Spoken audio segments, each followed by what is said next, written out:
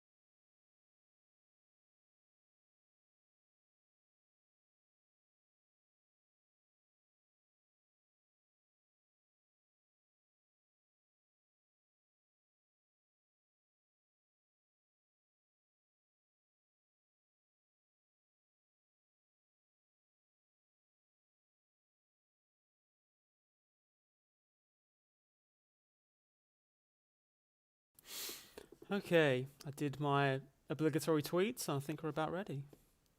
Oh, hang on, at least I can show you the screen I've got here. Hang on, is the thing still working? Oh, hang on. Jack's interrupting me. 1 moment. Oh, hang on, at least I can show you always forget this. The screen I've got here. Hang on, is the thing There you go, Jack. So, let's see if I can get this to work. Oh! So I still got my transition, so that's good. I've learned something from my time on that Hamtaro stream, which I hope you all enjoyed, if any of you checked it out. So, today we're chatting to Smudboy. I'm going to be bringing him on in a minute. I'm just getting set up here. The theme, yeah, just that. It's only this is who we're talking to. I already watched this, but theme or characters. Now that you've just focused. Phil wants to get caught up a little bit on Smudboy. Time in the day. We can kind of describe our views once he gets on, but until then, we can chill for a minute. To decide. Actually, I Howdy, everyone. story since it doesn't make perfect logical sense. I mean, who wants to live in the Fair universe where Verona. the Wachowski Eric sisters Taxon don't make is the here. Matrix Hello, because their Eric. idea didn't adhere to the law of AMV thermodynamics. Lover Our culture would be 666. immeasurably Hello. poorer for it. Who the hell is saying this? Who is scared of critics? What is going on? Are critics putting guns? You to love people's AMVs? heads? And for the love of Can's Brit's here categorical also. imperative, She'll be do moderating you for the know most what part. an I'm going to editor's try job and is, not sir? look too much at I chat. recommend you Google. Take the Cole's Notes version. Ask some guy in the street. Just figure that roll out, okay? Lastly, for both writers and non-writers, So everyone. Broadly You know, speaking, just though, right, we're logic kind of doesn't have to be your the enemy. opposite I think this perspectives, conversation I guess matters you can because say. media analysis can, for lack of Although a I better guess phrase, I would probably say I'm nourish the not soul. quite as It helps you extreme make on sense the of the world. subjectivist Often, when side. we I see do a piece think of there art, is a we place are for objective confused by it. criticism, but Just so you know, literary criticism or uh, movie criticism or as analysis, I don't know, maybe we're not talking Chudboy about can. abstract Sorry, film pieces. Chum There are Chumboy. rules for writing certain Smudboy. kinds of stories. There are Smudboy rules can maybe for clarify producing certain kinds his of films. perspective, but it Just seems like as we're if he talking is about proposites of actively some opposed bizarre to abstract thing subjective that we all know it critiques. isn't. He That's not thinks what they're movies and stupid or books bad are. or something confounded like by that. it. It's only through the But we act can get of some creating and elaboration when we absorbing chat to him. criticism that we can bring sense to that experience. Yes, criticism of art is the search for meaning.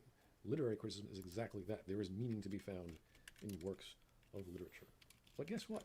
If you want to be accurate in your criticism, you gotta use. I have no objective idea how observations. long You this can't is just going to go, go incidentally. down some random path because you like the colors there in your head. Could be an hour and a If you wanna half, mix or we stuff just up kind and of talk go, about oh, feelings, okay, go ahead, go we're crazy. an unstoppable I'm sure force someone and out an there will read immovable what you're writing. object, whatever. But it won't make a lot of sense. And bring the insights and then we of just that leave it. process Or maybe into this will our go on everyday for life. fucking The kind of 5 hours. criticism I Who think you should knows? seek I out hope or not. produce I is really one want that to do other seeks to things with my understand day. What is being communicated in a piece of art? Yes, and what's being communicated sometimes has holes. We're going to give our That's how it definitions for goes. Nothing is objectivity perfect. If you as don't we see these holes, as we you're either start blind, going with the you proper weren't paying chat. attention, or you're biased.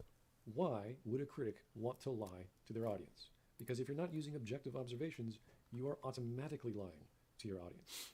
Just stop lying to your audience, right? Got 'em. Criticism that puts those messages into context, one that demonstrates how art affects Do us I both sound okay, by the way, personally and chat? I socially. don't sound Nah, we quiet really care relative about to your personal this. experience. You're a nobody. We all are. Just as you have stated, your reactions are subjective and thus interpretive. Stop wasting our time and get to the truth. And that shares a unique perspective that can make something beautiful even more so. Criticism can do so much more than say I whether don't. something I know is that good he's or been bad. on And EFAP a I couple wanna do more to times, show you but what I criticism only knew can do. about him That's because why someone this linked episode me is the to a first video in a he did about mini-series Just Right, on which this you can see channel in the that I'll be background calling there. The history of arguments. You, Just Right, are horribly equipped to talk about art or Just Right, literary he's responding to criticism of in movies this or video. whatever the hell Because Just that Right was all recently put out a about video. with Hume and Kant Um, to even begin One to second. talk about it. Just Right put out a video a few days ago talking about. It's sort of similar to my video, but he uses a lot more specific academics in his arguments. So like he talks about Kant and Hume a little bit to reinforce his points. I boiled it down as basic as I could for my video, but he's sort of going a little bit of a different way with it. So this smudboy had a response to that, which I found really interesting. It seems as if he's willing to have conversation, which is really good. I appreciate that. I'm looking forward to having a talk about that kind of thing because I so severely disagree with him on almost every point he makes, and I'm sure he disagrees with me on most points I would make. Apparently he at one point plays like a tiny bit of my video or something, and then like laughs and then says nothing else about it. So I'm assuming he really doesn't value my perspective particularly highly, but I want to see if maybe there's some kind of learning thing that can happen. Maybe perhaps some greater understanding from one another, because a lot of MAULER's side of the fence believe that I don't understand their position, and that's why I'm giving my bad takes, is because I'm ignorant. And I would kind of put the same to smudboy, but we can get into that. We can talk more about the video and just broadly about our ideas, hopefully. Hello, soy gang. Him having boy in his name isn't a good sign. Well, you know, got Rational Big Boy, he's good, so it's probably fine. Yeah, I also really like the Just Right video, Christina G. It definitely, I was worried because he spoke to me a little bit before he put his video out, just to say like, oh shit, you preempted me. There was no like collaboration there at all. It was literally just coincidence. So I put my video up, he messaged me and was like, oh, well, I'm doing a video too. And I was really hoping it wouldn't be touching on like the same stuff. Because I was like, oh, then our videos would just be literally the same. Whereas what it's more like is it's coming at the same perspective as me, or at least a similar perspective, but from a very different way. He looks more at kind of the past of these things. Or, yeah, that's how I guess I would describe Just Right's arguments. He more looks at the historical context of, you know, philosophy when it comes to this kind of discussion. Whereas I was getting like very baseline rhetoric, like baseline just logic and reasoning type stuff. But who knows? Maybe I was more wrong than Just Right even, who I didn't even think was very wrong. Who knows?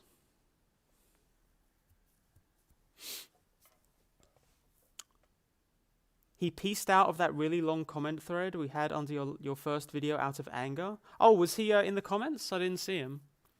Unless I responded to him and just didn't notice. There was a lot of people I was responding to at the time. And that's how I learned to stop bothering with YouTube comments if you want to be in any way productive. But I gained a greater level of understanding of their positions, I think. Are you debating Mauler, or was that not happening? That, sadly, is not happening. I'm still open to it, but basically my criteria was I wanted like a balanced conversation. Because if you're not going to have a moderator, then at the very least having it be equal sides. So as it stands, it was basically I asked Mauler if he wanted a one-on-one. He said I was too dishonest, that he would only really want to have a 3-on-1, or I could get another 2 people to back me up. Eric didn't want to be involved if Rag was involved because Rags is kind of a shithead. So it was, well, you can bring on 2 people, but I was just thinking, like, that's theatrics at that point, surely. Like, having 6 people on so that 2 people can talk about their disagreements. So just like, I'm up for a one-on-one whenever, much like I'm hopefully going to get this one-on-one with smudboy. But I don't want to have, like, a complete clusterfuck, especially when it's completely unmoderated. I could maybe see, like, I don't know. That Cinema Sins guy seems fairly reasonable. I guess I'd be okay if he wanted to moderate, maybe. But whatever. The debate's probably not happening at this point. It's probably better off.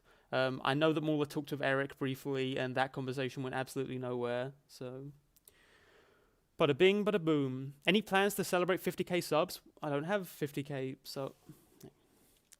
Wait, do you have 50k? No, I don't. I think I had 45k. I have 45k. Look at you trying to trick me into preemptively celebrating. Sadly, I don't think Destiny will be a part of this one. I actually did email Destiny at one point about having a conversation about this topic, like objectivity and art criticism, because Destiny has talked a lot about moral objectivity, because I think Sam Harris might have said something about it. So I think Sam Harris discusses objective morality, and Destiny really strongly opposes that. So on the basis of opposing objective morality, I figured maybe Destiny would have a similar, or if in any case, interesting view on subjectivity and objectivity as it relates to art. We're probably going to try and stay focused on specifically art. Maybe I'll end up asking him if morals can be objective, if he helps on, but whatever.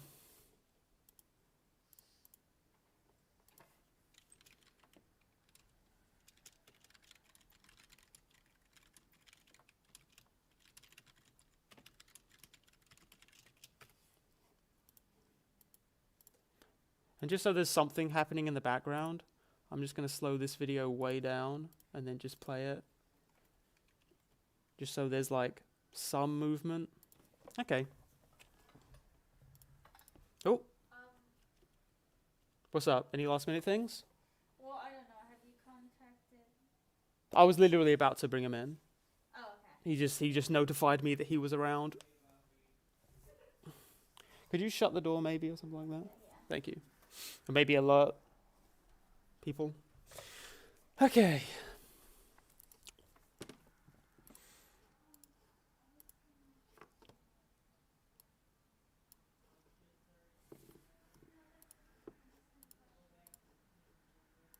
Hello there. Hey, how's it going? I'm great. How's it going over there? Yeah, it's okay. The weather's been kind of up and down, but it's it's kind of stabilized a little bit today. I went for a that's good. cycle. Yeah. You been up to much today? I just did a stream that took about 2 hours, doing some reading. Oh. Yeah. Nice relaxing day. Yeah. Well, good. Now we can spice it up with a discussion. Sure. So the reason I initially contacted you was Just Right's video came out, and then last night someone linked me to your response, which and I found it really interesting because, as you can probably kind of imagine from if you know me at all, we have pretty oppositional views as it comes to objectivity and subjectivity.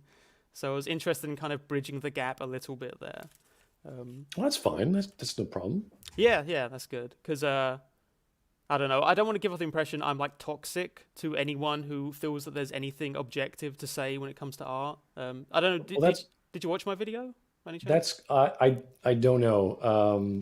I do know that Just Right was implying that people who are objective are toxic or do not have discussions, and I was like, when did this ever happen? Yeah, he particularly finds it... I guess I would say the least useful form of literary analysis to him. In the same way you might say that any other form of literary analysis is less useful than objective analysis, right? Isn't that what you kind of said in your video? It depends on what aspect. If you're talking about formalism, if you're talking about whatever, the one I quoted, I didn't even know the name of that one when I quoted it, Yeah, but it's new the same. criticism was what you discussed. Yeah, yeah, it's the same idea, really. That's how you were taught, or how I was taught, and looking at art from different perspectives is great. But does that make you a better artist? Right, right. I guess that's some good clearing up there, because when I watched the video, you said that when you talked about new criticism or objectivist criticism, you said the other schools of thought are from bad to ridiculously stupid.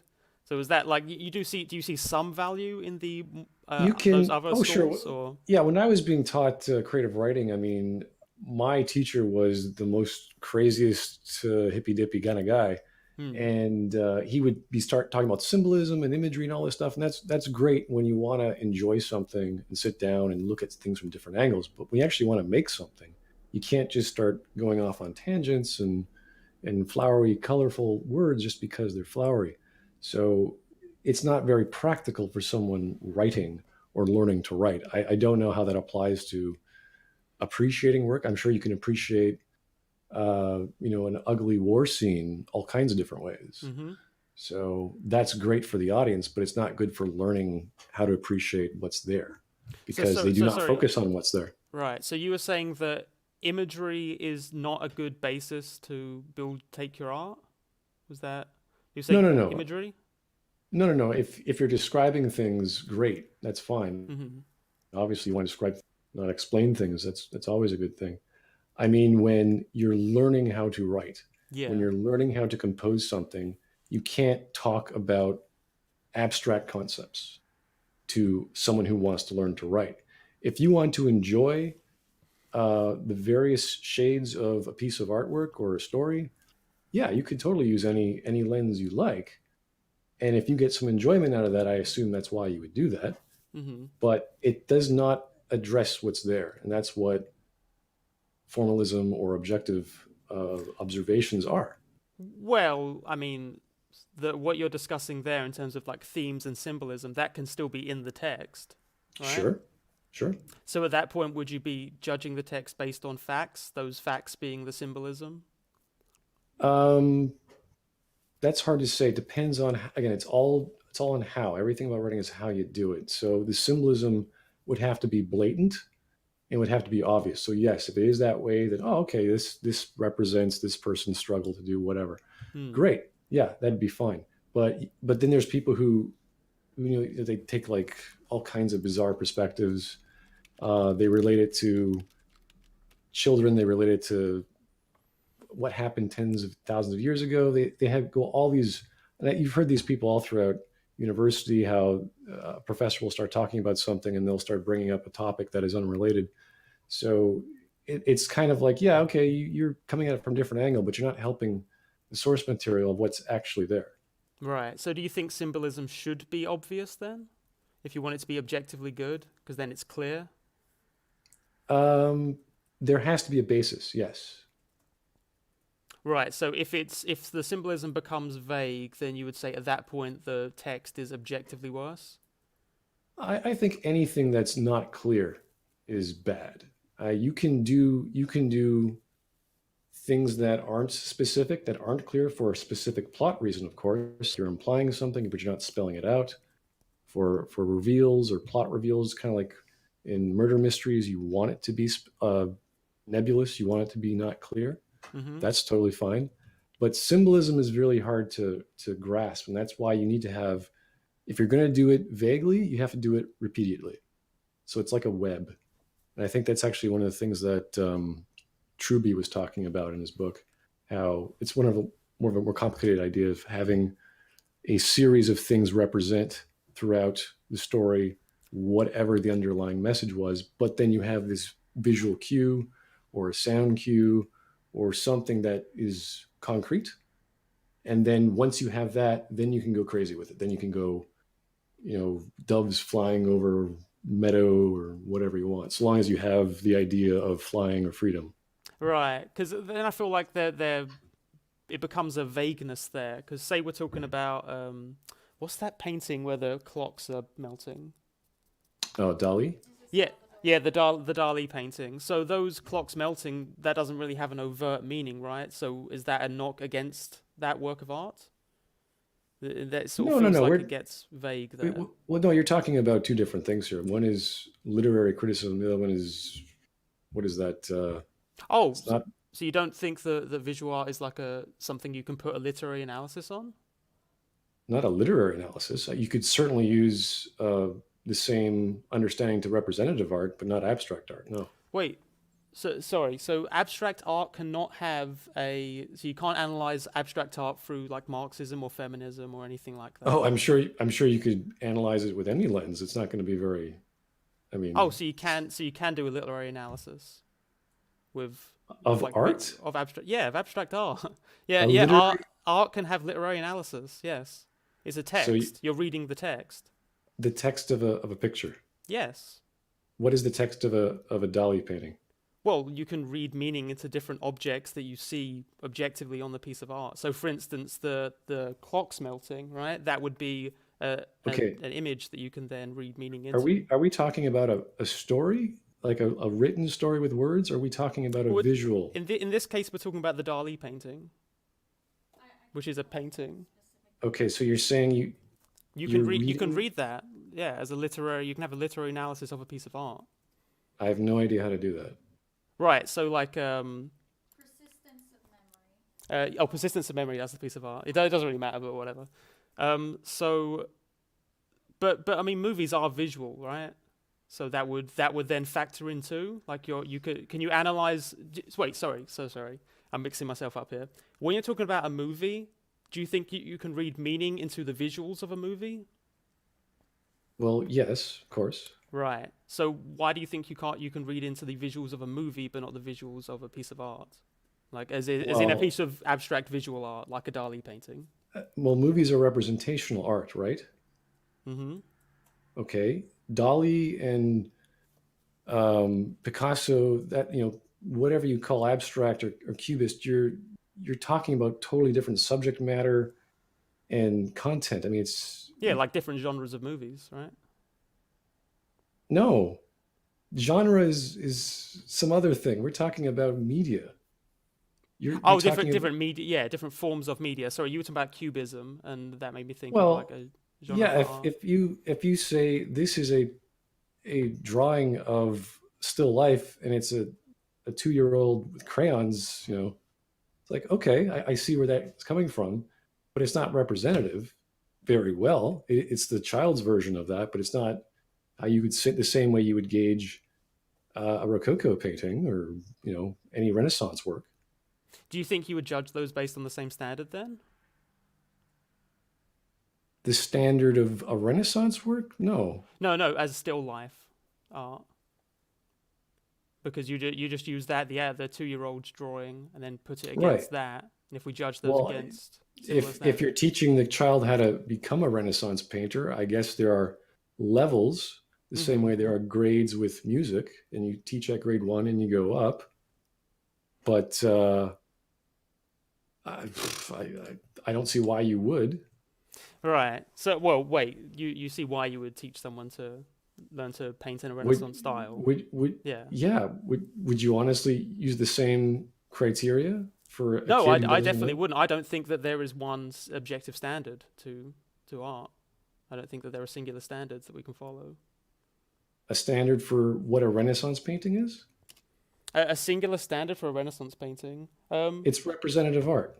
Yeah, I could probably say that, but that doesn't judge the quality of that art. Why not? It dictates the quality of the art based on how closely it resembles Renaissance art. It's representative art. Right, but that standard is subjective. It's Renaissance. Well, you can characterize it or organize it or put it in a box any way you like. You can tell very clearly whether it's Byzantine or Renaissance or Rococo, maybe some flavor of that, it's too romantic or at the same time period. But representative art is representative art. Let me see if I can make myself as clear as I can here. So when you have, say, a Renaissance painting, you can say, here is an objective standard. You will say, how much does this look like a Renaissance painting, right? And we could probably have many different people who are very familiar with Renaissance paintings, and they'll judge different paintings to be more or less looking like Renaissance paintings. I'd probably argue that, but you could still say it objectively meets a standard for Renaissance art. However, whether or not it looking more like a Renaissance painting makes it better or worse, that is where I would say the subjectivity comes into play. Makes it better or worse as what? As a piece of art. Not as a piece of Renaissance art. Right, so that would be a subjective standard, because it's not about the art itself, it's about reading it to represent a movement. That's outside of the text, right? Yeah, but what is art? I mean, I don't think that's a really important question in regards to having taste. It's like, well, you can like anything. Great, anyone can like anything. That doesn't help anyone. That doesn't help you make art, doesn't help you appreciate art. You could have someone wailing away at a wall with a cinder block. I mean, that's not music. Yeah. I mean, So- well, it is technically music. It's just not music you enjoy. So traffic is music? Someone could probably mix it together and make a song at track. No, out of it, right? no. White noise is music. People going about their day. Is that music? Sorry. How would you define what makes something music?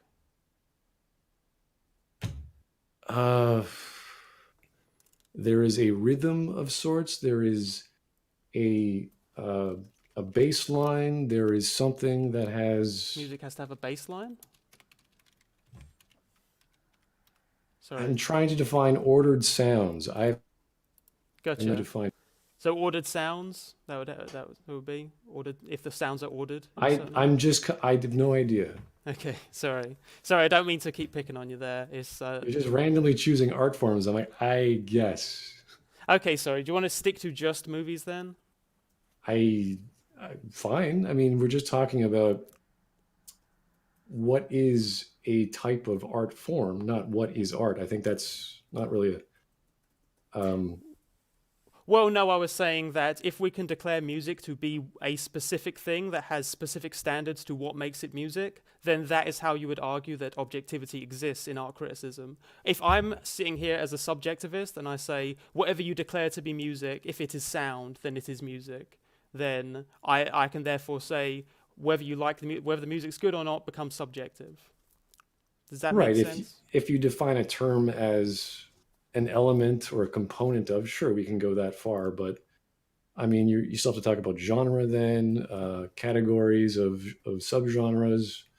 Nor am I equipped to do that because I'm not much of a musician or someone who knows music very well. So Yeah, that's why I would say I'd like to get to movies because I imagine we're both a little bit more well versed when it comes to film. So that's where genre kind of comes into it there, because I thought that was a really interesting thing you said a lot throughout your video, was that we judge them based on standards of genre. So how would you say we define a genre? a genre In film, in film. a collection of patterns of a certain subject matter. For example, you could say there are Western movies, and then there are movies that have cowboys in them that aren't necessarily Westerns. So And we're looking at the actual scope of content, either from a time period or a style. Okay, so a Western has specific objective standards that make it a Western, you would say? You can observe those, yes. Right, gotcha. I guess I always thought of genres as more of a marketing term because you can have films. Oh, sure. It's more of a marketing term than anything else in my view, which is why I don't really Well- value it as a set of standards. Well, when you go to the movies, you're buying genre. You like if I'm going on a date and I'm like, okay, let's go watch an action flick, and it's like, okay, that looks by the marketing billboard. I guess, oh, explosions, car chase, great, it's an action flick.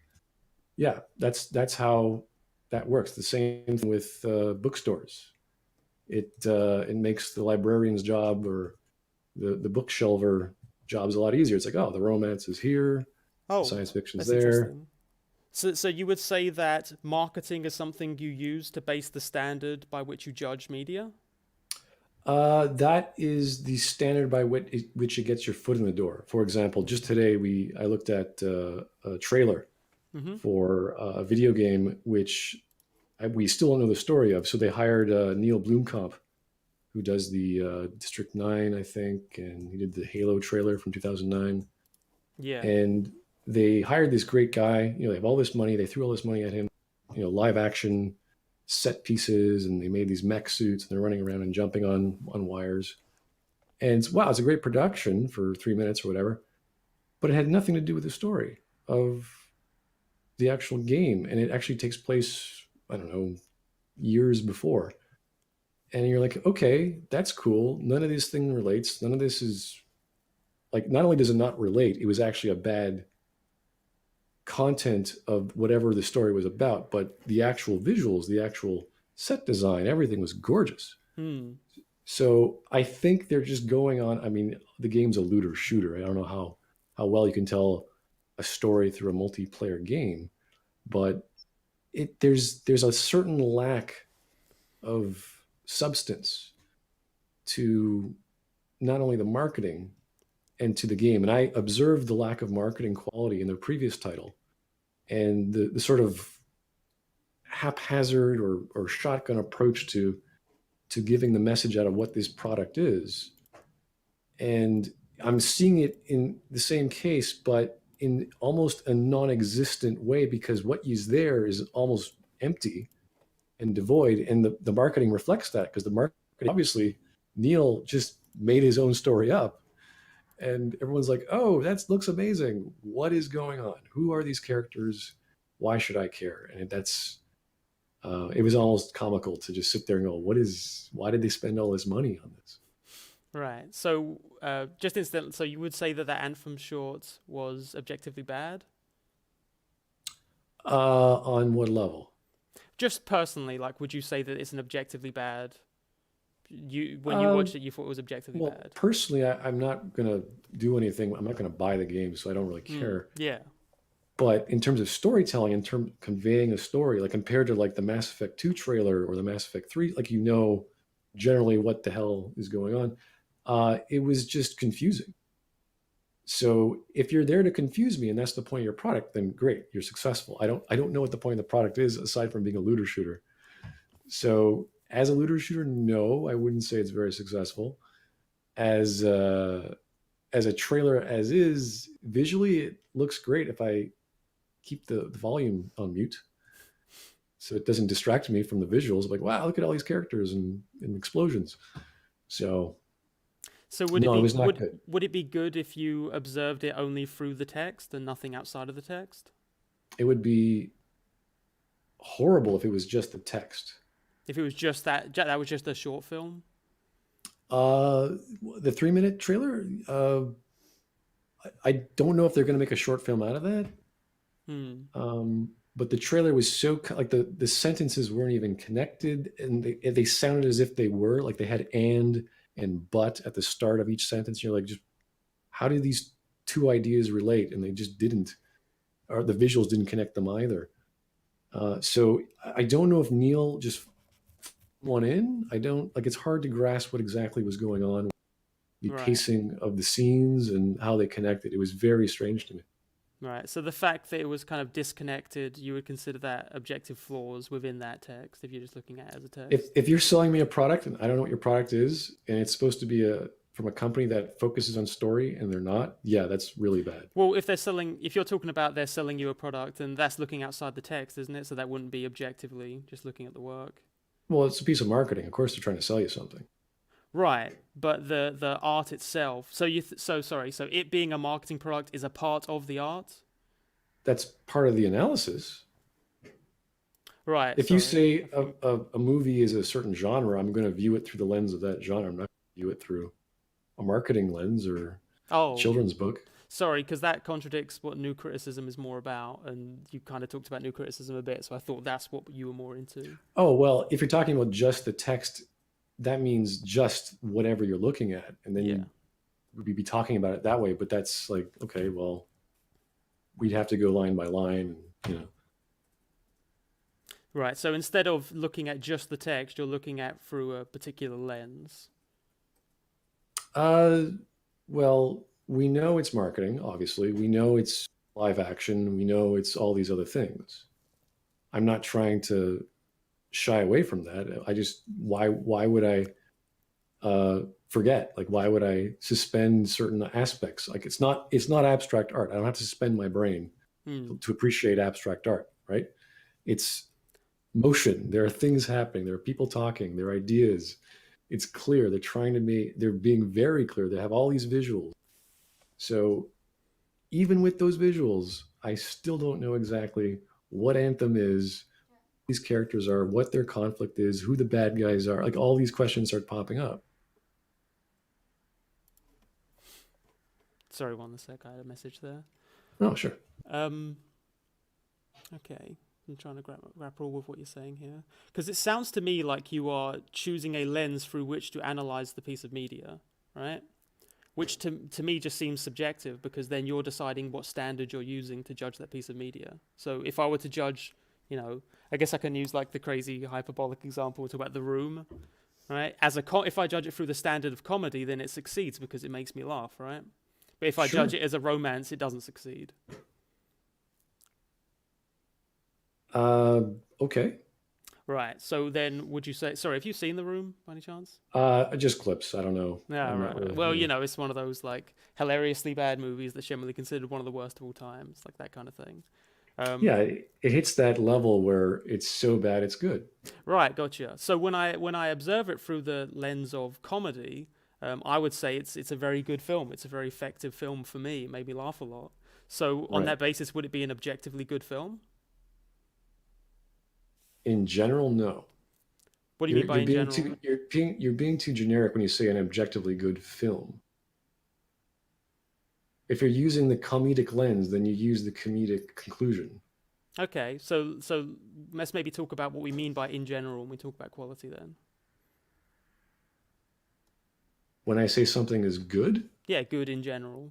Okay, well, it's very difficult to gauge what is good. As we know, what you like, your sense of taste is specific, and everyone has their own understanding and acceptance of what is too much, what is too little. How much action should a movie have, how much comedy, how many one-liners, that sort of thing. So we have to look at what is actually comedy. And I'm not an expert on comedy or romance or anything like that. But we have the benefit of history and the brute force approach of just having so many things that do work. And we can compare that to, let's say, the manners and sensibilities of the 1920s and what was considered romantic then and why and how. And you can say, oh, okay, well, people like this type of romantic story done in that certain way, let's say in the West, for example. So that is where you have to sort of, think of where these things are coming from. If you go even further back to say, okay, why was it acceptable there? So you have to have an historical understanding of why was Shakespeare the way he was? Why did he say things the way he did? What was the literary or the stage context of these performances, and how did that affect entertainment? What kind of entertainment did they have back then? Like, most people don't even know exactly, aside from analyzing Shakespeare. So you'd have to then take those into account of what is comedy, what is drama, how is that presented? Do people like that? So you'd have to use a different lens for that to understand it more. Because if you just read Shakespeare, it's like, okay, this is hoity-toity stuff and lots of words for being flamboyant or flowery. And like, I remember, I think I was Taming of the Shrew and Macbeth. Like, these were, some of them were funny, some of them were serious, but most of them were very dramatic. And even in grade school, I was like, okay, this is not really my thing. It's not really what I'm enjoying or even grasping. And that's when it becomes subjective, right? When you don't understand something. No. Sure. When you don't like it, when like, for instance, when you were saying, I realized Shakespeare wasn't really my thing. Well, that's because I was confused, not because I knew any better. Oh, so you think with greater understanding, you just Shakespeare would become your taste? Clarity is the number one quality in storytelling. If you don't have clarity, you're wasting everyone's time, especially if you're talking about movies. So if a story's trying to be deliberately vague, that's a bad thing? If they're being deliberately vague, that's the goal of being deliberately clear later on. They're revealing something later. And if there is no clarity later on? Then you're wasting everyone's time. Right, gotcha. So what about, say, an Alice in Wonderland? How would you interpret that? A children's story where she goes into a crazy place where all the rules of physics are gone and it's all colorful. It's a children's book. Right. So is it objectively bad because it is deliberately vague and then doesn't necessarily answer those questions that it poses in an overt way? Because it has fantastical elements? No, because it remains deliberately vague about the meaning of anything going on or the mechanics of that world or anything, really. I don't think that's... I mean, you're using logic and other things for, do I need to know the physics of how you get to place when you run fast as opposed to distance? I mean, it's for children. You have to use that lens. I don't see how you apply that. So you cannot... So texts aimed at children can't be analyzed objectively in general? Sure they can. Right. So I can say Alice in Wonderland is objectively good or bad based on its vagueness. What would its vagueness play into there? From the lens of a children's novel? Just as a text. How about that? You could use any lens and say it's good or bad, but you're missing the point of what the work is. Right, so if you strip away the lens through which you're looking at it, the text loses meaning? If you strip the lens away? Well, I'm sure if you do that with anything, you lose the meaning. Right. I think maybe the issue is a lot of people think that that's what you're doing when you're talking about your version of objective analysis, because you say that you don't like lenses put onto the art. Yeah, I think if you get rid of the lens as much as possible and you focus on what's actually there, because I don't know too many people who write abstract passages in stories. I mean, you can. I have definitely done it, but it's always within the basis of a coming from a world that's practical and believable and real. You wouldn't just start rambling on like trying to remember. I always quote this. I always forget the name. It's fine. It's basically a giant waste of time. But oh, sorry, you cut out a little bit at the end there. Oh, sorry. Was it comedy, literature, book, famous? Trying to remember his name. Anyway, it's a giant waste of time. It's a huge novel, and I don't know why people like it so much, but they don't take it seriously. It's not meant to be taken seriously. I'm not even sure what the point of it is actually. It was one of those jokes that one of my philosophy teachers in high school would say, "Have you read this book?" And he's like, I never understood what he was coming at until I picked it up, and I was like, why would this even exist? You know? Yeah. If you can think of the name, I'm curious about that.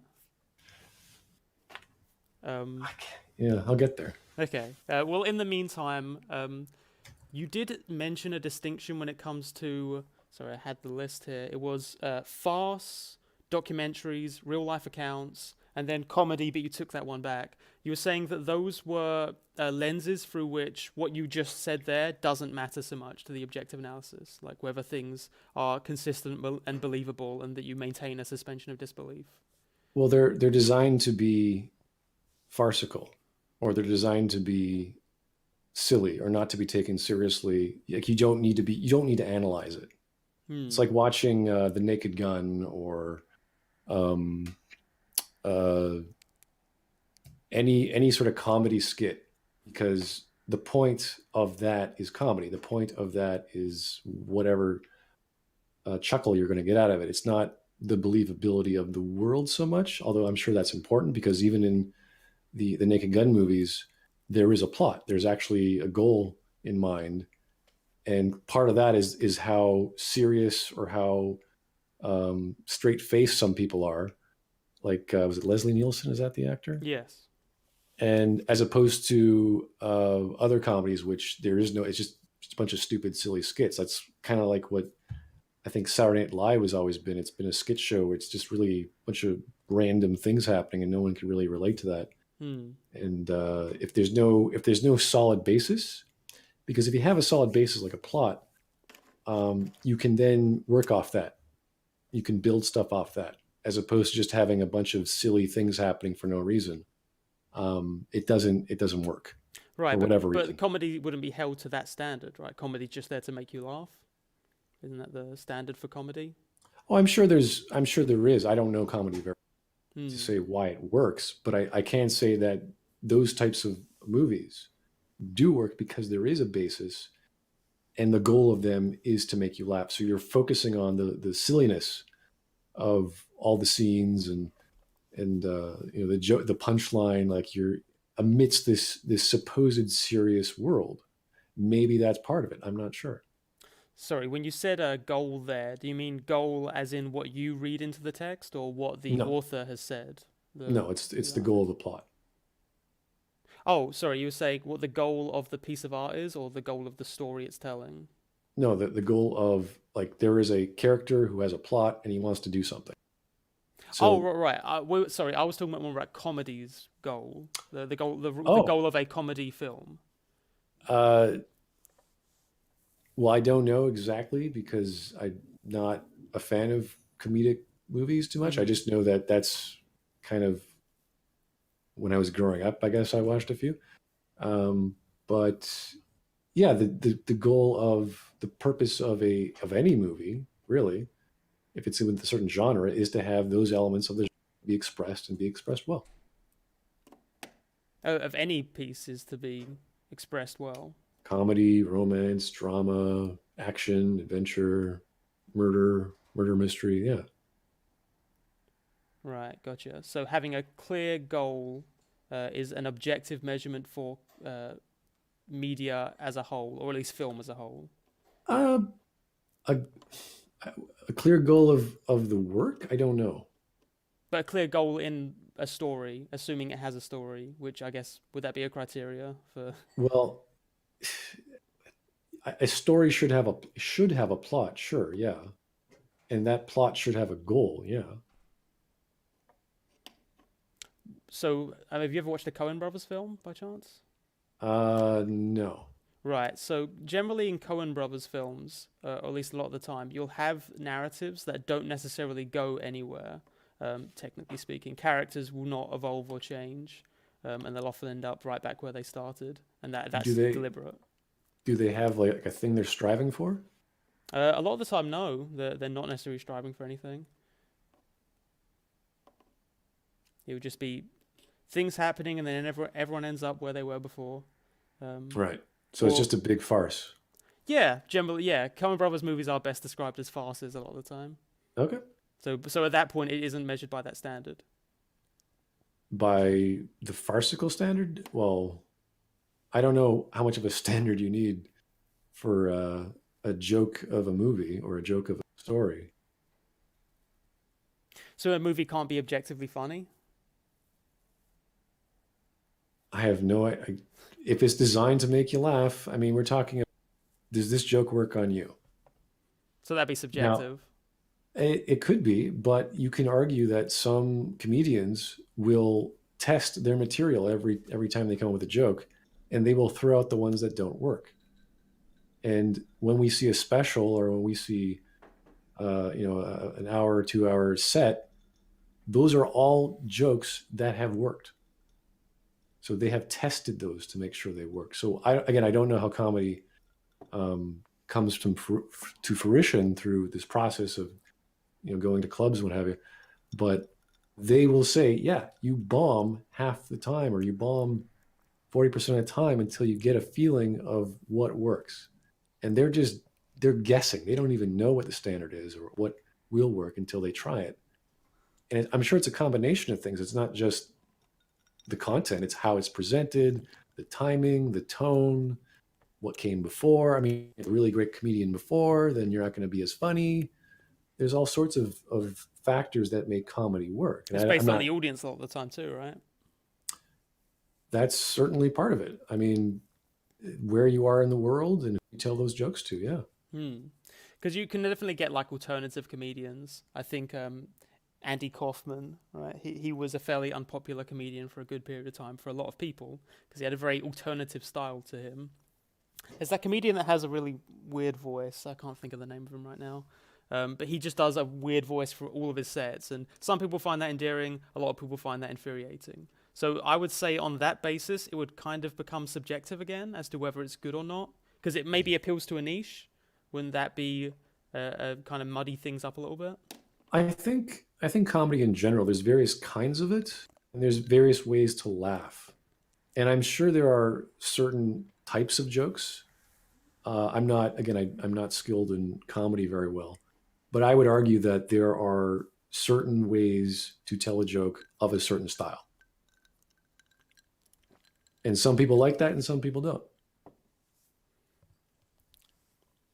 Right, so there would be a baseline when it comes to something like comedy. I think we can definitely look back, and obviously you have to do the historical game of, what was acceptable as language back then, what were curse words, what were the sort of things. You could really look at the 40s and 50s and television of the era of how they told stories or told jokes on certain entertainment shows. And you'll see, there's a style of talking to the audience that works. And sometimes it's the straight man and the goofy guy, some Charlie Chaplin, sometimes it's something else. So there has to be some understanding of each joke. I'm not saying analyzing a joke is going to be very effective. Well, it's not funny anymore, right? Just like you're probably not going to cry anymore when you're analyzing the sad part of a movie.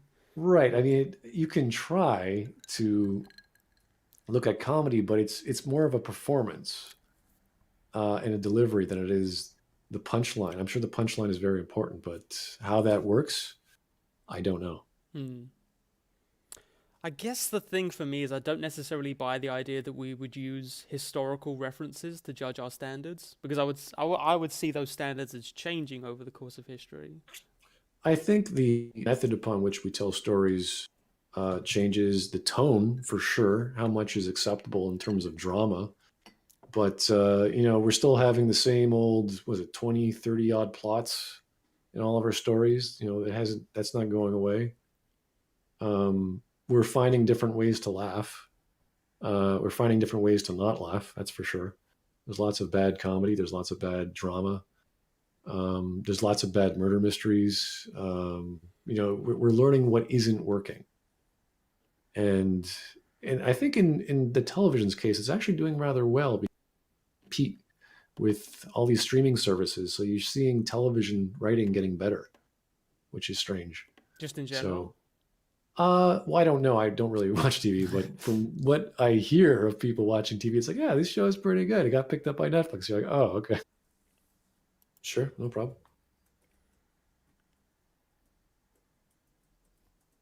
Are we back? Okay, I think we may be back now. I forget if we missed did the last thing that was said just get missed, Brett? I don't know. I had it mute. Okay. People where you left off. So we were discussing using historical references to judge what does or does not work objectively in media, broadly. I was a little bit unconvinced on the basis that, so for instance, when you talk about horror in your video, right, you say that horror's intent is to, inflict a sense of horror, right? It's to scare you. Would you stand by that? That's the goal, yeah. Yeah, so that's the goal of horror.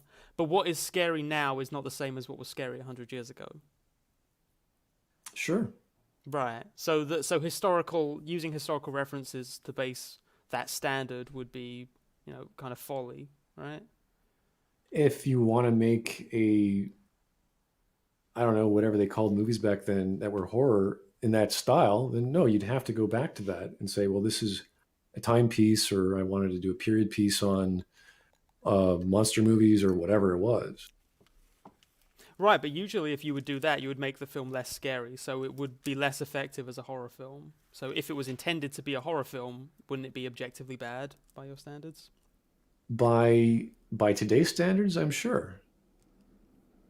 So even though it exactly matches the aesthetic, I would say, of I don't know, a 1930s horror movie, you would say it's objectively failed because it is not effective as a horror and it calls itself a horror. Well, no, if you match all the standards, then it's exactly what you set out to do. Whether you react to that or not is another story. We're talking about people who've never seen a motion picture before and they see this monster on the screen. Of course, they might get freaked out. Hmm. So you have to take that into account of what was happening then. Right, but most media is obviously trying to do more than one specific thing. So in this instance, it would be a movie that tries to style itself after the 1930s version of horror, but is also trying to be a horror movie. So how would you weigh which is more important to judging the text? That's entirely up to what was made. I mean, do they want it to be scary? Then how to do that? Do they know how to make a contemporary audience scared? And why would they be using one from the 30s? Now, if they do use one from the 30s and they know how to make that scary, then maybe they've just, I don't know, done something with, what makes you afraid of things, which is suspense, uncertainty, not being clear. That's where clarity is no longer an issue of what is happening on screen, because you're not sure what the alien looks like in Alien. You're not sure who's behind that corner. It's very dark, very quiet. There's some sounds you can't quite make out. So the uncertainty adds to that aspect of horror, sure. But I don't know if that's properly equated back in the day. And you would have to know what you're doing to make it both a timepiece as well as effective. In the case of the horror that's also trying to be 1930s style horror, I think the point I was making is that sometimes a filmmaker can create art that has two arguably conflicting goals, and you would then have to measure which was more important, whether it succeeded in one or failed in another. If it was a very authentic 1930s movie, but it didn't really scare anyone, has it now succeeded or failed? That seems like a subjective call to me. I don't see why, because you're talking about combining ideas or even combining where you're taking a series of things it needs to do, and those two things could be contradictory, sure. Mm-hmm. So like an action horror, for instance, like Predator, you should be able to, in an action movie, you should be able to clearly see the fight, but also in a horror movie, you don't want to see the monster, so it kind of contradicts itself. It has to, whether it's complementary or whether it's contrasting or whether they both eliminate each other. Like, I don't know, you can't have a farcical drama. Like it doesn't make sense. Like you can put comedy in your drama. You could put drama in your comedy, but it's never going to be like, you can't just keep jumping between comedy and drama for the same character. It wouldn't work.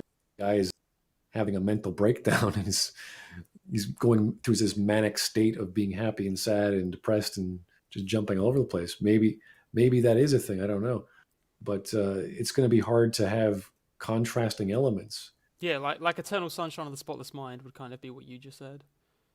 I'm not sure. Okay. Yeah. So sorry. I don't want to just keep calling movies at you, trying to catch you out there. But the point I was making there is Eternal Sunshine of the Spotless Mind is an example of a film that is very specifically trying to have this sort of contradictory moments where a guy's kind of having a mental breakdown, going through a lot in his mind. You're seeing that depicted in the film. And it does jump from drama to comedy pretty frantically. And I don't know, people like that. But maybe it did fail on some level because it tried to mix those elements. I'm not sure. That's where I would call it subjective. The Coen brothers are another example, incidentally, of filmmakers who people often cite as making farcical dramas. A lot of their films are dramatic in nature, but ultimately go nowhere.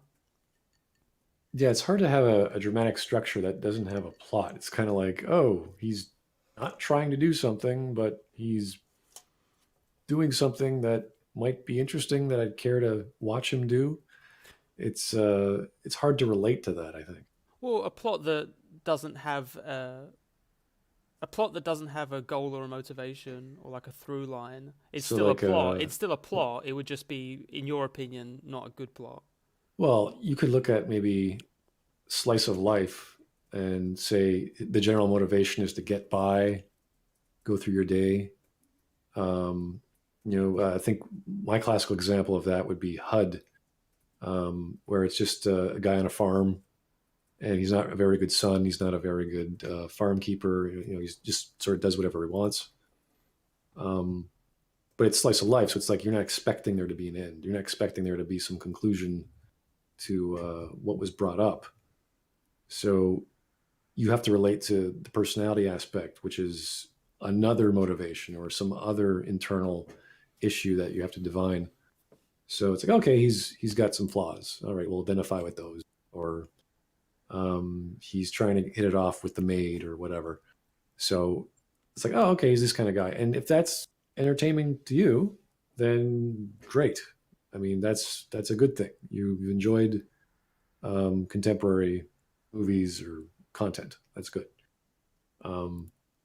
If there's no goal in mind, if there's no motivation, struggle for something, you're going about your day, and it's kind of hard to gauge that, because then you say, well, why did you tell a story about a guy going day? You can just go about your own day. Maybe you want a different perspective on that. Maybe you want to learn something from that. So there has to be some sort of underlying storytelling quality, like a lesson, or maybe the character is really interesting. Maybe he's really a suave dude. There's that sort of entertainment value to his personality that you really like. Like there has to be something for you to latch onto, or else it becomes a waste of time for everyone. So it has to have a lesson. Sorry, would that be a standard in general to have a lesson in the story?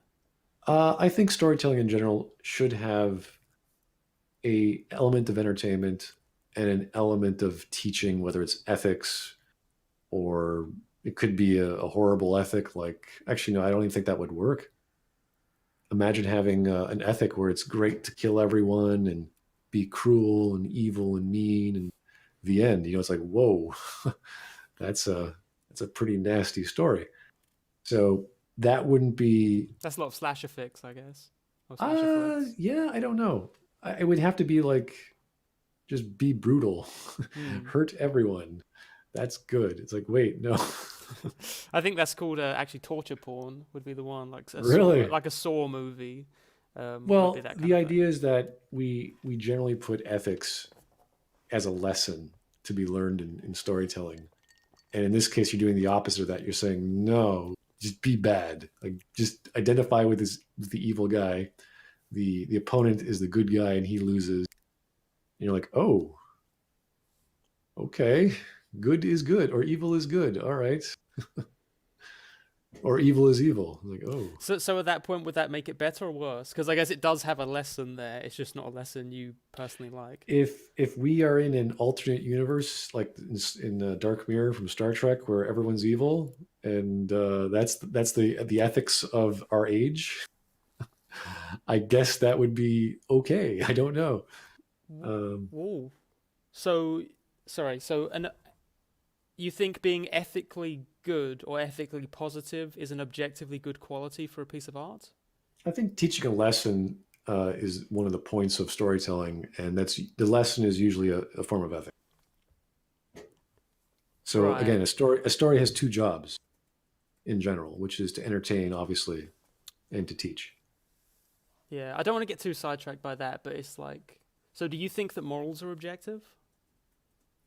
It depends how you define morals. With ethics, it's sort of the law of the age at the time. So if we were in Rome and they thought feeding people to the lions was an acceptable punishment for wrongdoing, then you'd say, okay, well, that's just the criminal getting his just rewards. we're getting as punishment. Mm-hmm. So, it's based off the time period of what they consider. Morals, I would guess, is like what I think is right is right. Yeah. And it's hard. What's It's hard. right and what's wrong? Yeah, it's hard to grasp that, because everyone can say, well, if you step on my toe, I'll blow your head off, or if you steal my stick of butter, I'll give you the cornflakes too. It's like, okay, well, whatever. I mean, it's sort of hard to gauge that. Yeah, that's why a lot of people, like myself included, would count morality as being subjective. Otherwise, it starts to sound kind of religious to me. Yeah, no, I would say it's the same thing. Yeah. Yeah. So, but the thing for me is that I would then extend that to art and say, if we're saying what is morally good or bad is something that we come to a consensus on and is ultimately still subjective, I would say the same about art. Well, you're saying we come to a consensus. That is essentially what law is, and now we're talking about ethics. So right, yeah. So when we come to a consensus, it still remains subjective. It's just a subjective thing that we follow. Well, yeah, if we follow the law, I mean, that's like saying there is the color black in the sky. I see the color black. That is true. The law is, if you kill someone, you're going to jail for 25 years. Well, I agree with that, but if you don't get caught, you're not going to jail. Yeah. So we don't get our morality from law. Sure we do. Okay, so is smoking weed immoral, in your opinion? Immoral? Yeah. Is it immoral to smoke weed? Can be. In general, is the act of smoking weed immoral? To me? Oh, I guess in Canada in general? I was saying in general because there's a lot of places where it's illegal. So on that basis, it would be immoral if you were going on law. You can make that connection if you really want to. I don't see why it has to be. I mean, again, that's what we're talking about, ethics. That's why it's more useful to have a standard you can judge and say, okay, this is what they thought because the law book said that, as opposed to, well, Joe Blow from Roman Empire thought this, Joe Blow from colonial England thought that. It's like, okay, well, that doesn't really help understanding what was going on then and what they had to deal with, unless that was the zeitgeist and they were fighting against smoking weed at that time and they never got through, and we can look at why that was. Yeah, that would just be historical analysis. That wouldn't really be judging what's good or bad today. I mean, that's why we have stories to teach us these rules. That's why we have oral right, but the tradition. rules can change, right? The rules are, yeah, they're based off whatever laws of the clan you're in, or whatever tribe you're a part of. Mm-hmm. So for me personally, I don't generally get my morality from law. Like, there are many laws that I disagree with. Obviously, I supported gay marriage even when that was illegal, right? I don't want to paint anyone who does get their morals from law as a homophobe, but I guess if you were saying that you get all your morals from law, then for the period that gay marriage was illegal, you would have said it was immoral. If you were going on that. You could go through that, through religious texts, and that's how they memorize things, and how if the tribe leader died or whatever judicial system they had back then, they would just fall back on whatever they had. Mm-hmm. Well, the formation of laws is always a good debate to have in a political setting, but that's beyond the scope of talking about literary criticism. Yeah, well, I guess to a certain extent, because I would extend all of this. I think that reasoning is sort of king when it comes to having conversations about media, and it's on that basis that I think it's subjective, because I don't think that we need to appeal to an authority on that. Well, it doesn't have to be when people come up with why a science fiction needs science. It's not some great, there's no great author, there's no great teaching school telling you how this is done. It's not this this written in stone. But there are things that you observe over the years that culture has created, and you go, oh, that is the Easter Bunny, that is Santa Claus, that is this. And how that's come about is not as important as what it means. And if you want to understand it, where it comes from, sure, you can do all the look backs and into history and where consumerism took hold of Christmas, and, you know, why Christmas trees are the shape they are and whatever.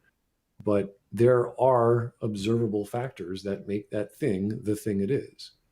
So when we talk about a murder mystery, well, you got to have some murder. There's subgenres of that, but you got to have some detective solving a case. You got to have a payoff at the end. Just a detective in a generic sense, like they don't literally need to be a detective. They could just be a person investigating. It could be a person, yeah. Yeah. It could be a person, but he is filling the role of detective. Gotcha. So could you still have a murder mystery without a detective investigating the case? There would be a person investigating a case, yes. Right. So you couldn't just have a murder mystery that was, say, it's a bunch of neighbors in a cul-de-sac. One of them starts murdering all the others. None of them really know what's going on, and they don't really look into it. And then eventually they all die. That is not a murder mystery, or it's just a bad, or is that a bad murder mystery? Well, it would be a bad murder mystery, but yeah, I mean, we've had, I can't remember the gentleman's name, but he came with like 20 rules for not writing a murder mystery, or you can't do in a murder mystery. And there are specific rules at the time because people were making really bad murder mysteries, whereas the detective becomes the murderer, or someone had the knockout drops put into the water, you know, all these cliches that were developed. And that's what we've done over the years. We've looked at stories and we've created a series of patterns which do work and which don't work for obvious reasons. They're repetitive, they're not helpful, they're not advancing anything. And you see this all the time. You see this all throughout media in every culture. You can look at anime, you can look at Sunday morning cartoons, you can see all these patterns repeated over and over again. And sometimes they work, that's why they keep using them. Sometimes they're god awful and they get lambasted for being exactly that. So there are certainly standards that people have, whether or not they're written down. And we just have like a lexicon of TV tropes that has all these variations of patterns. But, you know, TV tropes aren't saying what's bad. They're just saying... No, for the most part, they're saying they're just tropes. They're just patterns. But you know what's bad. You know a Deus Ex Machina is bad. You know this. There's really not much argument until you show me an example. It's like, all right, well, in this case, it's all right. And then we would look at that and say, is that a Deus Ex Machina? Yes or no? And there's lots of ways to explain if it is or isn't. It's sorry, I'm getting that confused with a MacGuffin there, which also is something people generally dislike from, say, Pulp Fiction. Right, it has a MacGuffin and it makes the whole plot work, and it's kind of arbitrary, and they don't even explain what it is. Right. That wouldn't be good or bad. That's just neutral. But I can tell when it's bad. So if a MacGuffin is bad or good, I'll know. There will certainly be something in your mind, whether or not you, I mean, maybe you're not aware of it. It's the same thing as looking at a pattern on the screen, like I don't know, grid paper. You have 2x2 squares, and you can't see the fifth square, or you can't see whatever number of squares there are. It's still there. It makes sense, and if it's not related to the plot, then it doesn't make a difference. Like the MacGuffin with Pulp Fiction, yeah, it's this silly thing that doesn't need to be there. It's romanticized. It's not specified as to what it is, and it's just there to get things going. We get that. It's a plot device. Totally fine. Objectively, it's totally fine, or is this just opinions? In your opinion, it's fine. If there is this huge thing to get, like some MacGuffins are good, some MacGuffins are bad. They're not all created equal. So if you have like the sword of Excalibur and you pull it out and then you just neglect it.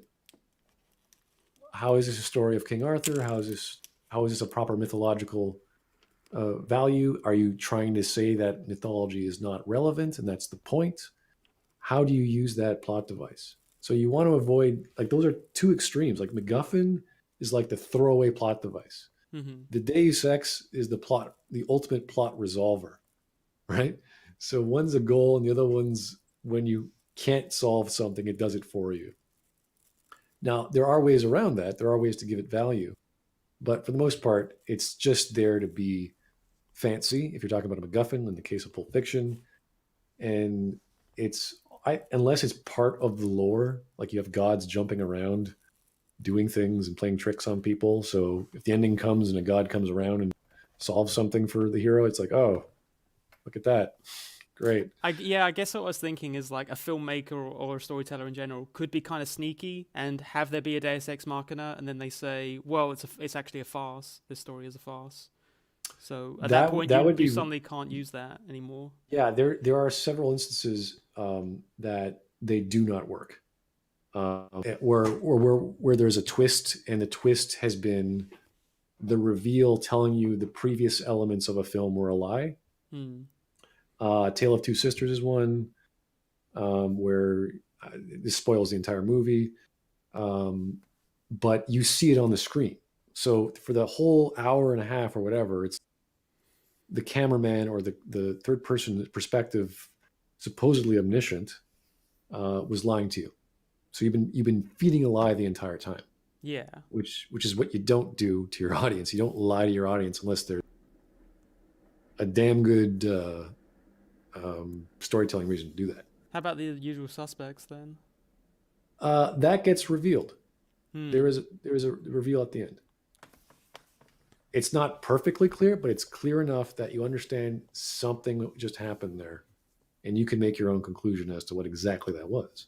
Mm-hmm. So you wouldn't judge it on a standard like that then. So they lied to their audience, but they at least told you they were lying later on. Well, okay. Well, one of them is cinematic, where what you're literally showing me is a hallucination in A Tale of Two Sisters, or it's not real. It's like it's just they made up another story that was not real. So it's the perspective of the camera is not omniscient; it's a trickster. Whereas the actual character in the film was a liar. There's a big difference between what's shown on the screen and what's told. Right, but wouldn't that in itself be considered a tell? If what's happening on screen is different from what we're being told as an audience, would that not lend itself to us saying, oh, so now that means the narrator must be unreliable? But it's a technique that has no other context. It's like, oh, by the way, this camera you've always seen through now it's real. It's like, well, why wasn't it real before? So I was being lied to the entire time, and there's no explanation why that was. There's no, oh, by the way, this is all a dream, or there's nothing to put me in that role of something's fishy going. Like there's no foreshadowing. There's no leading me up the garden path. There's no red herring. There's no elements of mystery. It's just boom, we lied to you. Boom, your girlfriend's a zombie. It's like, what? You know, it's shocking, and it doesn't, like, it pisses you off, because mystery should allow you the opportunity, and not to say that it's a mystery before you go in, but there's something weird going on. And if you have no way to access that, if you can't use your brain, if you can't rewind the film and go, wait a second, what was this? I mean, if you have no avenue to that, you're going to piss off your audience. And if you don't piss off your audience, they're not paying attention, or they just do not give a crap about what the hell's been going on for the past hour and a half. Unless the intent was to piss off the audience, in which case I guess they succeeded. Then they'd be very effective. Yeah. Lying to your audience will piss them. Yeah. And again, what those lies exactly pertain to could vary a character. Like Oh, I say, yeah. it is kind of a tell when a narrator says something that isn't true in the film. So, for instance, I don't know, maybe you have some grandpa telling a story to his nieces, like a war story. He's like, oh, and then I shot down 20 men, and then you see Right. the actual shot, and he's like cowering Right. in the corner, right? Yeah, like I could bring up Fight Club, Memento, where they show stuff on the screen that they're actively lying about, Hmm. and it depends on how it's done. Like with Fight Club, it's like, okay, yeah, that again, the there's no way those events happen the way they did as we saw them. So that was a big lie. With Memento, the interesting thing about that is that you understand the character's plight so much. So when he invents his killer, you get it, but you end up hating him as a result. But you still feel sorry for him because that's all he can do. He is trapped in 10 minutes of memory every time. So to him, he needs that release, and that's where the movie ends. And you're like, oh, I hate this guy now because he just invented a murderer, and you understand where he's coming from. It's really a wonderful way to do that, where you tell a story in such a way that you see the whole struggle he's gone through. It's a losing battle. He can't win, and he finally decides to do something about it. Yeah, Which, I would. That's what makes Memento effective to me. I would agree. But I guess to me, at the end of the day, whether or not it's effective as a film becomes subjective. Because I've watched Memento with people who ended up just finding it confusing and pointless. So it's tough, and They're they not can paying give good attention. arguments. They're not paying attention, honestly. Yeah, I mean, the people that say it's confusing, I think, just aren't paying attention. But some just didn't find the story particularly impactful. They thought it was kind of a gotcha at the end that made everything else just feel like it had no weight or purpose to it. I would disagree with them, but I think they have a valid perspective and can make an argument for that. Yeah, the enjoyment of something is always going to be interpretive, especially for drama and comedy, because there's intensities, there's methods that not everyone is going to connect with. So that's fine. But so long as you can identify why it is working to the people who see it, say, oh, this was effective because you can understand what the guy was going through in these scenes. And it shows, his background or what he's striving for, or his mind is always in a state of revenge or whatever. It's like, okay, that's clear. Whether you care about that is irrelevant. Whether you identify with those aspects, even though they're on the screen, is up to you. Right, but clarity is not an objective standard in all cases of text, right? If it was kind of a horror movie, for instance, if Memento had kind of a horror aspect, you want to show in your film for horror, that example, you want it to be just enough. You want to have just the right amount of mystery to keep your brain going, what is that? That's got to be this or that. And then you're still giving them breadcrumbs, but you still don't know what the image is. You still don't know what the monster looks like. You don't know how it works. Mm-hmm. You're constantly making them go crazier and crazier. That's how I would imagine it works. I don't know all the elements of mystery and horror, but that is the way I would start if I were to write a horror story. So there are ways to do it. There is a craft, and that is what you learn when you go to a creative writing class. They teach you how to do these things. They teach you how popular stories are generally structured.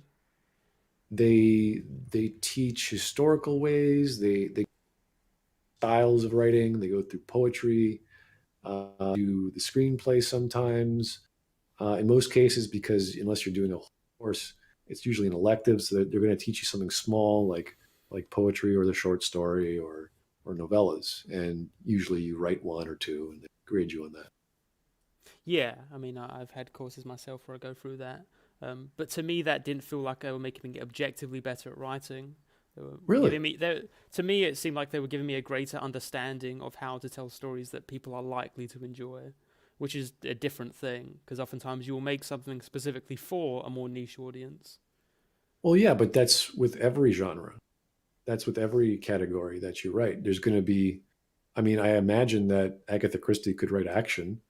Hmm. She could, but she found her own writing style and content, and people liked it, so she kept at it. Right. So you can't say which is more important to have something have a large mainstream appeal versus a specific niche that you like to fill. You can't say It's which is more valuable. no, you can't. It's you're talking about entirely different. It's like a sports car or economy car. It's like, what do you use it for? Why? How? You wouldn't go into a Formula One race on a wagon. You know, there's a certain car or a certain device for a certain need or a certain requirement. Right. So, So that argument, almost word for word, is why I believe that art criticism is subjective. Is because it depends on what is the intended, and it depends on what people take from the art. It's not as if there's one standard that makes something objectively good or bad. You've listed a lot of objective standards for art, and what you just said makes me think that you would say it's okay with contradicting those standards as long as you choose a different set of standards. well, you're always going to have a different set of standards as new art is created. Like again, as I was saying, the standard for Christmas or Easter or Santa Claus is always going to change. Like if we run out of coniferous trees or whatever, we're going to have a kind of tree, Hmm. whatever the case may be. Those things exist. You know, they teach you that if there is a school which teaches you how to write or how to make something, those are the standards that you are following, and they work. Maybe they won't work tomorrow, but they work today. That's why they teach you. That's why you go to the class. They're not like human nature is not going to just suddenly get up and change itself tomorrow. We're going to have these stories and styles of writing for a while now. Yeah, And you're going to have traditional standards, the same way you're going to have cliches, right? It's about having there be a balance that is selected by the author. well, they can intend all they want. It's how it's done on the page that matters. You can't just go around intending I'm going to make a great space epic or space Hmm. opera, and he ends up making one the settings in one city in medieval England, and they're talking about the serfs. It's like, what are you doing? That's not we're not even the same time period. What are you doing? So there are standards Right. I for mean that genre. would be like like judging a comedy as if it were a drama. You're just picking an inappropriate standard for that work. Well, if you screw up the setting, you screw up the elements that make the genre up. Like you're missing the point. You're you're not writing a story that you said you were going to write. The premise is wrong. The intention is wrong. It doesn't matter what the intention was. It matters whether the actual thing works as whatever it's supposed to be. So if it's going to be a horror, someone should be scared somewhere, even if it's one person, right? Sorry, could you distinguish between whatever it's supposed to be and intent? Because those sound like the same thing to me. The premise. So if the premise of a story is X, Y, and Z, they want a character to uh, slay the dragon and get the princess. That's the premise of his story. He starts writing about dragons, and he's not saying, well, I intend to make an epic story about a man who's going to start in the medieval time period and go off in space, and he's going to live for 50,000 years, and he only writes the first chapter, and he says, oh, I'm done. And you're like, wait a second. That's not what you intended. Well, it doesn't matter what he intended. Hmm. It matters what he actually wrote. It matters what's on the page. And Right, that but if we were going to just go by the premise or go by what's on the page, then surely the writer would always succeed in their goals because what's on the page is what's on the page. well, if he knows how to write, sure. If he knows how to write what he wants to write, yes. But as we can see throughout history, there have been plenty of bad books. So they must have screwed up on something. And if Uh, he's trying to, Not necessarily. I mean, there's a lot of books and a lot of works of art in general that people really disliked and then came to love over time.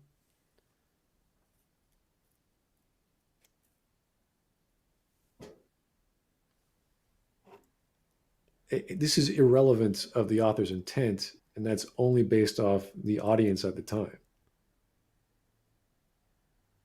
Right, and then that standard would change over time. Of what he wrote at the time, it depends. Was he writing for an audience 20 years down the road? Who knows? I don't know. I'm sure there's some Pulp Fiction out there that's no one wants to read. You have to like Pulp Fiction. You have to like noir mysteries. All right. I mean, that's how you get the whole phrase like ahead of its time, right? There would be people like 10 years after this thing was published realized that they loved it and they thought it said new inventive things and expanded the medium. You could argue the same with fashion. You could say the same with music. There has to be something that, unless we are under the assumption that the writer is not creating an idealized reality and he's just writing whatever he wants without rhyme or reason. Usually there's a big intention behind the author, but that intention is just, it's motivation to sit down and type. It's not what's actually on the page. Typing is what gets on the page.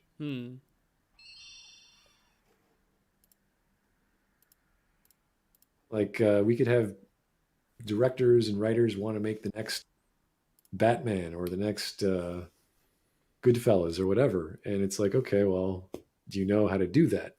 Maybe they've analyzed those kinds of stories. Maybe they've looked at superheroes. They've looked at mob stories. And okay, I'm going to do it now. Maybe that's coming up. Who knows? But if they don't understand how that works, they're never going to get even near it. Well, like there are rules you have to follow. And once you hit those rules, like, okay, now I get how this works. I get how a murder mystery works. Now I can play around with that and hopefully, make the murderer this or that. Will that break any rules? Maybe. Who knows? But then that standard would be it most closely resembling a given genre or popular standard for that genre. That would not be a standard for objective quality. That would just be how much it matches this. Well, that's what you use. I mean, when we talk about the Christmas tree, that's the standard we're currently using. Again, the Christmas tree can change. We don't care. We're just looking at what it means now, or what it can or has meant. We go, all right, this is how you write a golden age murder mystery novel, style of Agatha Christie, or Raymond Chandler, or whomever. All right, I'm going to set out to do that, and you can look at elements from those books because there's lots of them, and see how that's done. Right, but what you're describing there, at least as far as the Christmas tree, that's not a universal standard. That's not what that is to everyone, right? Well, then it's the same for a murder mystery too.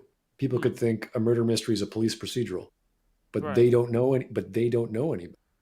So when they see a murder in the boonies or a bunch of old women riding on motorcycles, you're like, what the hell? This is a murder mystery. What the hell? Like they're just not aware of that style. It's still a style that has been established or someone has done before. Yeah, I guess it just still sounds to me like what you're talking about is trying to closely match the popular standard of thing rather than meeting an objective standard of quality as a whole. If a murder mystery doesn't match a lot of genre standards for murder mystery, I wouldn't say on that basis, oh, it's bad then, right? Well, it depends. There's a lot of rules in murder mysteries. So if you're doing an American age, you're doing police procedural, you're doing a noir, there are certain reasons why you make those stories, obviously. So you have to hit those standards. The same with genre. If you're doing science fiction, you have to have some degree of science. You have to have some element of man versus science or man's condition in the future. There has to be some element of that. Sorry, so it would be a better science fiction movie the more science involved in the film? Not necessarily more. Depends on how you use it, of course. But this is the same comment I was making about how there's like cowboys and there's cowboys in movies. They're not necessarily the same genre. You want to use those elements the right. Okay, it's you observe the body of work. You say, okay, I've seen all these science fiction movies, I've seen all these sci-fi movies, I've seen westerns. This is how these stories work, and they're effective for a reason. That's why there's so many. That's why you have franchises that are effective and successful, because they are instances of subgenres at times. They're their own category, like James Bond, like Star Wars, like Harry Potter. They're big series, and they have certain things in them. You can see the patterns, not all the patterns, because again, we're not perfect. We can't see everything, but we can list them. We can start listing. Okay, they have these things. So this is kind of like an expectation or a sales pitch to the audience, saying, okay, you're going to watch a Harry Potter movie. There's going to be some wizards. There's going to be some weird magic crap happening, and someone might drink some blood or something, whatever the case may be.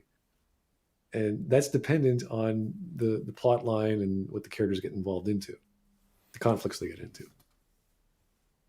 So it's fantasy in this. There's fantastical elements. There's contemporary elements in Harry Potter. There's all these little things that you have to say, okay, this is what's in there. If Harry Potter turned into a fast car chase scene, like in a James Bond flick where they're jumping over buildings and there's spies, you're like, whoa, what's going on? This is not Harry Potter. Well, that is Harry Potter and the Half-Blood Prince, I believe, is that. There are car chases and various spy organizations. There's MI5 and MI6 and they're all running. I don't know what they call it, like the Ministry of Magic. I don't know. I'd stop reading after the third one. But that's as far as I know that they do kind of expand what a Harry Potter movie is. And I guess to me that is part of my fundamental issue. Is it sounds like what you're arguing for is that we should not as like an is-ought distinction. You're saying we ought to try to make sure things fit to the standard of what they currently are. Whereas what I'm saying is I like it when things expand in their meaning. It's like going to, this is the analogy I give, it's like going to a steakhouse, right? Mm-hmm. You want a steak, it's a steakhouse, you expect to get a good steak. Now, if, I don't know, the chef wants to be fancy or whatever, he can do a vegan burger or something, which is not going to make me very happy because I want a steak. This is why I'm going to a steakhouse. This is why I go to the movie theaters. I want to see science fiction. I expect science fiction. Now, that's great. He wants to be creative, but he still has to give me a steak. Now, it could be that he gives me half a steak or he gives me a little bit of a steak and the other. There has to be some trade-off of expectations of the genre and the content and what he wants to push. Like why does he want to do why does he want to put wizards in a science fiction story? Mm-hmm. Just to you have to really good reason to do that, or else you're going to piss off a lot of people. Yeah, in that hypothetical, are you saying there's no steak, or just that they have a vegan burger too? They have to either sell me that the vegan burger is just as good as a steak, or they give me some steak and some vegan burger, or some whatever he's trying to be creative with, so that I get what I want. And he is being his creative self, and I can consider going back to him and trust him on his culinary skills. Gotcha. Sorry, for a second there, what I had in my head was like the idea that you would go to a steakhouse, there'd be one vegan option, the vegan would get that, wouldn't like it. Would they therefore be able to say the steakhouse is bad? Or is it, well, it's advertised itself as a steakhouse, so... Right. So, yeah, it's kind of weird to go to a place that sells something it didn't say it was going to sell and you still disliked it. Yeah, that would be pretty weird. Right. So if you order something that's not typical for that restaurant and then it's not good, you can't say that the restaurant's bad, or that you thought it was bad. You can say that dish is bad for sure. But if we're going to the analogy is simple: they only serve steak or they only serve meat. Yeah. Sorry, I'm mixing it up. Yeah, bit confusing. Oh, have a hot dog. Yeah, I agree. It would be weird. I guess the point I'm trying to make there is that I wouldn't say whether or not that objectively made the place bad just because it had odd choices. There's a place near us called Happy Dog that, or at least it used to be near us. They have hot dogs that have, Lucky Charms on them? Fruit Loops on them. And some people like that, I guess, but I think most people probably wouldn't. But I still wouldn't mark it down on that basis, even though that is something that they sell. Right. But in the case of a movie, they are selling you one movie at a time. And that is a lot more strict than going to a restaurant where you have options. Now, you could argue the restaurant is the movie theater and you do have options, but we're talking about a specific instance of the genre or a genre. So that's what people, I could just, on simple understanding of the new Star Wars trilogy, that is, they're not getting what they want. Yeah, I mean, I would feel the opposite about that. To me, when you're talking about food, you're saying, I want this steak to taste like steak, for instance. Whereas when I'm talking about a movie can be many different things to many different people, right? I didn't like Avatar, for instance, but I accept that maybe for some people they loved it as an action movie, and maybe some loved it as a romance movie, and maybe some loved it as a sci-fi movie. I would say, so therefore it offers a great many things to a great many people. Sure, but then you're talking about having multiple genres, and as if you've read Truby, that's one of the things he talks about.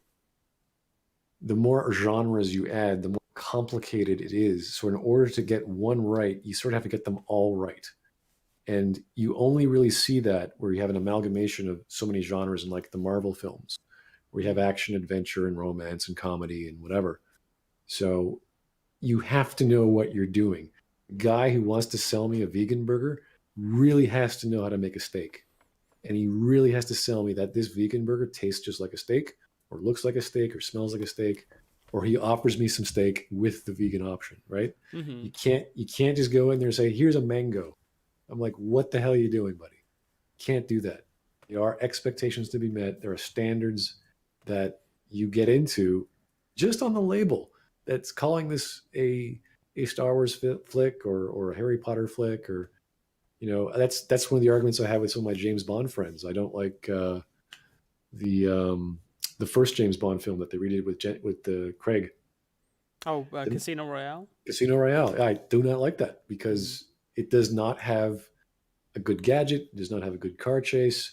It does not have all the things that I want out of a James Bond flick.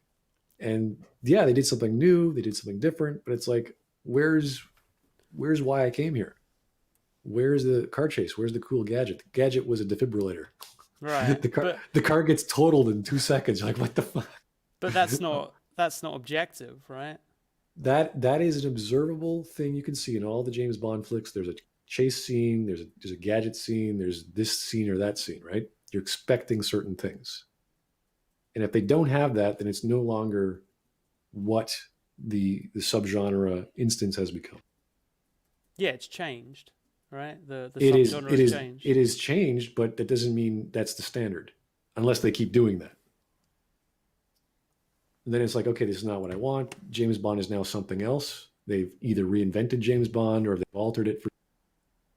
And yeah, it's not good for me, at least, because I wanted to see a car chase. I wanted to see this or that, not James Bond get his testicles destroyed. So. Yeah, I mean, I was thinking about this when we were talking about food. It seems as if, again, you're drawing parallels between objective standards of quality and just what we generally expect from a product.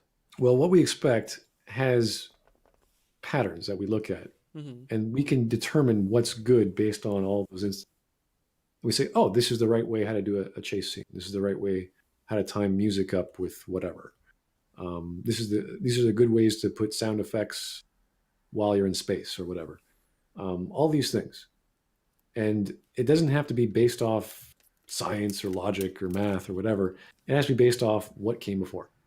And if what came before is not relatable, is not what people wanted, again, you can go to dozens of burger joints. You can grade those burger joints.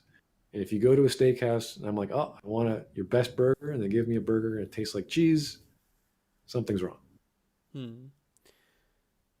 Yeah, that does sound similar to what I was talking about there, where you're saying that contradicting the standard objectively makes the product worse, even though, say, a Casino Royale came out and most people liked that it expanded what a James Bond film is to them, right?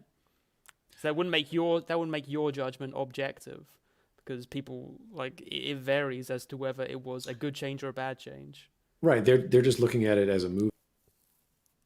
But that's fine. You can do that. I enjoyed it too. I enjoyed Skyfall. That had more elements of James Bond-ness that I liked while being different. Hmm. You see, so there are standards. These are just patterns you have observed in James Bond. Now, I just happen to like car chases. That's a subjective thing. But if you look at most of the James Bond films, there are. So it's like, oh, I'm expecting a car chase. It wasn't there. See, to me, a lot of what you've just described as a standard, I would describe as a cliche. Yes, they are cliches. They are patterns. But we've discussed how cliches can be negative too. Yes. Right. But we're talking about genre where it's a whole basket of patterns. Mm-hmm. So if you're going to tell a James Bond film, these are the patterns you follow. There's going to be a femme fatale. There's going to be a arch villain. There's going to be all this crap, all these silly, stupid, crappy, dumb things, right? So I'm not saying get rid of the stupid crap, but that's part of this charm. That's part of what makes James Bond James. So if you change that, have a darn good reason. Know how to. This is one of the rules in writing. If you know the rules, you can break them. If you know what works, you know how to break it and still make it work. Yeah, but then that gets to kind of to intent, right? That's everything is the author's intent to make something, sure, but if you know how to do something and you can break the rules to do so, great. Like the example in Just Right's video was, I still can't believe he said this, about the bombing scene in The Last Jedi.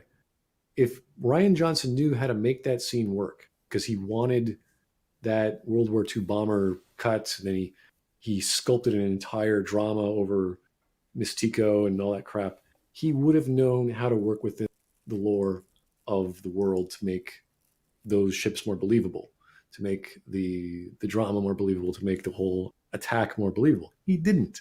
He did not do that. He just made ships. He put ships in there. He liked the camera angle. That was about it. He made all these other contrivances to make that scene work, or try to make it work. Like a remote detonator falls out of this first hand and she has to reach for it and all this crap. I think Ryan is sadly more on my side of the fence, where he just doesn't really care about like lore consistency with the design of ships and things like that compared to other aspects of the text. And that's like, you don't do that in science fiction. When you have science fiction, not so much in sci-fi, which Star Wars is in, which is fine. You don't have to explain all your technology. You don't have to explain every element of the physics behind it. But we're not even talking about physics. We're just talking about design. We're just talking about why do these things exist? And there's no explanation for a ship that's designed to bomb in the air to have the same size and speed and lack of defenses to bomb something like you can't bomb something in space by dropping things. It doesn't work. Well, the argument was that there was what was it? They had a magnetic aspect to them, the bombs. Well, so that was done after the fact on the website, and they even got the physics wrong. That was absolutely ridiculous. Like that was like, how far are you going to shove your foot up your mouth? Like how you're going to go up to your knees? Right. That's how bad that was. But I mean, a lot And- of people and don't Just Right's particularly care explanation- about the physics of Star Wars movies. This is not talking about physics. We're talking about the believability of those ships. And Just Right's explanation was, they're big and slow, therefore we can understand how they get destroyed. That was his explanation. I'm like, what the hell does that have to do anything with the scene? That is the whole one of the whole things of why it's bad, is because you have these ridiculously stupid designs doing. It's the wrong tool for the job, clearly, and all to set up this stupid scene so they can show a World War II, whatever the silly footage of watching the bombs drop, and to then throw in some ham-fisted drama with Mystico. That was it, and he didn't know how to do that. It's so obvious. Yeah, I think that sounds like a poorly worded phrase on Just Right's part, but I do fundamentally agree with his perspective that, for me, the bomber ships, I don't want to start talking about The Last Jedi too much, because people have a lot of thoughts on The Last Jedi, and the comment section will get all fucked up. But for me, I found the bomber jets effective because I felt that They led to a clarity in what was happening in that scene, so that I was immediately invested in what was happening. I thought they just looked cool, and I did find that moment where Tico sacrifices herself in the name of getting one off on the First Order. I did find that emotionally compelling. And but you would say that's we subjective, right? Well, yes, everyone's opinion is in regards to subjectivity, yes, but I would say you're wrong. You're not paying attention to design. Like, you're not paying attention to lore. You're not paying attention to the point of the scene. And it's blatantly obvious. So why are the things that I just listed less important than lore consistency to you? Well, why do you read a story? To be the power fantasy, escapism? Like, what's the goal? Generally, why do we to be want, emotionally captivated, for me. You want to read a story to be emotionally captive. Mm-hmm. So if I read a book from Greg Egan, who, he's a physicist, he can write all kinds of technical babble. You're not going to enjoy that because he's really complicated. He's really hard. I might not personally. Maybe it will get me sort of emotionally invested in some way. I don't know. So you might get emotionally invested in AI talking about. Are we still talking about fiction? Yes. Okay, gotcha. Because obviously standards are totally different from nonfiction for me. Sure. We're talking about science fiction, hard science fiction, where he is beating you over the head page after page with science terms and particle physics and all kinds of things. Mm-hmm. You would not like that because it's not emotionally invested. That sounds like padding to me personally. If you're not if it's for no purpose, if it's just you listing lore, to me that sounds. No. Padding. This is it's the same way how Isaac Asimov would write, but just multitudes higher. I mean, I think Isaac Asimov's writing is often very emotionally effective. Imagine he was, at the time Asimov was around, there was the Cray 2 computer. Imagine he had a PhD instead of chemistry in physics, and he's actually actively studying science. And every page he would just go crazy with explanations of how these artificial life forms are searching string theory and all these other beautiful terms that you've never heard of in your life. Like, it would be hard enough to even read that, let alone digest it, to understand it, to be emotionally invested. So something like hard science you wouldn't even like. Oh, well, I wouldn't say that. Like, something being hard to understand, I don't think is diametrically opposed to it having an emotional response from me. Like, a lot of the time, a more complicated piece of writing will give me more of an emotional response because it takes more of me to really get invested in the work. Yeah, you would be confused because you wouldn't understand a word. Well, it depends on the work. If it was like a work of fiction and... It is a work of fiction. Yeah, so if it's a work of fiction, then possibly they could explain it well enough to me that I can start to grasp some of it. And then it would be emotionally effective? You would be... your emotion you would be feeling, I'm telling you, it would be confusion. You would be frustrated. You would not be able to wrap your head around what just happened. Okay? I'm telling you. This is what's going to happen. Yeah, it's probably unlikely that that kind of hard sci-fi probably wouldn't enjoy it on a personal level. Right. That's why they're subjective to me, right? I wouldn't say it's objectively bad because of that, right? Well, it's a hard science fiction story. Mm-hmm. And if your whole point of reading a story, apparently, is to have an emotional reaction, then there's no avenue for you to have an emotional reaction aside from you'd be dumbfounded. You'd be like, what am I reading? It's like reading Heidegger or Aristotle for the first time. You're like, the hell did I just read? You have to spend a week just on the page and going, what was that? Yeah, but I mean, using those as examples, they do often have emotional responses from me. But the point would be, this is only my personal tastes. I can still appreciate and analyze text that I don't personally enjoy. I can enjoy things which I know are crap, that have flaws, sure. But that's not why I read. Again, I told you the purpose of reading or media is to entertain and teach. So if I'm not being entertained, and if I'm not being taught, what's the point? If hard science fiction does not teach me anything I really want to learn, like string theory, and I don't find the behavior of immortal AI gods trying to figure out the universe entertaining, there's no point for me to read this. Right. Well, if that's an objective standard, then you've just kind of explained for me why hard sci-fi is objectively bad. Because if I don't find the information they give me particularly educational, and I'm not particularly entertained by the characters or anything like that, then by that standard it would be objectively bad. Well, I don't. I'm saying that's the point of the work. I'm not saying that's an objective, good or bad statement. When I talk about form of a story, we're talking about how A leads to B. A military commander would want to use the best strategy and tactic for stopping their enemy. And would you think that a bomber of that design is the best tactic and strategy for stopping a dreadnought ship? And like, is that like number one? And if it's not number one, that's fine. You could, there's all kinds of ways. And if there's all kinds of ways, all the story has to do is say, hey, we don't have any other equipment, or hey, we're desperate.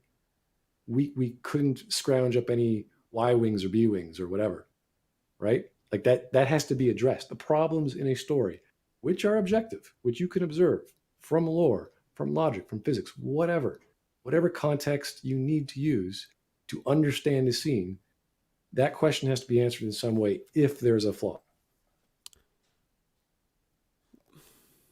There is a design flaw in those ships, in case you don't know. There is a design flaw. There's a design flaw in most of the armory in Star Wars. Right. Yes. Yeah. This is not just this is like several design flaws. Mm-hmm. You know, they're very weak, they're very slow, they're gigantic, they don't have missiles, all these things. Right?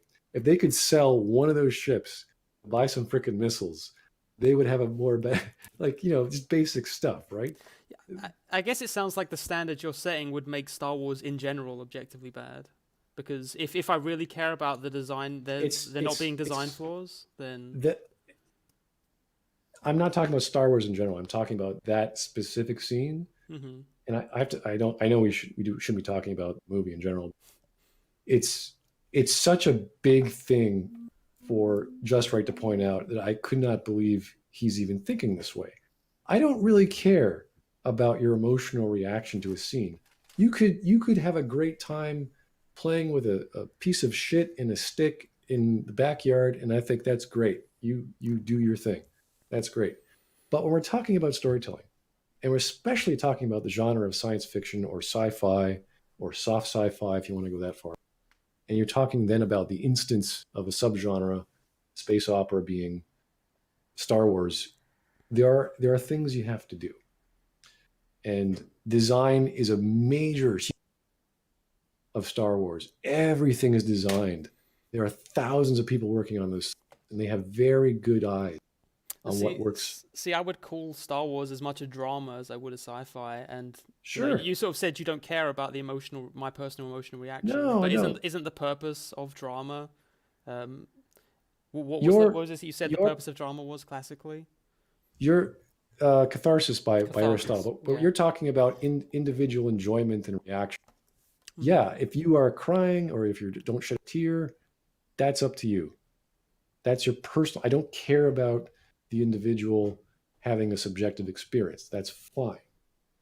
Again, as I said, go out in the backyard, play with your shit all you want. Don't care. But that dictates what good or bad drama is. No, it doesn't. So emotional response has nothing to do with a good or a bad drama? Emotional response. Your emotional response.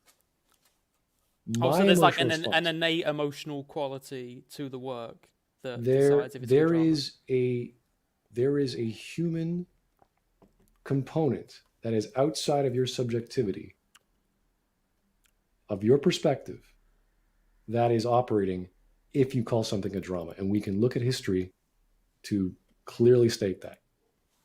We can look to Shakespeare. Even if you don't understand a word of Shakespeare, I sometimes didn't, if I can wrap my head around it, I can see where he's coming from and why. I now know why Othello is a drama. I now know why Macbeth is a drama or a tragedy. There is something there. And if you're not seeing it, that is not the fault of the writer. If it was an effective drama by someone somewhere. And if he doesn't explain it, then there's something wrong with him or he sees things on opposites day or whatever. But there are patterns in storytelling. There are tropes that exist for a reason.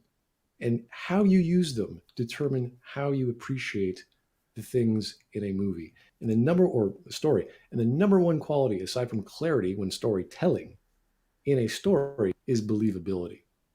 And you have to have the essential amount of details of all of those patterns or elements of those patterns or quality of those patterns to explain and show to your audience that this is a real world, even though everyone knows. And if you don't do that, questions start getting raised, whether you like it or not, whether you're having the greatest time of your life watching those ships get destroyed. Like, wow, that looks great. It's like, yes, it does. Unless But it's you're being very- observed from a different standard, which we've already acknowledged as not having believability as one of its core aspects, right? Like you said, with farce or real life accounts or things like that. Well, yeah, this is not. Yeah, we're talking about, again, science fiction as the example. If you want to talk about farce, then yeah, you can go crazy. Right. sorts So of if I was to say that the fact that it's kind of a pointless win on the half of the rebellion, you could argue that that scene was a farce because they didn't really get anywhere as a result, and they mostly just lost resources. They ended up back where they were in the first place, being chased by the First Order. So I might say that scene is farce and read it that way. But would you say that's objectively wrong?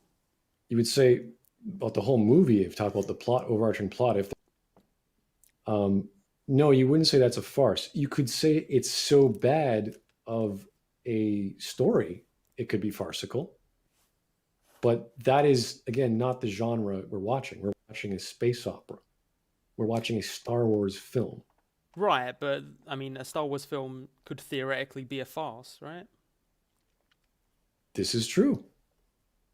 Right, so if I read The Last Jedi as farce, then that scene is fine. I guess you could theoretically argue that, right? That's insane. Yeah, you could tell that. You see a bunch of clowns on. Right. So earlier on we talked about genre as a marketing term more than anything. So that's where I'm coming from, that I can put the genre onto the text and analyze it that way. Like how I can analyze why the Room is funny, even if it probably wasn't meant to be a comedy.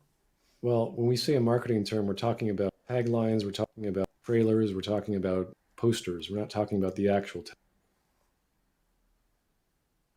But so the genres themselves are concrete. They're not invented, or they're not just marketing. They do have concrete meanings and definitions. I'm sure they do. Right. So I guess it's hard for me to believe that because there's so many works that mix genres. Or we argue true. if it does or doesn't fit into that genre. For instance, if I argue that The Last Jedi is a farce, Which it isn't. Based on what? How it's marketed? How it's categorized by how we know what farces are. We have an entire category of movies which and farces.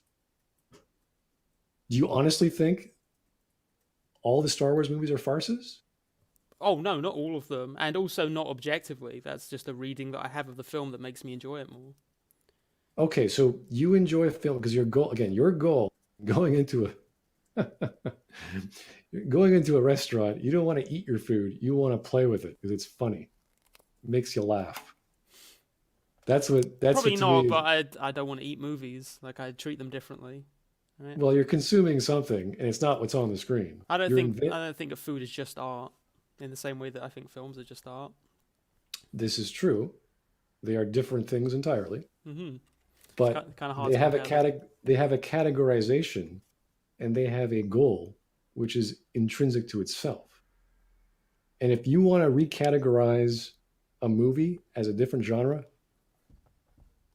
you're going to have to reinvent the terms, which isn't going to get you very far, which means we can't have a conversation. It's tough because like genres are, as we've already discussed, like whether something meets a certain genre standard changes. What was what was horror 100 years ago is not horror now, and if you were to try and go back and enjoy those as horror, they would fail. So therefore, I couldn't really categorize them as horror because they don't scare me. You can say they are horror of that. That Of would that work. time, right? But genre would be. But you're talking about genre as intrinsic, as being like this is a genre with established standards that we have now and for all time. I didn't say now and for all time. As I said, we can lose all of our coniferous Christmas trees, and then we have a different standard. Maybe people don't like Christmas. Maybe people don't like space opera. Yeah, Just so have- that's a popular standard, not an objective standard. We are assessing what is out there. It doesn't have to be pop. So it doesn't have to be popularly agreed upon what a genre is for it to be that genre's standard. What is that? It doesn't have to be agreed upon. People who react dramatically to dramas have reasons, and they tell us those reasons. The same way a Christmas tree is a certain shape because a bunch of people said this is a Christmas tree, and they could argue about the details. But when we look at a Christmas tree or a coniferous tree, oh, Christmas tree, you know what it looks like. It's that simple, or it could be extremely complicated, what various genres you want to talk about. But there are standards out there that people have agreed. And yes, that's based on time. And yes, that changes over time. But then we have subgenres or subcategories. And that's where we get variation. So noir is a subgenre of murder mystery. Mm-hmm. It's sort of the strange black sheep of it because it focuses on sex and murder and violence. Whereas the classics, like at the Christies, Raymond Chandler's, they focus on the actual mystery and the details surrounding it. There's permutations of that, there's reversals of that, but it's still a murder mystery. Even though the reversal or the inverse, Columbo, we know who did it. First 5 minutes, like, oh, all right. Right. So you'd end up judging it by that subgenre standard? Exactly. Right, gotcha. So I would also say, wouldn't you find it kind of cheap if someone were to make something you think is bad and then they say, oh, actually, no, it's this new subgenre I just made up? At first, I might. It depends. If there is a intellectual or dramatic or some creative value to it, then sure, why not? At first, I won't be able to pick it up. Because again, I've seen it. It's new. I don't know what to think. I have to think about stuff sometimes. But we're not talking about some sort of avant-garde storytelling. We're not talking about French cinema, which is God knows what. We're talking about a space opera. And a space opera is very simple and very as it is. They have sound in space. They have flashy lights and explosions. And when those explosions don't make sense anymore, or the tactics done by certain military leaders don't make sense, there's a problem with the story, not just with the genre, but the actual story, the design of the story, the format, the form, the composition, everything is thrown into question. And you have to start doing things in your brain to try to make sense of it. Yeah, I mean, the thing is that, when things explode in space, they don't usually make a noise, but that's usually the case in a Star Wars movie. Does that not qualify as this no longer makes sense and is therefore bad? That is an element of storytelling in motion pictures, in TV. You see it all throughout, once we had color and TV stories. Battlestar Galactica in the 70s was like that. That's just a common trope. It's a non-hard science fiction element of, I would call that sci-fi, just because it doesn't care about those elements that a hard science fiction story would have. Right, but something being common doesn't make it acceptable necessarily, right? There's plenty of really bad like really lazy cliches that's acceptable. Well, I don't know how you want to gauge that, but what I'm trying to get at is there are elements in a story, whether you gauge that through the lens of genre or instances of genre or storytelling itself, logic in the story, lore. It doesn't matter which element you're doing there. You could find an appropriate way to do things regardless. Like clarity, as I said, clarity is a number one thing, whether you're using genre or the prose itself. that must be adhered to in some degree. And the only way to break from those rules is to know how to break them. And if you want to do something original, like have that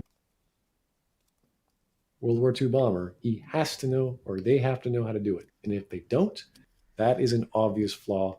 And the capacity flaw is dependent on how many questions that it raises on if then. So if this, then why did that happen? If this, then why did that happen? It goes down this huge list. And that's why one of those scenes were so bad that Just Right, it was like, okay, dude, you're not even considering the concept of any of the questions that an objective observer make. And again, the lens is irrelevant. We're just looking at the screen, saying that doesn't make sense. A spaceship has to fly really slowly over another spaceship, which is stationary, and somehow not use gravity. Well, no, you just described a space opera standard. That's a lens. The standard that you've set for space operas. I'm looking at the screen and I'm watching a spaceship move. Oh, right. Well, then there would be sort of no specific standards then. You're just observing what's on the screen. Right. Yeah, and then you make judgments, and that judgment will be based on a standard that you have set. Is it believable based on my understanding of space? Is a Star Wars movie believable? Sometimes. I'm not doing the like, oh, it's a space wizard movie for kids type thing, because I get the distinction. Like, you want something to feel authentic, even if it's not realistic. But for me, believability isn't number one for Star Wars. Believability is the number one in every. Even Alice in Wonderland, you have to believe in what's happening on the page. That's a given. If you don't believe it's on the page, you're wasting it. Why you wouldn't even be reading it? You'd be like, this is bullshit. I can't accept that Alice is 20 feet tall now. What the hell? Well, we just talked about unreliable narrators. Isn't that what you're talking about? Exactly. We don't believe what's on the page. Right, but unreliable narrator texts aren't automatically bad. That is a form of framing the content in a certain way, whereas I was referring to the actual content not being believable. So yeah, in either case, you don't believe what's going on. But there are standards for that. You have to have the willing suspension of disbelief. You have to have that. And as soon as you break that, I don't mean in the classical sense with fourth wall or, Freddie Mercury or Eddie Mercury looking at the screen and he's like, moving his eyebrows. Okay. Like it's you can get away with that in comedies. Again, as I said before, farces and what have you, because the point of that is to make you laugh. With Spaceballs, they kill the guy off screen, whatever. That's fine. We're not talking about farces. We're talking about actual stories where the motion of objects in space, whether that's in the heavens or on the ground, it's like, wait a second. Cars don't have to travel that slowly, or they can't travel that fast, or whatever the question that pops up. So the thing is with these questions is they are observable facts. Okay, they're not us being pedantic or being some sort of one of those crazy film guys who's like, oh, I see this in the film. It's like, no. We're just looking back and turning our brains off and going, look, I see this. That doesn't make sense because of why. And you're like, oh, why did that happen in the story? It's because the writing was bad, or the expression of the writing, the rendering of the writing on the screen was bad. The translation from script to screen didn't translate well for whatever reason. Right, but there can be a million different reasons you don't like a scene in a movie other than the fact that the writing was bad, right? Yes, but how is it bad? In the case of the bomber ships, because it's unbelievable, right? To put it lightly, yeah. Okay, so have you seen Mad Max Fury Road? Yes. Okay, so would you consider the cars that or the way that combat usually goes on in a Mad Max movie to be believable? It's pretty over the top. It's pretty fun. I mean, I would say it's relatively believable to a certain. There are some jumps I don't like. I'm trying to remember the canyon scene where there's all those guys and I think they're the arrows. I can't remember. I saw it a few years ago, but yeah. Yeah, it's been a while. Yeah. Like when they're hooking Max to the front of the car, just as like a symbol of pride or whatever. Yeah, like, that just to that show was off. pretty wild. Yeah. Yeah, when they got the guitar guy flying around on that truck, right? So if I were to then say none of this is very believable, therefore that's objective flaws of the film. But what exactly? That Like I that's find the guitar unbelievable. That they're just going to have a guitar out in the middle of a pretty tense conflict. you can have people hanging out on cars playing guitar that shoots fire. You can. That is believable. Why? Well, not necessarily that you need Mad Max that has also been hanging out on cars. So this is a normal thing that they do. But we're in a post-apocalyptic world. Things are all messed up. Culture is all thrown out the door, and they're reinventing it. So they have guys who think they're going to go Valhalla by spraying some crap on their teeth. Okay. I think having a guitar that shoots fire isn't that a big jump from there. If you can get crazy people to kill themselves for you, that's not a big deal.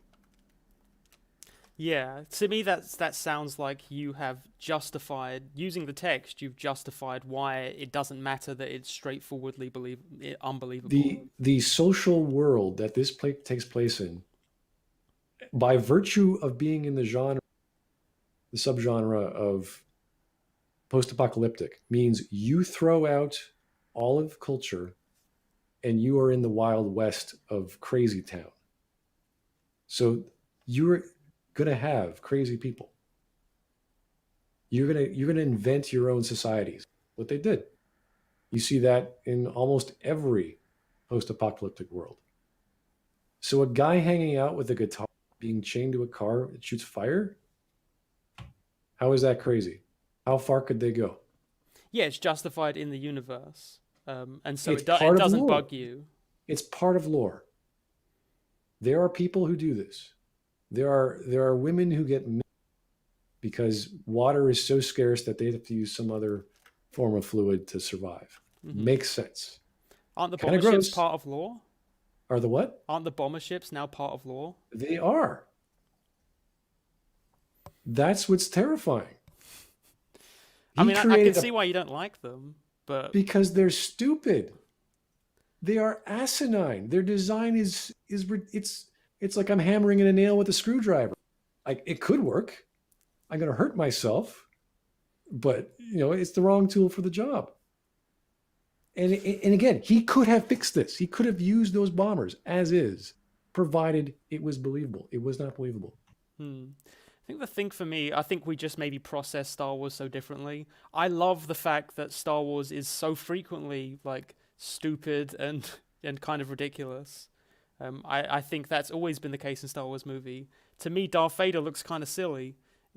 Like he looks like a toy, but he's out there choking people with his magic hands and using a laser sword. So yeah.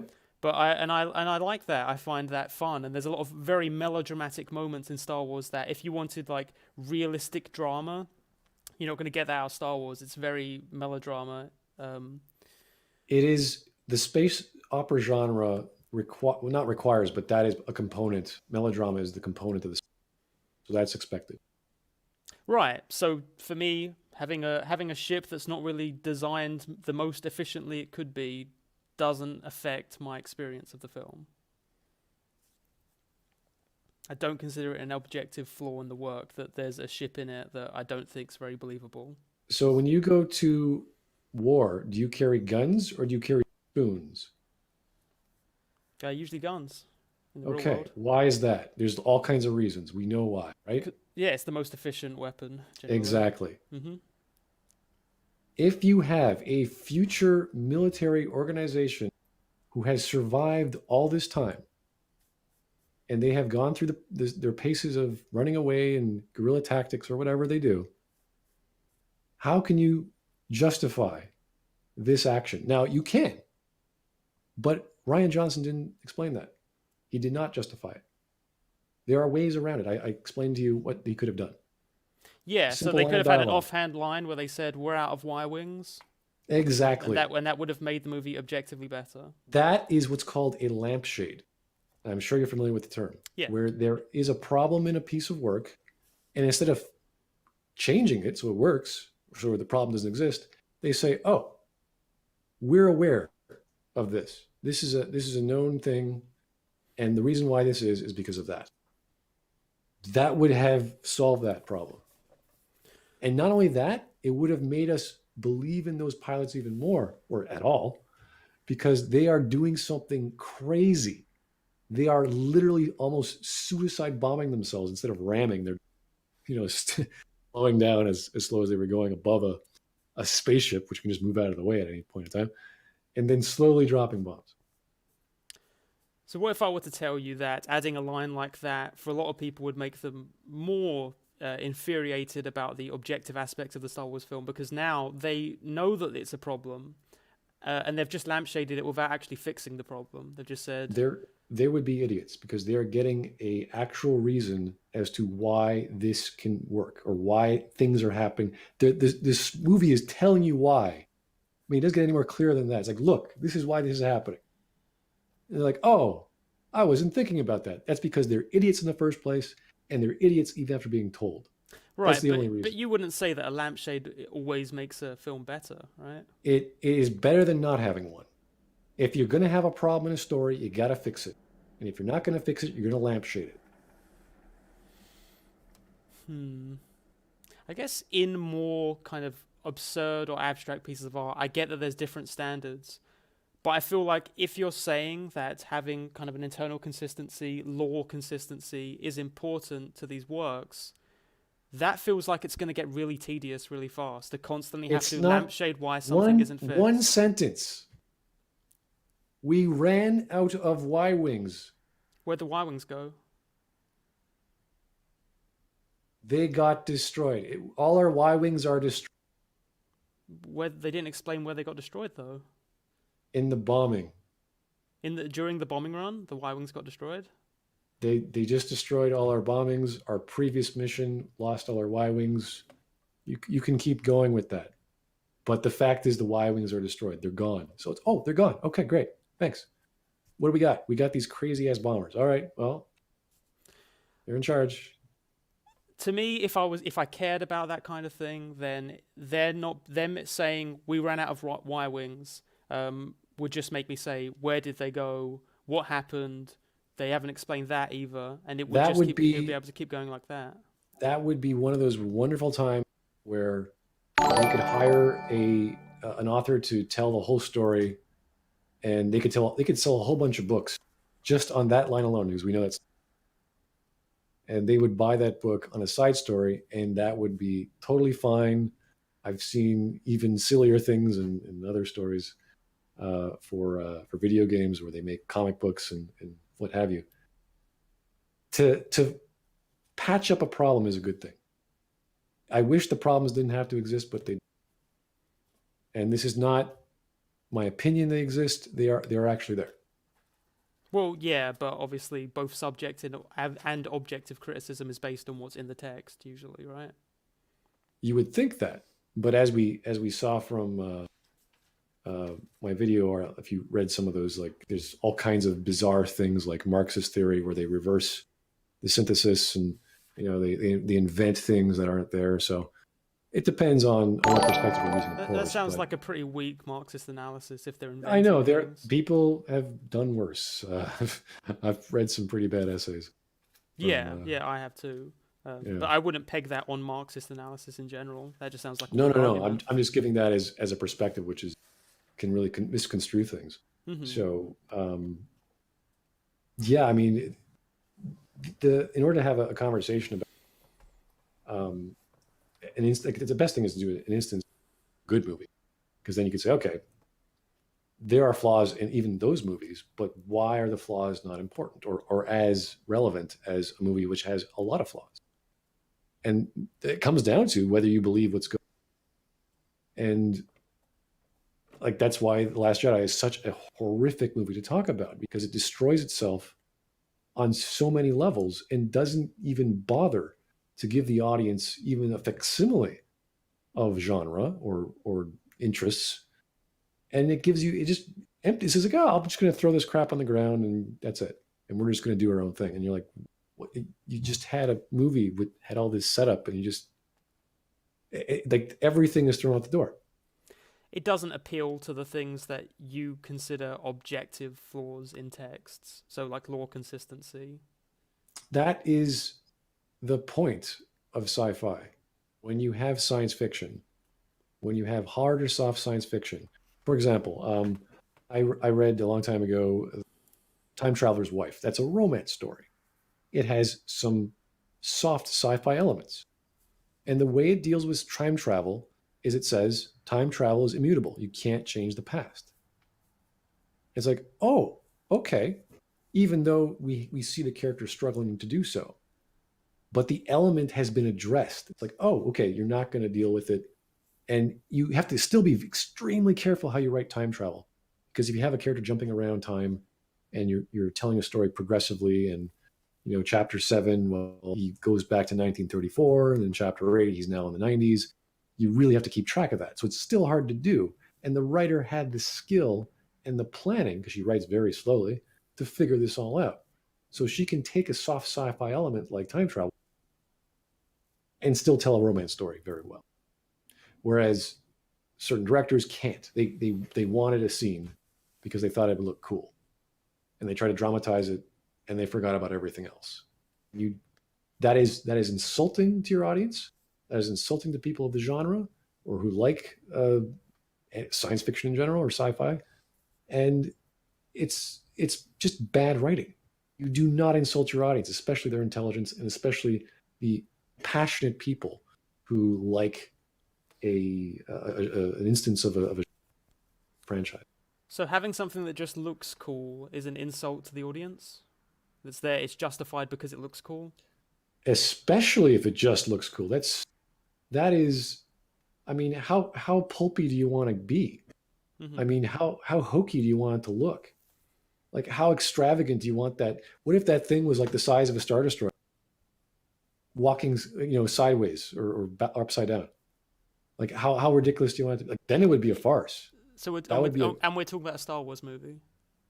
Yeah, if those bombers were Star Destroyers traveling sideways, and they were launching their bombs through the shuttle bay, that would actually be more effective.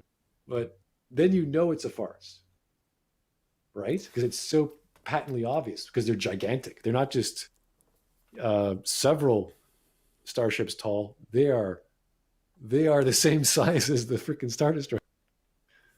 Then you could say that is a farcical element. I can't take this seriously anymore. The rest of the movie's fine.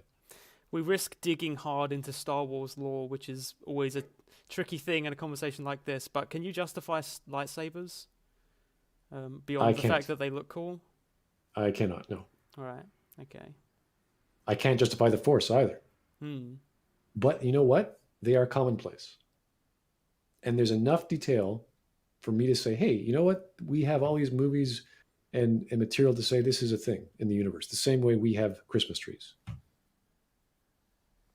Right, but so it was kind of an insult to the audience to have lightsabers as opposed to just better blasters or something like that. Something that's easy to justify. It's part of the lore. They invented that specifically because it's part of the premise as well. Like he wanted to have the White Knight, or the Black Knight in space or whatever.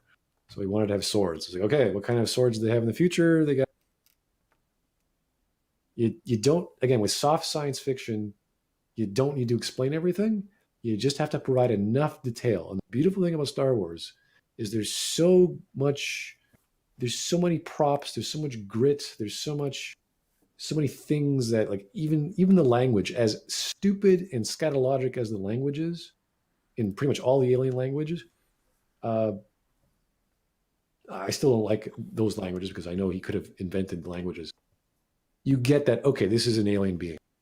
They're speaking in their own word. It's alien. I don't get it. I don't need to get it. Whatever. That's fine. You sort of go, all right, fine. That I'll give you a pass. As good and as easy it would have been to swap some vowels around and some adjectives, they didn't do it. Okay.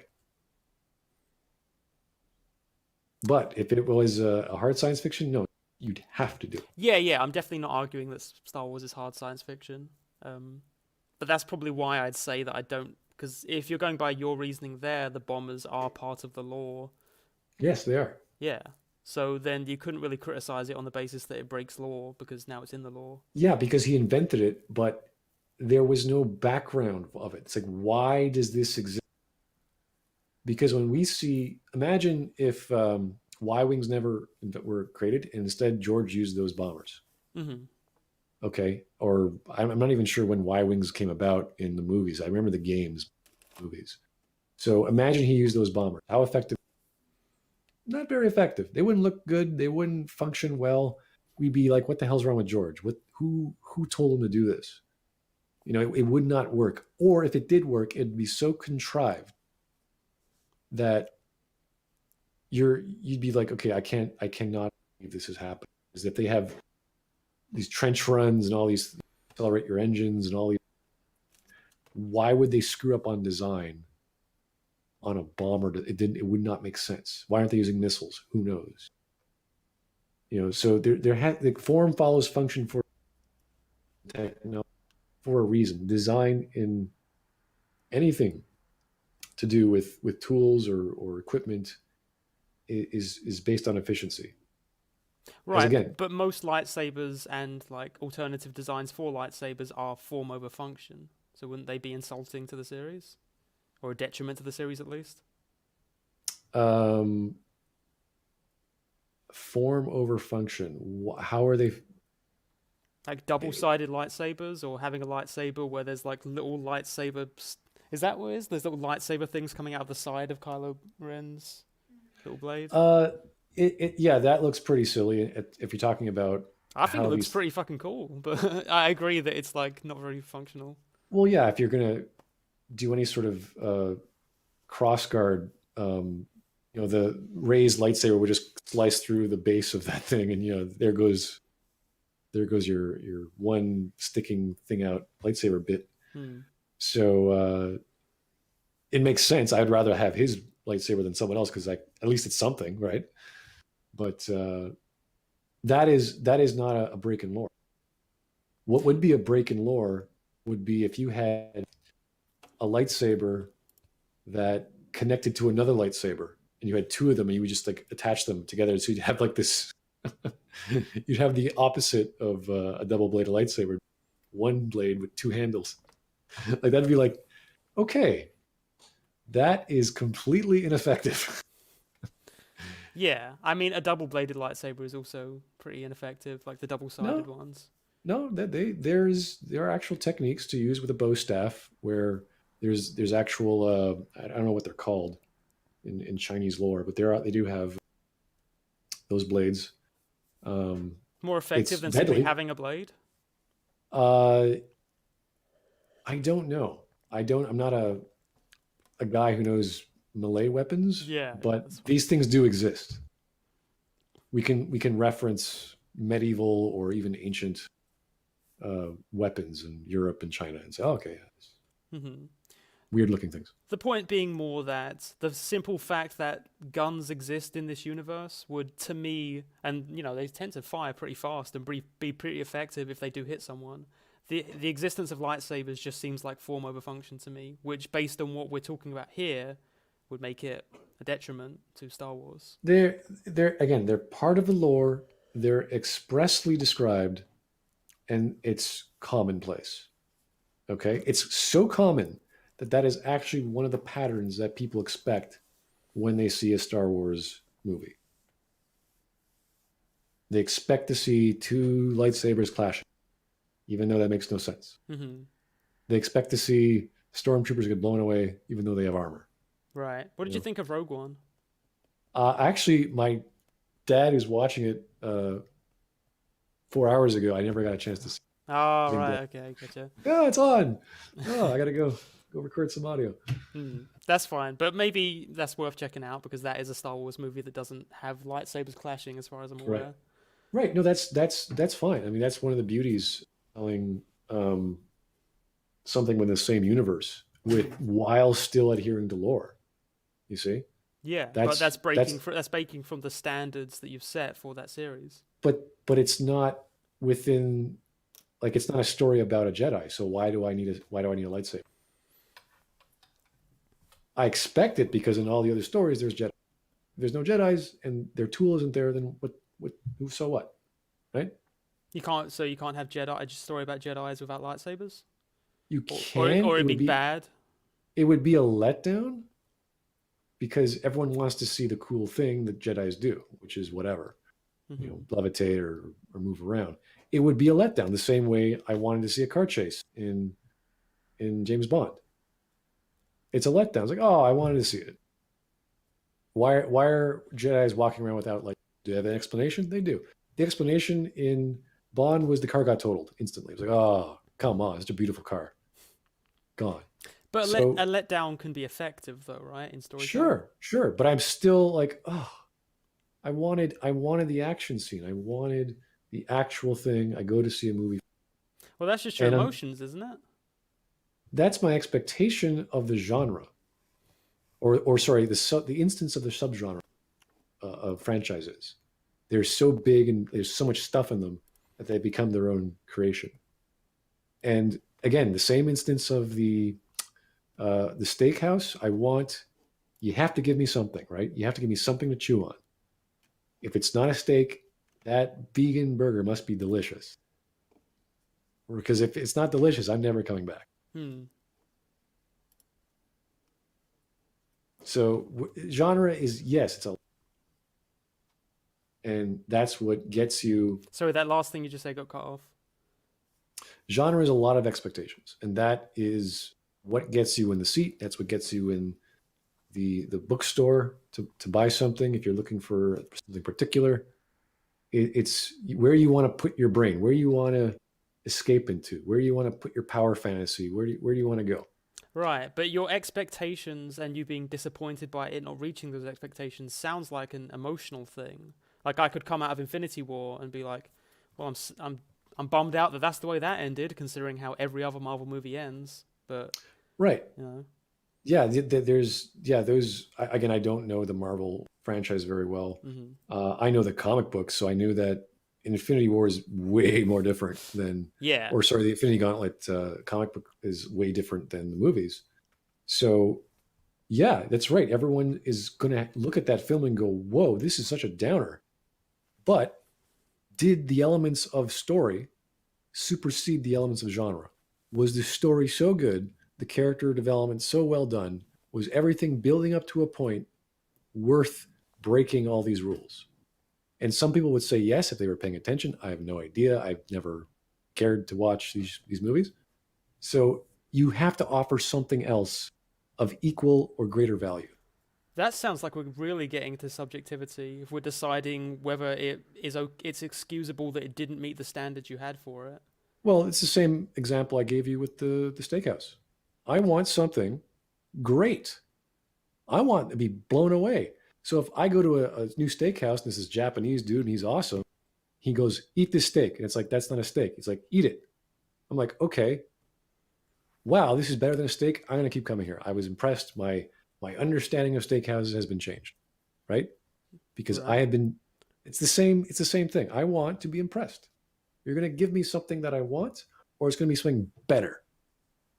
Right, okay. So if a Star Wars movie, say, was like abysmal, I guess, by the standards it fails all the standards you would usually set for a Star Wars movie, but incidentally it's a really good romance movie, you would say, well, that's excusable then, the fact that it doesn't meet those standards. Well, it would have to advertise itself as a romance movie. It would not, like, if they did some really bad marketing where they just showed the action scenes, which take up like 5% of the flick, right? Then that would be lying to your audience. Well, the marketing isn't the text, though.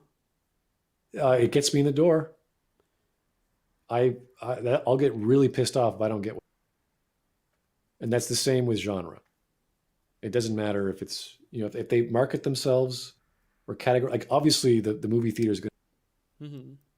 It's like, oh, this is a romance. It's like, what? Just in pure like capitalist dynamics of that, when it comes to marketing of movies, often the creators don't have a say in that. So it does seem a little bit unfair to judge the text based on outsider marketing that may not have been done at their request. Too bad. That's just the business. So we objectively judge text based on marketing to at least some extent. No, we get my foot in the door based on marketing. But we don't take that into account when we're then judging the text? No, you say, the marketing team is out to, or they're lying to you, but if the text is whatever, then you say, well, this isn't a romance, this is a science fiction. What the hell? And if it's a good science fiction, I'm like, wow, that was a really good science fiction. And maybe I feel a little gypped because that wasn't what I was expecting or what I wanted, but I may have had a good time regardless. So I would then change my lens and say, oh, I'm watching a romance. Okay. And then I judge it as a romance. I could be pissed off, which I probably would be, but I might hang around for a Right. minute to So see you what's view going it on. through a different lens, and that allows you to enjoy the text more. You would Or see you the would have value to. in the text. Yes, exactly. Right. So that would be a Now, subjective analysis. well, no, I'm basing it off another lens. Now, if the story itself was a good romance, but only 20% was science fiction, and that was also good, I'd be like, well, I got my science, plus I got a really good romance story. And if the action and the science fiction elements are, composed well and dispersed well, like I guess Rogue One might be, I don't know. Mm-hmm. And I'd be like, oh, this is a good Star Wars movie without being what I know. It's kind of like getting that vegan burger and going, well, it's not what I wanted, but it tastes pretty good, and I'm okay with that. Right? That would be a you're still using the same lens that you would judge a romance, but again, you'd be lied to, so that would be points. So that would be points off about that. But I would still judge it based on what I saw, regardless of marketing. It's kind of like looking at The Force Awakens. It's like, oh, this is really nostalgic. This reminds me. It's like, oh, wait a second. I'm getting a feeling of deja vu. This is exactly what I remember. Yeah, I mean, I guess that's why I like subjective analysis, because then I can say things like, well, it's nostalgic, but there's also deja vu, which can sometimes be a negative feeling, because then you feel like That's you're going true. through the same Yeah. motions again. Right? Yeah, So and- it can be literally the same thing, but you're observing it in two different ways. Yeah, I'm not denying my experience of reacting to surprise or mystery or emotion. I'm not denying that. I'm just saying, look, this is how you tell a story, whether it is a contemporary story where genre is up in the air, Mm-hmm. where you have an actual genre piece, but you follow those rules. So if it's not a science going to period piece 2020 whatever, and it's there might be a murder mystery, there might be slice of life, who knows, you start judging it based on that. So you have to fall back on something.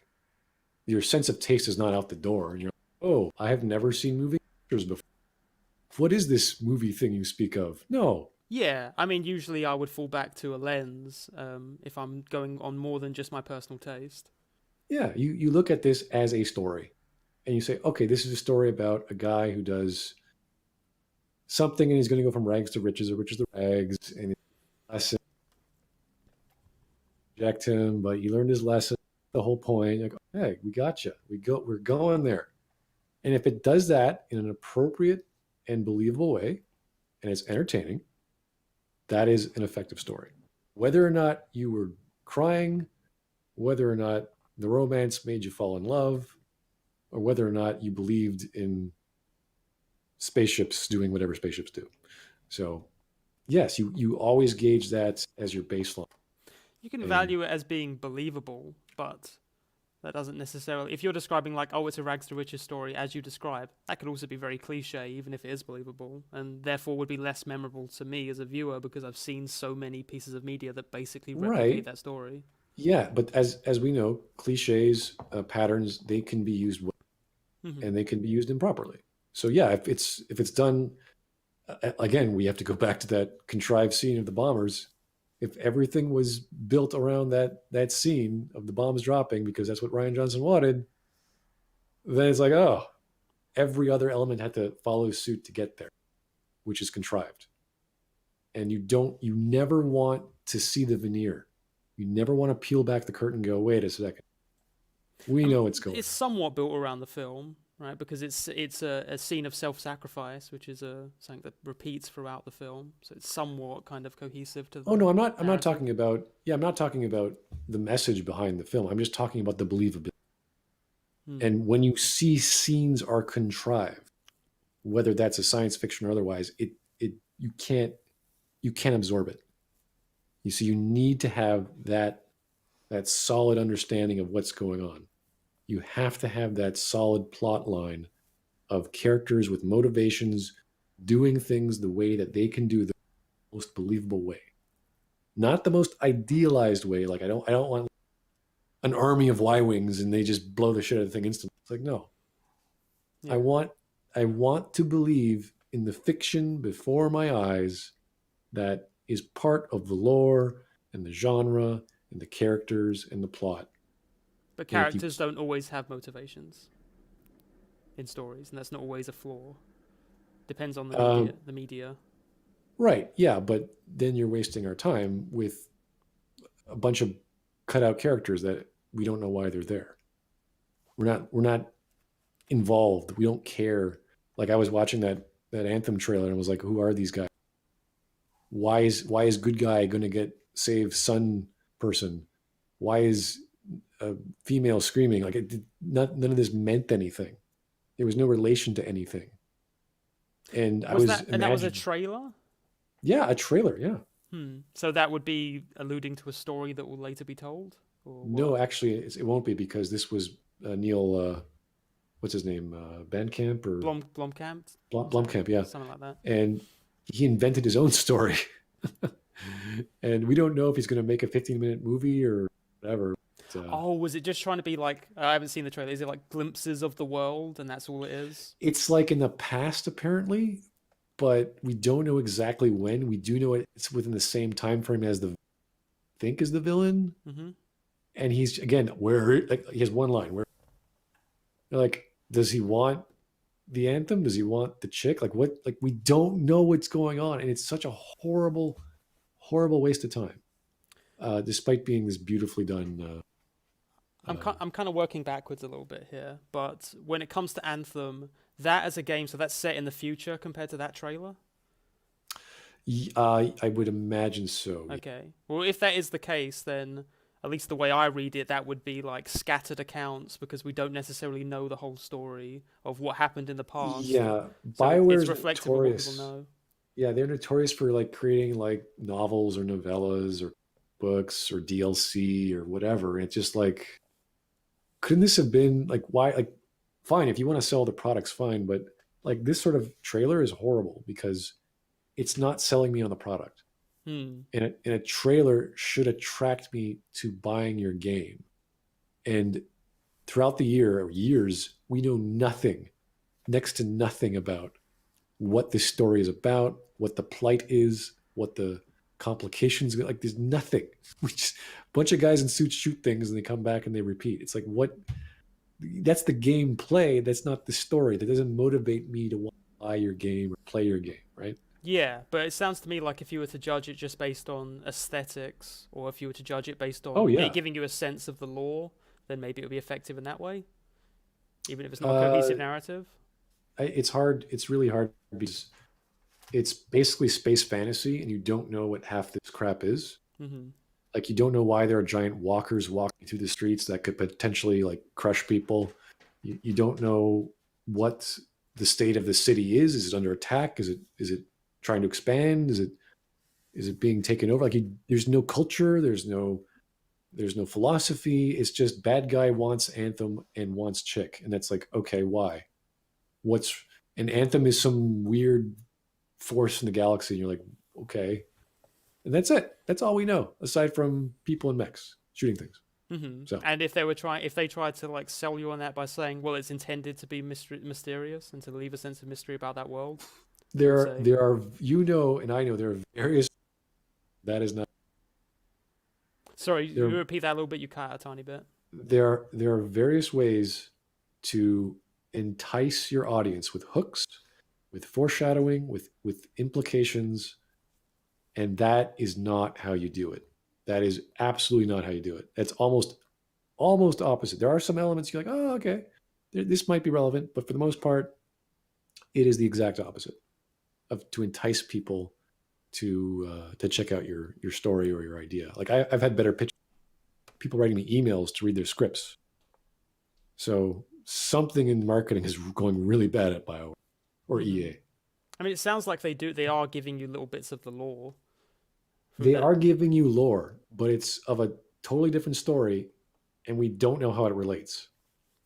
It's as if I was playing Mass Effect 2 and I get a little trailer about the first contact war with the Turians. You're like, okay, that's cool. I think that's a really cool story, but it doesn't make me want to buy your game. It makes me want to watch that other story just because I'm confused. If there was like a Mass Effect 1 trailer where they show the Turian War with humans, If there were, yeah, I'd be like, wow, what's that? that I'd yeah, love to- that would make me want to play the game if I got, because it would give you a sense of that world, and I think the world is the thing I love about Mass Effect. Maybe, but that has nothing to do with Mass Effect 2 or whatever the product they were selling. It would just be some other product, or it could just be a book or whatever. And yeah, maybe the trailer's really good. But again, this is Neil making a movie on a product that has nothing to do with imagine me making a video of the Contact War, but at the end I say buy Mass Effect 2, which has nothing to do with that. And that trailer was a mess. Like, yeah, it looked great, flashy, nice, all the Hans Zimmer sound effects and whatever, but it would not relate. It does not connect to the product they're selling, which is bizarre. I don't know why you would do that. So, do you consider world building part of a story's narrative? Of course. Right. So, wouldn't that trailer of like the Turian War as a trailer for Mass Effect 1 be world building, which is a part of the narrative? It depends on what relevance that might be. Like, I could say, oh, now I know. If I've already played Mass Effect 1, the Turian War with the humans wasn't that big a deal. They talk about it, but why would it come up? So unless they're trying to do some cross promotion where they're saying, hey, you know what? This is a big deal. Like, imagine if Mass Effect 2 had a side story about Cerberus and like Miranda or Jacob. They actually made a game with Jacob, mobile game or whatever. Mm-hmm. That might be, hey, I might care to play that, until I actually played Mass Effect 2 and learned that Jacob was the most boring character I've ever seen. I'm like, no, I don't get this guy. So they're putting their efforts in the wrong direction almost all the time. So, give me the most interesting character. Give me Tali. Give me Legion. One of these characters I can identify with, then go off, write their backstory, do their side thing, which is kind of what Mass Effect 2 is, a series of vignettes. Then it would work. And in many ways, Mass Effect 2 works just for that reason, even though the plot is a piece of crap. Oh, incidentally, just while we're talking about that, I realized right before we started talking, I went through your whole channel, and I had actually watched your Mass Effect analysis videos, like the original ones, like 8 years ago, when they first came out, and that was just interesting to me. Yeah, the whole channel exists because of the BioWare social network and the arguments I would have there. People who just would not listen to reason. They never, guys, come on. Like, there's all these problems with the story. I know you like Talia, I know you like Garrus, but just pay attention to what I'm saying. And they wouldn't care. They'd be like, yeah, they'll figure that out in the sequel. They'll cover up all those. Like, when's the last time you've seen a story lampshade the faults of the previous story? I've never. Maybe it's happened. I'm sure there's a time in history where a writer has done that, but very rarely. And when you're talking about plot, you're talking about something very specific to a story. So if you don't have plot, if you don't have a solid understanding for the character's motivation, or at least the protagonist's motivation, you don't have much to go on. And someone has to be filling that hole. And in the case of Mass Effect 2, it's kind of like there's a plot provider and he's like, go over there, go do this because I said so. And you're like, all right. I mean, it's possible that people didn't necessarily take on board a lot of what you were saying about Mass Effect 2 because it was almost like you're talking in different languages. Like, for me personally, Mass Effect 2 is my favorite of the trilogy because of the characters and because I think those characters' narrative intermingle and make a really resonant experience, especially once you get to the suicide mission at the end. Yeah, the experience I'm not denying. When I first played it, I thought I had it was like watching a popcorn munching blockbuster movie. Like that was so like pow, right? Hmm. But when I went through the second playthrough, I was like, wait a second, that doesn't make any sense. Wait a second, why is everyone getting on a shuttle? Oh, it's to set up the scene for Joker so he can be alone. Like that's so obvious. It's so contrived, and they could have meshed that in so much better, so much easier. They didn't. Right, And and I would say probably I would also have preferred the story if they'd have had that sort of fix for that little contrivance. But to me, that isn't why I like Mass Effect in the first place, just because it's free of contrivances. that's fine. Right. Again, you can enjoy. I've never said you shouldn't enjoy the bombers from Star Wars because I don't know, design wise or the exact opposite reason, or I hate them. Mhm. That's fine. Yeah. But when you try to explain why it's good, then we go back to standards of taste. We say, well, why do you think that? And then look, this is why this doesn't work. This is why a writing teacher would never teach you this. They would never say, don't worry about I plots. guess it depends on the writing teacher. Well, someone worth their ink or someone not. Someone who knows science fiction or someone who doesn't. Someone who actually understands modes of persuasion or doesn't. There's no, I mean, here's a science fiction story. Write shit. Oh, is there a love story in there? Well, Go for it. If your definition of shit is whether or not it matches with the lore of the series, that's when Of I start course to it matches side with eye. the lore. That's Of why I course it- side eye the writing It teacher a little has bit. to match the lore. It has to match the lore. If you want to add to the lore, if you want to modify the lore, go crazy. Anyone, look at the extended universe for Star Wars. Look at Knights of the Old Republic 1 and 2. They changed all kinds of things. You had Jedi shooting lightning out of their hands. Mhm. All kinds of things were going on. Nothing wrong with that. It's how you do it. So what about something like a James Bond film that often contradicts its own lore? Like would that? So if that contradicts its lore within its franchise, that's now worse. It depends because every time you have a new Bond, expect different things anyway. So let's say he's instead of working for MI6, he's working for the CIA or whatever. Okay. Is there an explanation for that? No, he's just always been American. You're like, oh, okay. Why? Just because it was a creative choice.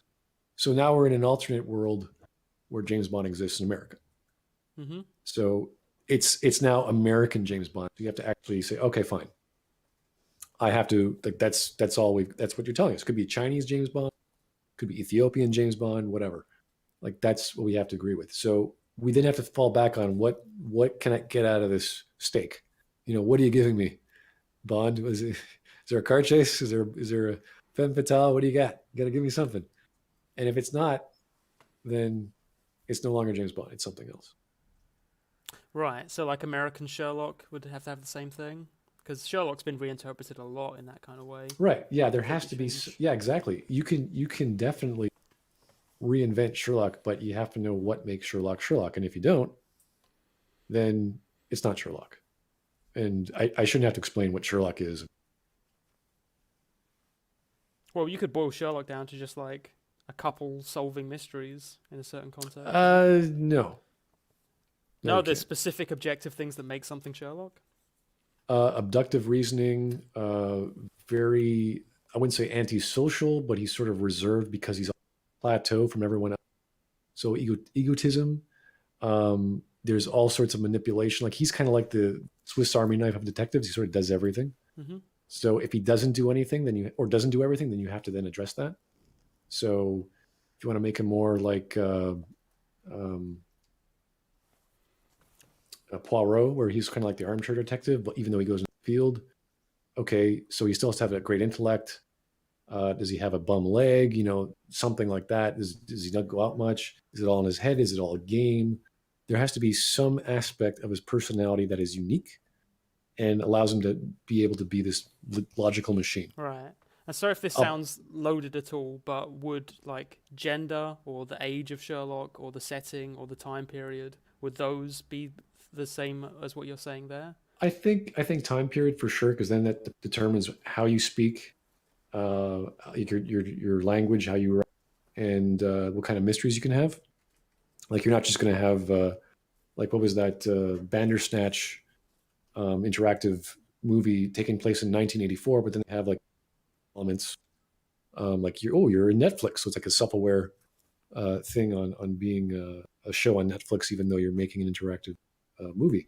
So yeah, you have to be careful about like that. But no, gender is largely irrelevant. There's at least I can't think of anything specific to Sherlock which makes a male Sherlock essential, because he doesn't really like relationships. So you could have a female who's just the same. Well, in the time period, it would change things quite a lot, surely, if Sherlock was a woman. Yeah. If you're doing the same, explain why that is. I remember we have a what the hell is it called? It's still going on, actually. It's a Toronto-based time period murder mystery, basically a police procedural, and the doctor is a female. So, and it's sort of addressed as like, oh, well, it's very uncommon, but the police don't care. It's like, yeah, just get your job done. So I think so there are some elements of that, like, oh, doctor, but she's actually. So you could play with elements like that, but that would just be on top of what you already do. So if you want to do a spin on Sherlock, that would certainly be an element that would work, but it wouldn't be essential. Right. So I guess what I'm trying to understand, I'm not really specifically talking about Sherlock. I'm just trying to understand what to you marks the difference between something that is objectively necessary to capturing this specific genre or series or franchise or whatever, versus what's exchangeable, what's subjective, basically. Yeah, the best example I could say is the latest Star Trek, because there's been a lot of uproar that comedy that Seth is making, So there are elements that you want, like the idea of three guys who do whatever they can to solve a problem and save each other's lives, as well as the lore, as well as the world they're in, which is this idealized, future world where sickness is gone and poverty is gone. We all have seemingly unlimited energy and resource. So people want that world because that's the feeling they got. And you could argue that's subjective, but I think it's a pretty common tone throughout the sort. The Next Generation and DS9, you have this idealized reality of what the future is as per the perspective from the Federation. And when you change that into an action adventure thing, you're automatically changing your audience. That steakhouse is now a fish hut or fish, a fish place, which is good as a fish place, maybe, but it's not. It's no longer a steakhouse. Yeah, it's rebranded, right? It's not just rebranded. it's the product. The content is completely different. They may have the same names for the dishes, but they're not the same dishes. So that is what you don't do. What they should have done is given, and this is what's they've realized in season 2, obviously doing very well. They're trying to make it more like what people want. And now they've realized they can't do well with the numbers they've had. So they're trying to we're going to change the Klingons. We're going to change the captain. We're going to change the side characters. They're changing everything. They thought they could bring back Spock to make him better. It's like, no, you screwed up Spock. You screwed up so much. And they keep rewinding it. It's like a bad idea, 100%. And then they go, okay, we'll bring it back 10%. It's like, oh, not good enough. How about another 10%?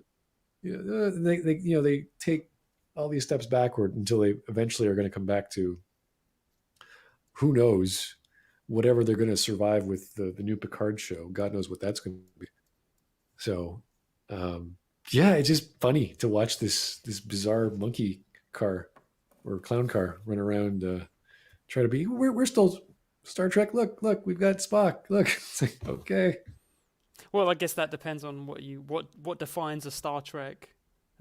Piece of Star Trek material to you. If it is just the cast or something like that, or like specific pieces of iconography, you can still say that's a Star Trek movie or a Star Trek show. Well, it's the same with the how the movies, the 10 years ago, the JJ Trek. I don't think I've ever actually seen them, but they held up as a story, even though they were not classic Star Trek. You see, there's something to fall back on, whether it's the genre, or the story itself. On And a personal level, that Into Darkness one didn't hold up as a story to me at all. But I acknowledge that's pretty subjective. But it followed a lot of cliches, and yeah, I mean, it got too much. cliches are great. Stereotypes are great if they match what you're trying to do with the story. Like if you have the strong silent protagonist or antagonist or whatever, it's like, okay, why are they like that?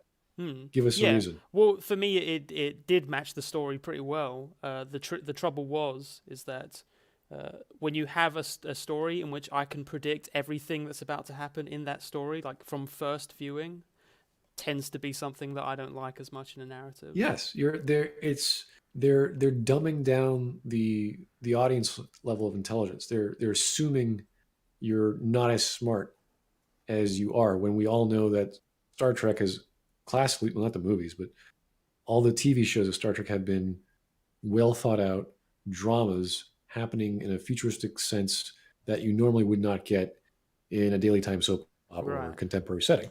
But which is why you do it. Dumbing down to the audience by giving them exactly what they anticipate, isn't that kind of the same thing as having a set standard to what a series delivers and then judging something based on whether it matches the standard already set? It depends if you're assuming that to be the standard for the J.J. Abrams style. I don't know. Maybe it is. If that is what he wanted and he wanted his twists to be so obvious, I don't know. But unless the story doesn't hold up, like, yeah, let's say a murder mystery, I can figure it out. And that's because I'm really good at reading murder mysteries. Mm-hmm. And, you know, the author is not as good as Agatha Christie or whomever. I would have a sense of accomplishment, and I would say, I would have an authority to say, oh, this was a well put together mystery because I only figured it out at this point. And that was after all these red herrings and whatever. So I could tell from that the quality of the elements, the number of elements, how they were done, whether it was worth someone to read a murder mystery story from that author. There are certainly some Agatha Christie books that aren't good. So if you have an understanding of the genre or the style, you can then say what's good and bad with your sense of taste, which everyone can if they've read that much or watched that much.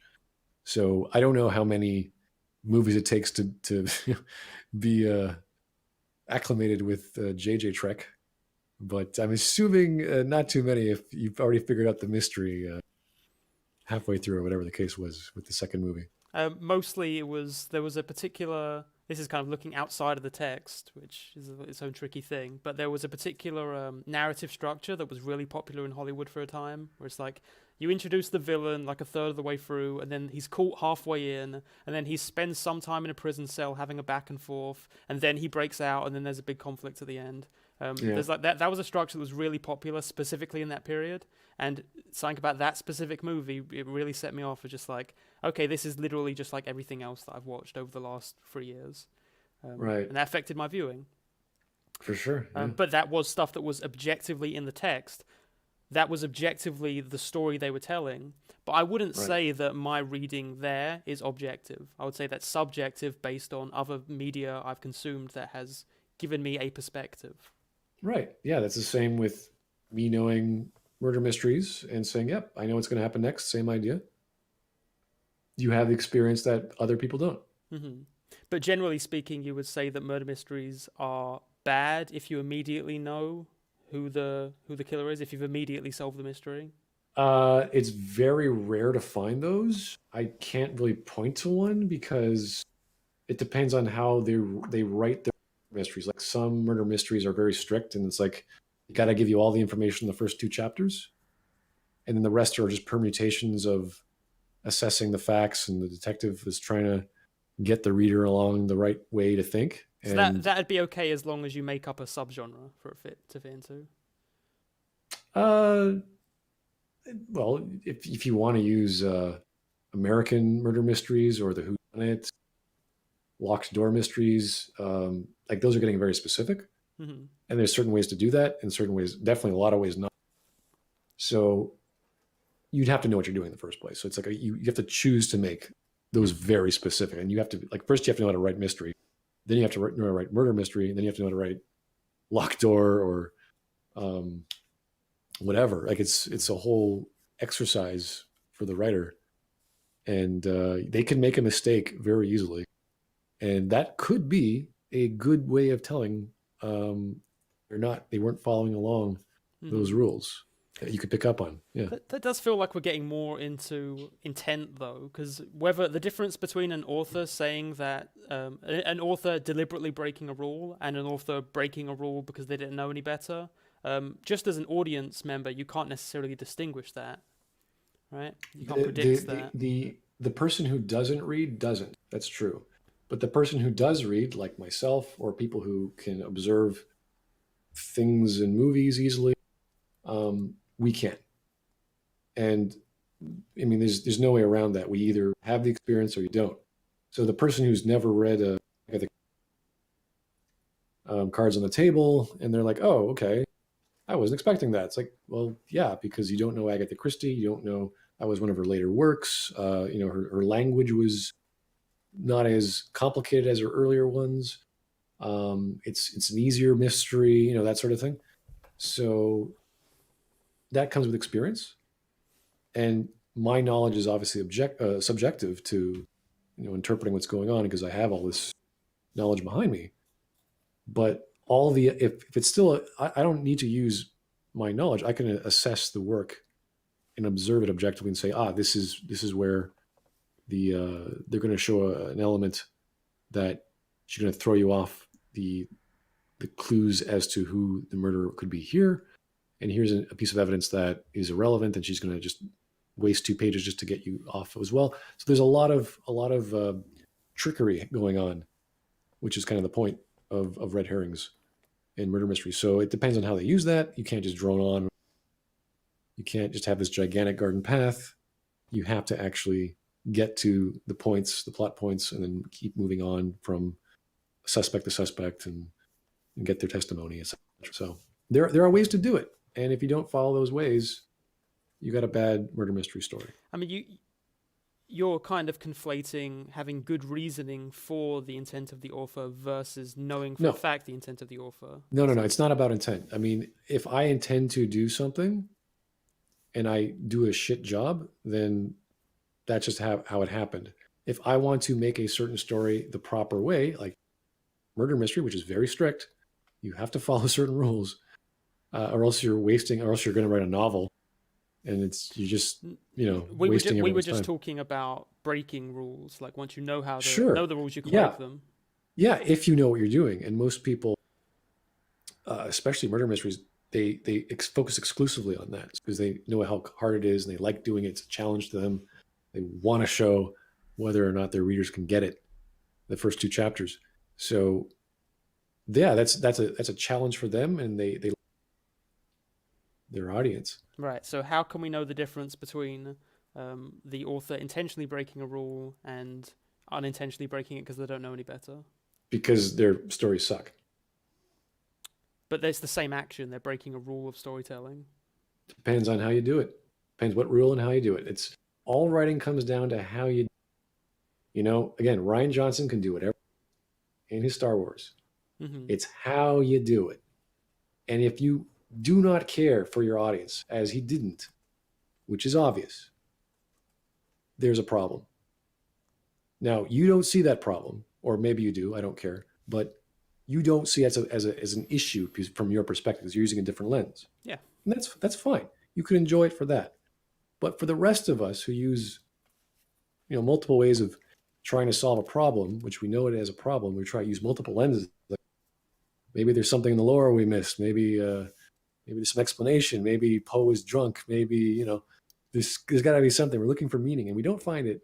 Then we must realize that this is bad writing. This is a flaw. This is exactly what happens, and it was not explained. Once again, like lore inconsistencies, or there being a potential. When you said like we investigate the lore to see if there's any explanations for this, you're saying that an external piece of media could have explained something from within the film and made it better? No. So it would have to be in the text. Well, yeah. Right. Well, no, because like sometimes there are people that definitely argue, like, well, if it's reinforced by law, for instance, if it shows up enough, which is something If you it's talked if about it's with in a lightsabers. if again, if those bombers were in episode 7, we go, great, we know where they came from. Yeah, so that's another piece of media that's not The Last Jedi. That What I- that yeah, would but- that would make The Last Jedi better to you. Well, I believe you're referring to external or like a side story that happens Oh, after. so the I have a pretty broad definition of that. You might Yeah, wanna like share it. you don't your artwork or your story should stand by itself. It should be a complete story, even if it's part of a series or a trilogy. It should connect. Obviously, you have to do extra work to connect, but it should stand on its own.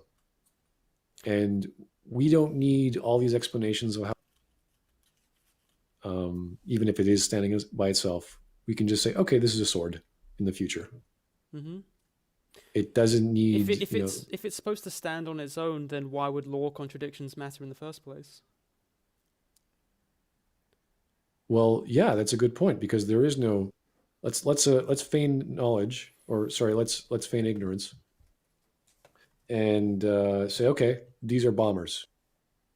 They would still not work, not because I'm aware of Y wings, because I'm not because they're made of paper or whatever they're made of, but they're the wrong tool for the job.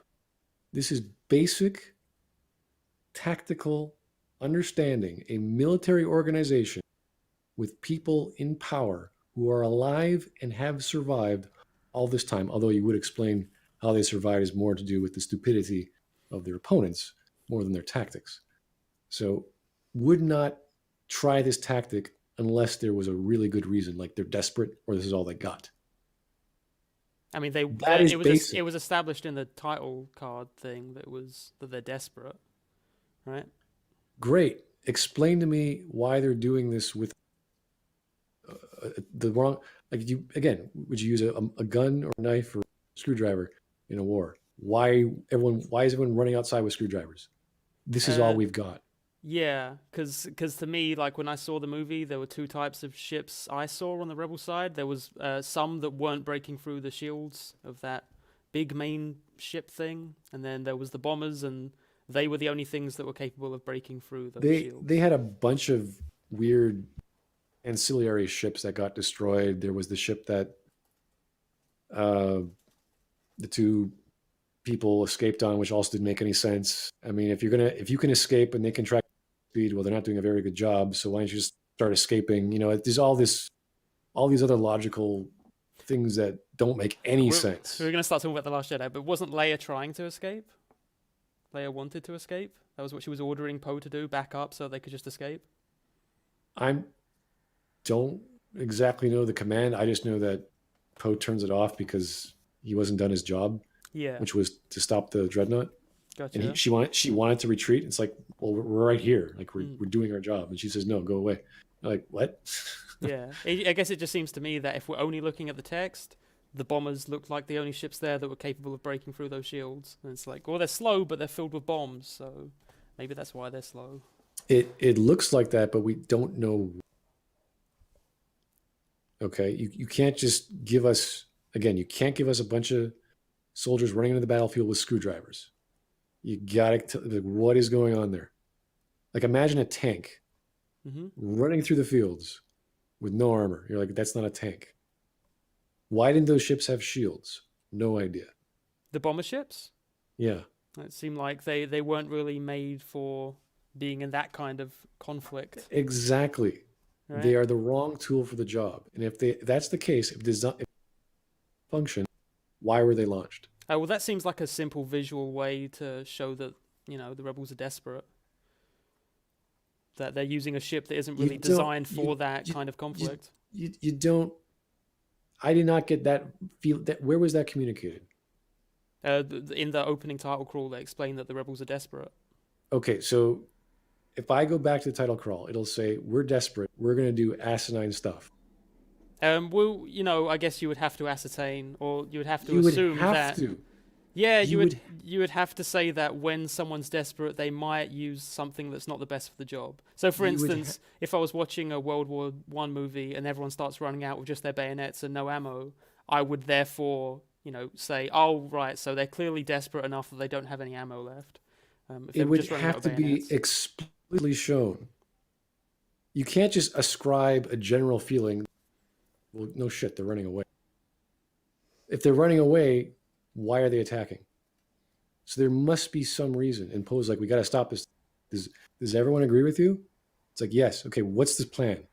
We're going to send the bombers. Why the bombers? That's a really bad plan. Well, they do, because the Leia wants to run away, Poe doesn't want to run away, and that's the conflict Right. in that first scene, right? Right. So Yeah. that's not a contradiction in the narrative. That's literally the narrative. A contradiction in the narrative. Yeah, sorry, you were saying that this if they're trying to run away, then why are they shooting at the dreadnought? And it's like, well, that's why, because Poe wanted to, even though that was against Leia's orders. So because it was against Leia's order, they kept going. Yes, that's true. Yeah, Poe was going against Leia's orders, and that's why they were attacking, even though Leia wanted to run away. Sure. So that's consistent with the narrative. That's not a contradiction. That they wanted to attack the dreadnought. Yeah, I'm not. Yeah. Okay, well that's good then. Sorry, it sounded a little bit like that. What are we talking about? It sounded like you were saying that's a contradiction in narrative. Why they were attacking the dreadnought if they wanted to run away? The argument was they're desperate. How do we know that? The title crawl? No, that doesn't explain everything. Everything is they're desperate. Every single thing, every action they take that's unexplained, they're desperate. They start blowing away their ancillary ships because they're desperate. They decide not to escape on those ancillary ships to Lightspeed because they're desperate. Really? It seems like if that's the only reasoning you have, then that's probably a fairly poor argument. But that's still objectively something that's in the text, so that would be that a valid reading. You are reading way. That is like, if you want to ascribe that emotion, you have to show that emotion. You don't say, hey, look, see this title crawl? That means everyone's desperate. Everyone's out of their freaking minds. They have no idea what, and they're just going to run around with chickens on their head cuts off because they're desperate. That's not how. No. Yeah, I mean, for me, that being like one of the first scenes in the movie, I would say okay, so there's opening title crawl in which they say that they're desperate, and then it opens with Leia saying to Poe, "We can't take down this dreadnought. We got to just leave. We couldn't do this." That seems like they're doing as much as they can to reinforce the fact that they're desperate. They're running away, yeah, but then they're not running away. Yeah, it's Poe. So are they desperate now? It seems like we're going back to the idea that it's a contradiction that Poe is going against Leia's orders. Which No. Are the bomber pilots desperate? Are the bomber pilots desperate? Well, I guess you said if they're part of the rebellion, yeah, they're all desperate. Okay, so why are they attacking? Oh shit! Sorry, I sat on my volume there. Why are they attacking if they're desperate? Well, if Leia ordered them back, why are they fighting desperately? Didn't Poe cut Leia's comms and then order them to do something else? He cut all the comms? He cut the comms to the bombers so that he could order them. How do you know that? Because in the next scene they say that that's what Poe did. Where is this in the text? I'm pretty sure that then they'll say, Poe, why did you make those calls? You just put us in more shit. Okay, so not those exact words, but that is the narrative. Let me see if I get this straight. You are basing the behavior of the bombers based on a title crawl that says they're desperate. No, I'm basing it on Poe's orders to continue going against the dreadnought. Okay, and Poe has the magical intercom speaker that shuts off all the intercom speakers of all the other bombers. Like, he has the ability to cut off intercoms? Apparently. Right. How do you know that? What do you mean? How do I know how intercoms are in the Star Wars universe? How do you know that's what happens in the movies? They actually say, oh, Poe turned off the intercoms for us. I guess we're going along with the plan. Yeah, he cuts off Leia. We see that. Okay. He cuts off Leia. So their motivation has nothing to do with desperation then? The bombers' motivations? Right. Well, yeah, because then there's Tico's kind of heartfelt scene where she's so sacrificing herself. So the motivation or the behavior of people on the bombers aren't a form of desperation. The fact that they're on the bombers is probably representative of a desperation. Okay, but that's irrelevant because they're following. Because they're following Poe's orders? Yes. No, the fact that they got in the bombers in the first place, that was... Okay, so they're in the bombers out because of desperation.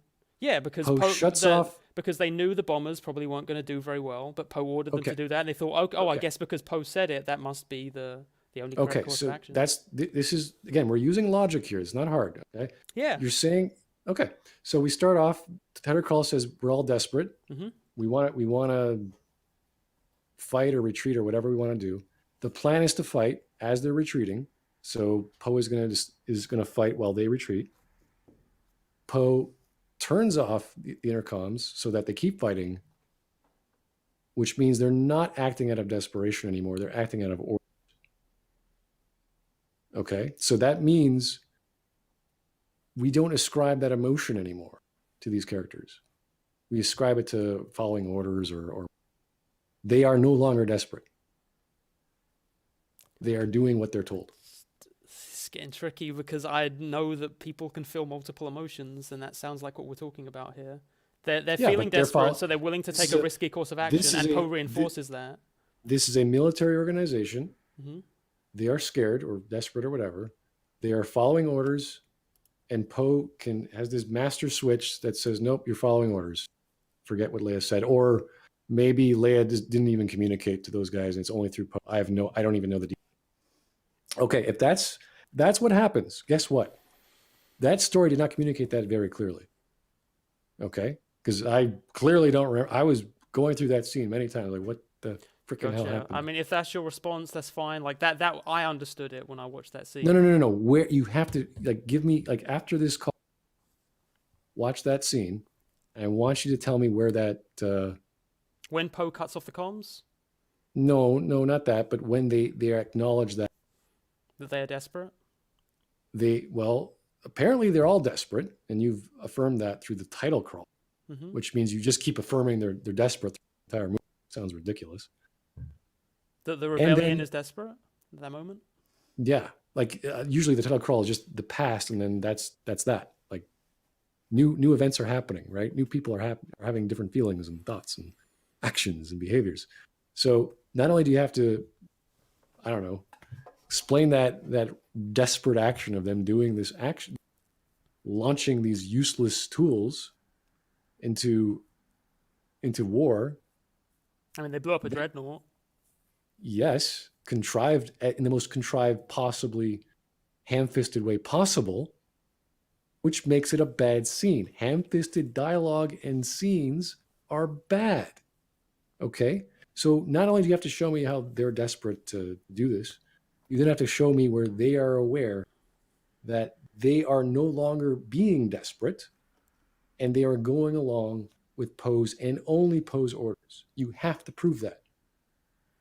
Okay, I think maybe, I mean, I think we both just need to rewatch the movie at some point, but I would also say, let me use another example here.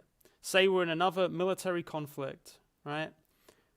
We're out of World War II, we're out of ammo, and so all we've got, World War II, did they have bayonets in World War II? Sure. Okay, so World War II, they had bayonets still. So all they've got now is bayonets, so they're feeling desperate, right?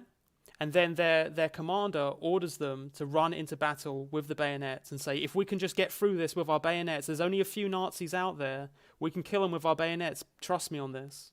And it's worth it, it's very important that we do this. So simultaneously, those soldiers are desperate, but also following the orders of their commanding officer.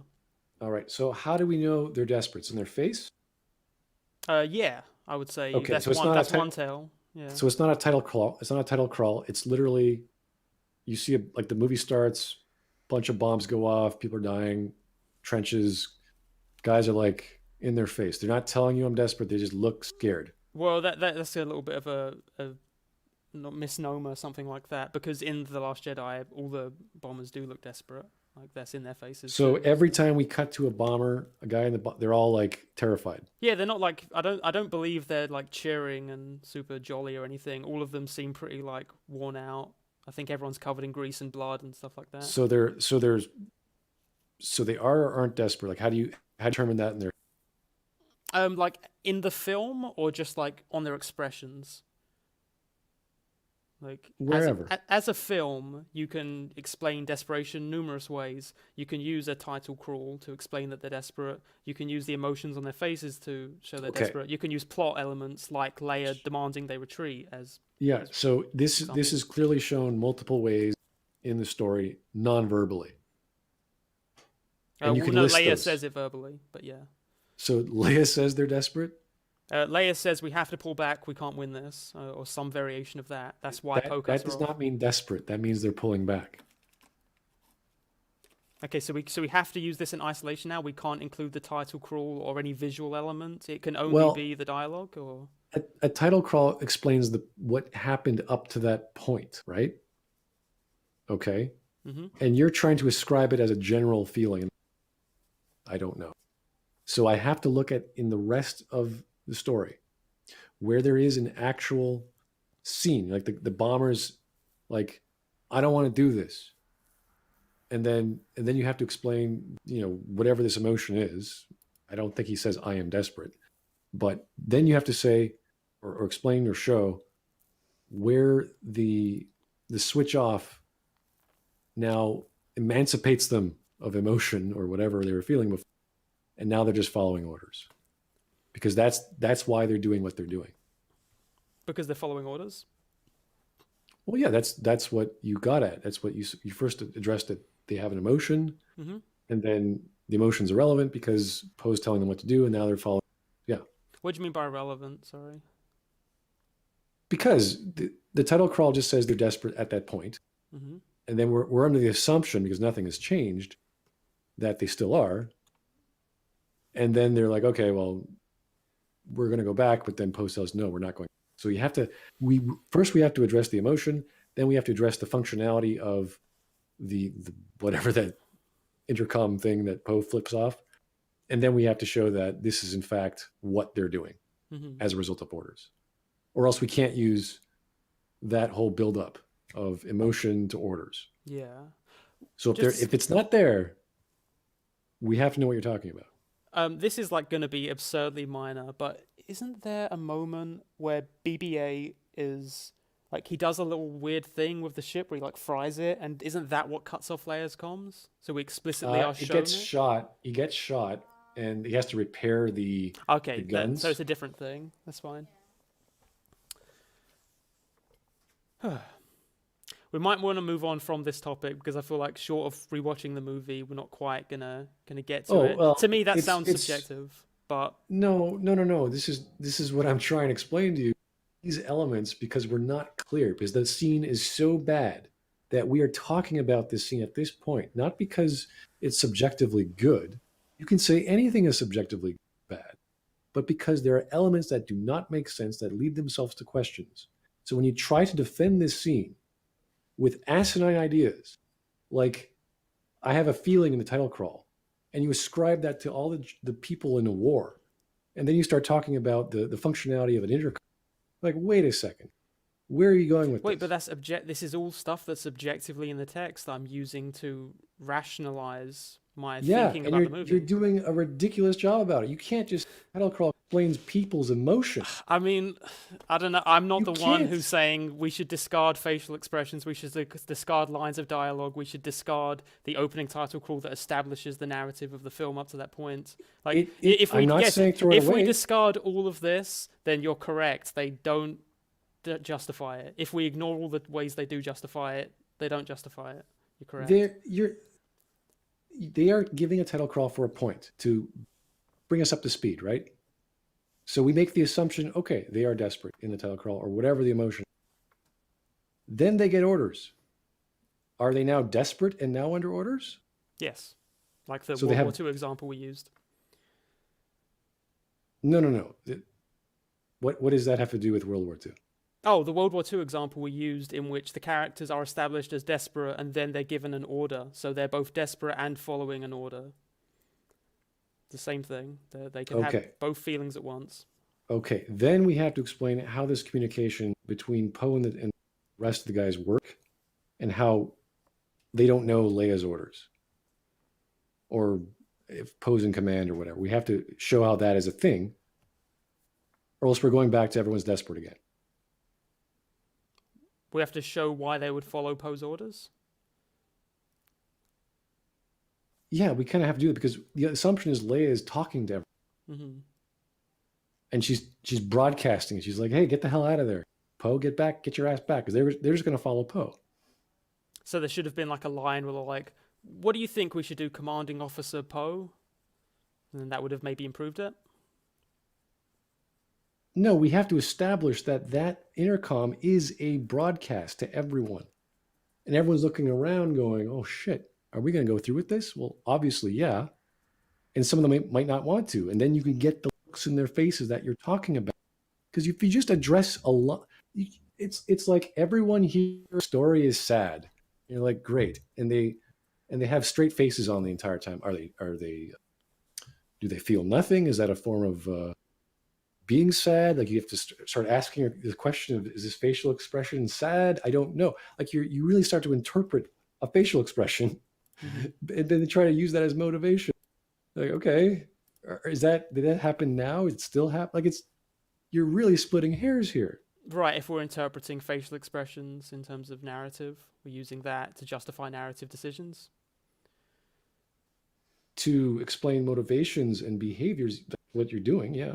Yeah, so doesn't that kind of discard acting in general if you're saying that facial expressions can't dictate how we feel about what's happening in the narrative, or they can't establish No, they have to be clear as to what they mean. Even if what's being shown clearly is a lack of clarity, like Kylo being very conflicted and that's showing in his face. Well, then it's clear he's conflicted, right? Mm-hmm. Right, so that's fine. What? So you're saying that in that case, the facial expression can be used to reinforce a narrative point? If you know it's we're just trying to establish that these guys have a reason for doing what they're doing. And it went from emotional to the function of an intercom system and trying to read their faces. I mean, the function of an intercom system that's not my bag. I don't care how the intercom functions, but I understand why it may matter to you if you care a lot about that kind of thing, like how the technology works. If you really care about how technology works, I can see that mattering. I don't care about how technology works. This is not a question of technology. It's whether or not everyone was hearing the message to return. Because if a superior officer in a military organization tells someone to return and everyone hears that, they're going to listen to their superior officer. And if not, then we have to say, okay, well then Poe's the one in charge. And that means they're following Poe. Yeah, because they cut. So their emotions off. Is irrelevant because they're just doing things out of duty. Because if they're desperate, they're like, get me the hell out of here. I'm not going to. But they've already launched. So what is the argument? Are they desperate? We don't know. Once again, I just think that you can have multiple feelings at once. You can have a feeling of duty and a feeling of desperation. You can totally do, but you have to express it clearly, and it's not clear. And you can say, oh, but it was in the title crawl. No. I think we're going to have to call that this specific thing here just because it is clear to me. And okay, let's say the emotion. They're not really happy. They're crazy. They are insane. That was on the title crawl. Does that make it clearer? If the characters are insane, well, that would probably justify it later on if there were characters that were active. So they're psychopaths. They're suicide bombers. Weren't we talking about Mad Max Fury Road earlier? All of the characters' actions in that are justified by the fact that they're crazy. They're within the culture of that leader who they revere as within a god. that narrative, they justify it. Yeah, they justify that. That's true. Gotcha. But in this one, there are a bunch of guys running away, attacking, and they're desperate, and they're being told by a commanding officer not to see how this is. You are picking up on one thing and saying this is everything. It's like, Well, no, great. I gave multiple examples. You just don't think Yes, that they add and up they're too much, not and that's working. fine. You Everyone has can't their own explain perspective. them. You can't show them, and you can't explain how this whole communication system works. I don't expect you to. 'Cause it's I not guess in there. this is where the split happens, right? Because I can show them, I can explain them, but you No, can still you tell me okay, they okay. aren't convincing enough. If you can show them, write down all the reasons. I will be happy to look at all the time indexes of where they are desperate, the facial expressions that show they're desperate, Okay. and we can actually look at all these examples, and we can objectively observe whether you're right or wrong. Well, Now this is going to take some time. It's not easy, but I had no idea this was the case. that Because they were desperate in that scene. If we can showcase that these characters had the only option available, they are so desperate that this is all they can do, and Leia orders them to do so, and then she orders them not to, but they didn't hear anything, then we can say, yep, they are justified in doing what they're doing. We have to see that. It does not help the form of the design of those things. It does not help that they are completely ineffective. Oh, they destroy a dreadnought, but sure. One of them does, yeah, that's true. By contrivance, by plot contrivance, not by the skill, or not by tactical maneuvers.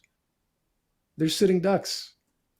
Yeah, which is I think why Leia told them to pull back and Maybe moving forward. Maybe, but again, we have to prove that somewhere in the narrative. We cannot invent. I do not appreciate people inventing the narrative or stretching an opinion. Like you're getting really neat on a title crawl to explain the emotional state of bombers who are clearly designed for one purpose only. I've never heard this discussion explaining. I tell you what, at some point we'll go through and we'll just rewatch point by point the entire opening sequence, because to me it was very clear there was multiple different times that they reinforced what was coming across to me, and it didn't for you, and that's unfortunate. But to really, it is unfortunate. But to really, nail it down, there are so many flaws with that scene, and you just go, doesn't matter. They're desperate. What do you mean? Doesn't matter? Like the objective doesn't matter.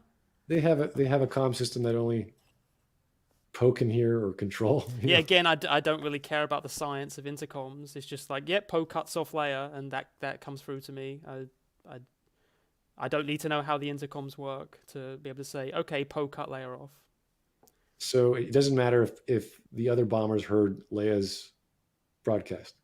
Well, we're not shown them that, so I would assume that didn't happen. So she was only talking to him. Leia was only talking to him at that moment? Yeah, because she was referring to Poe. She was saying, Poe, da-da-da. I don't know. Okay, so again, they're doing this all because... Okay. All because of what, sorry? Orders and desperation, emotion, and their honor to follow their leader. Yeah, they're duty bound, but they're also desperate enough to try a risky maneuver just to get the edge on the new order. Yeah. Somehow getting the edge on something barely equates to having a slow-moving ship.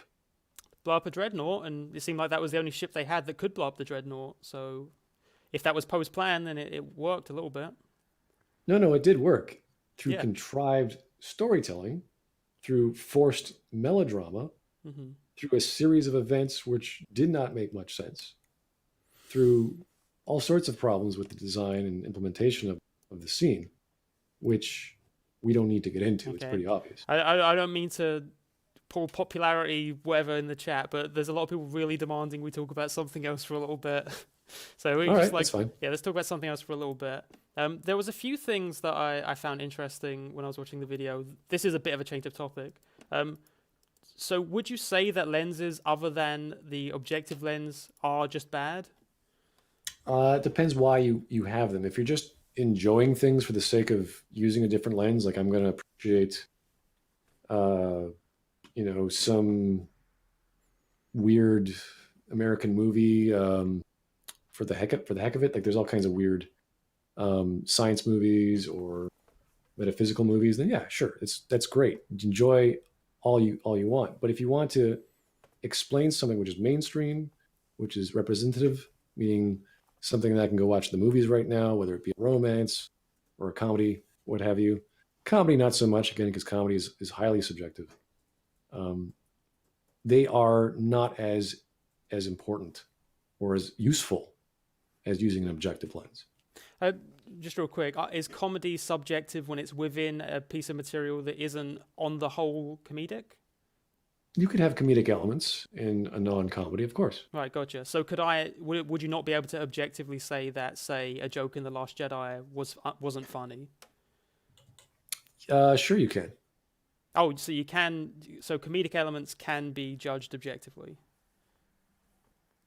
I'm sure there are ways. I'd have to. Again, this is very contextual, as we talked about with comedy, where time period, audience, delivery, that sort of thing, timing. There's all sorts of elements that comedy work, and I'm no expert at that. Right. That was just my confusion a little bit, because you said that comedy is very subjective, and now you're saying that comedy can also be judged objectively. Well, of course. Right. So it's very subjective, but you can judge it objectively. How you react to something is subjective. You can judge something objectively, whether it's comedy or not. Yes. So we can break down objectively if a joke is funny or not. You can. I'm sure there's certain jokes you can't, but it comes down to one of those 4 elements. Okay. How hard you laugh, whether you laugh at all, that's just your emotions, right? That's just that's what laughing is. Yeah, exactly. So that's why I'm sort of a little bit confused how you can judge comedy objectively if the only way that we can really measure if it succeeds or not is our emotional response. So you're saying you can't judge how funny a comedian is? Objectively? No. Why not? Because of what I just said. Like the only way that you can measure the success of comedy is based on emotional responses to that. That is to your personal reaction to comedy. You're saying punchlines don't exist? So, sorry, what are you talking about? Like breaking down the jokes to some kind of formal there equation? Are forms and functions to delivering comedy, yes? There's conventions, sure, like popular conventions of how jokes are told. How jokes are told. Yeah, there's dry humor, there's wit, kinds of slapstick. These are categories. Mm-hmm. And there's all flavors of how that's done. Usually comedy, is put it general, is speaking a truth with an exaggeration, for example. That's a form of comedy. Yeah, it's a pretty popular one. Right. So we can observe what truth is said based on content, how it's said, and how the exaggeration with in relation to the content. You can do that. This is what comedians do. It seems like you're not making as much of a distinction between is and ought in those terms. Do you know what is ought means? Just checking. Like the is something ought distinction. Is something or something ought to be something? Yeah, so it's usually used in terms of like linguistics, like what a piece of what a word is versus what language is versus what it ought to be. Like, so you could say that for media too. What this story is versus what a story ought to be. Right? So what it sounds like you're describing is like what jokes are, like the categories of jokes, but that's not the same thing as what a joke should be. What should a joke be then? Presumably something that makes people laugh. Well, isn't that the function of a joke, the point of a joke? Generally, although sometimes a joke isn't supposed to make you laugh, it's actually supposed to like upset you because it can be very bittersweet or have some political undertone to it. So if I tell a joke and I get no laugh, but it has a bitter undertone or political message, it's an active joke. So, sorry, you cut out a tiny bit there. Okay, so if I do not get a laugh out of my, but the purpose of the joke wasn't to get a laugh, it was to tell a bitter undertone, Mm-hmm. that's an effective joke. Well, sorry, how did you define a joke? What a joke typically is? It's speaking, telling I the was truth going through. I was going off your definition. I apologize. What was your definition? The definition you gave was speaking truth through transgression, or what did you say? Sorry. I said exaggeration, but that's not what you said. Sorry, speaking truth through exaggeration. Yeah, So the point. yeah, so that wouldn't necessarily mean that everyone has to laugh or anyone has to laugh. You can speak truth through exaggeration without making anyone laugh. So objectively, you would say that was an effective joke. That wasn't an effective joke objectively? It was an effective joke. I wouldn't say anything in terms of comedy is objective, I think. But you just told me you could have comedy that doesn't make people. Yeah, and it could still do something for an audience. It's Okay, whether it's so- effective or not is subjective. Yes, but you told the joke and no one laughed. Is that effective comedy? In that specific audience, or like all people in this hypothetical situation? In that audience. I guess I have the wrong audience, maybe. Or if I want to Okay. appeal to that audience, then I should change my jokes. But you said that the joke doesn't have to make them laugh. Yeah. So if I do want to make people laugh with those jokes, then I guess I need to find a new audience or change So my the jokes. intention of that specific joke was to make them laugh? Not necessarily. Not necessarily, but you said a joke does not have to make them laugh. A joke does not have to make any specific audience laugh. No, that's what audiences are. Okay, Yeah. so I can tell a joke with a bittersweet undertone or a political message, Hmm. and no one can laugh. Is that an effective joke?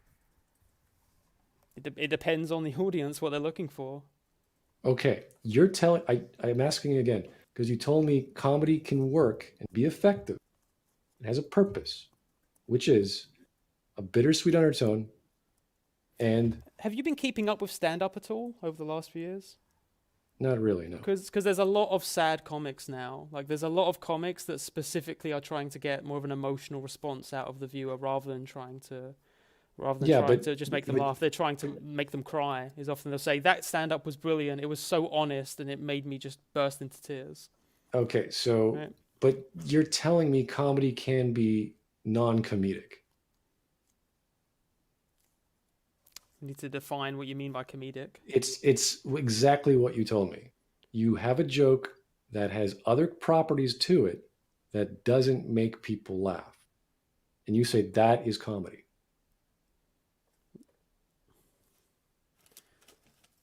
Hang on a sec. Yeah, I guess so. Okay, so we've established that we can tell jokes that are. Yeah, we can tell jokes that aren't funny. They're still jokes They're not very effective jokes, though. to the audience that you presented them to if no one laughs. What if you keep telling that same joke and no one laughs? That point of the joke, not that there to that get a laugh. joke, I guess, has a very niche audience, or maybe that joke wasn't intended for that. But you previously defined jokes as you can have a joke that doesn't make people laugh, right? Yeah. Okay. And you tell that to everyone and they don't laugh. But that's okay because it has an underlying political. Yeah, because you can have a joke that makes you think but doesn't make you laugh. Okay. So is that an objectively good or bad joke? I wouldn't judge it objectively Why not? because I don't think that you can objectively judge jokes because they're based on the emotional response of the viewer. Okay. So if my emotional response is 0, Yeah. Well, that's just the Is way you that- feel. That's subjective. everyone feels that way. Everyone in As the we- world feels that way. As we've just given this hypothetical, yes. So if everyone in the world doesn't find the joke funny, that is a very special joke. If not a single person. Well, it's not a very special joke. You define. I'm repeating myself, but you said a joke can be comedy or a comedic line or whatever Hmm. if there is a bittersweet message And the other one I can't remember because I'm getting tired of repeating myself. That's fine. Yeah, I mean, I think it's similar to the bomber thing we were just talking about, where we're never really gonna. Because yes, that's what I believe. I don't believe a joke has to make people laugh.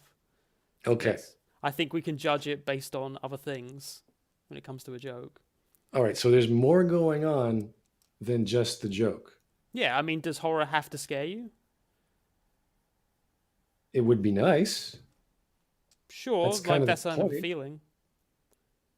Yeah, but we can look at how we can look at the setup, the punchline. We can see these things, how they work.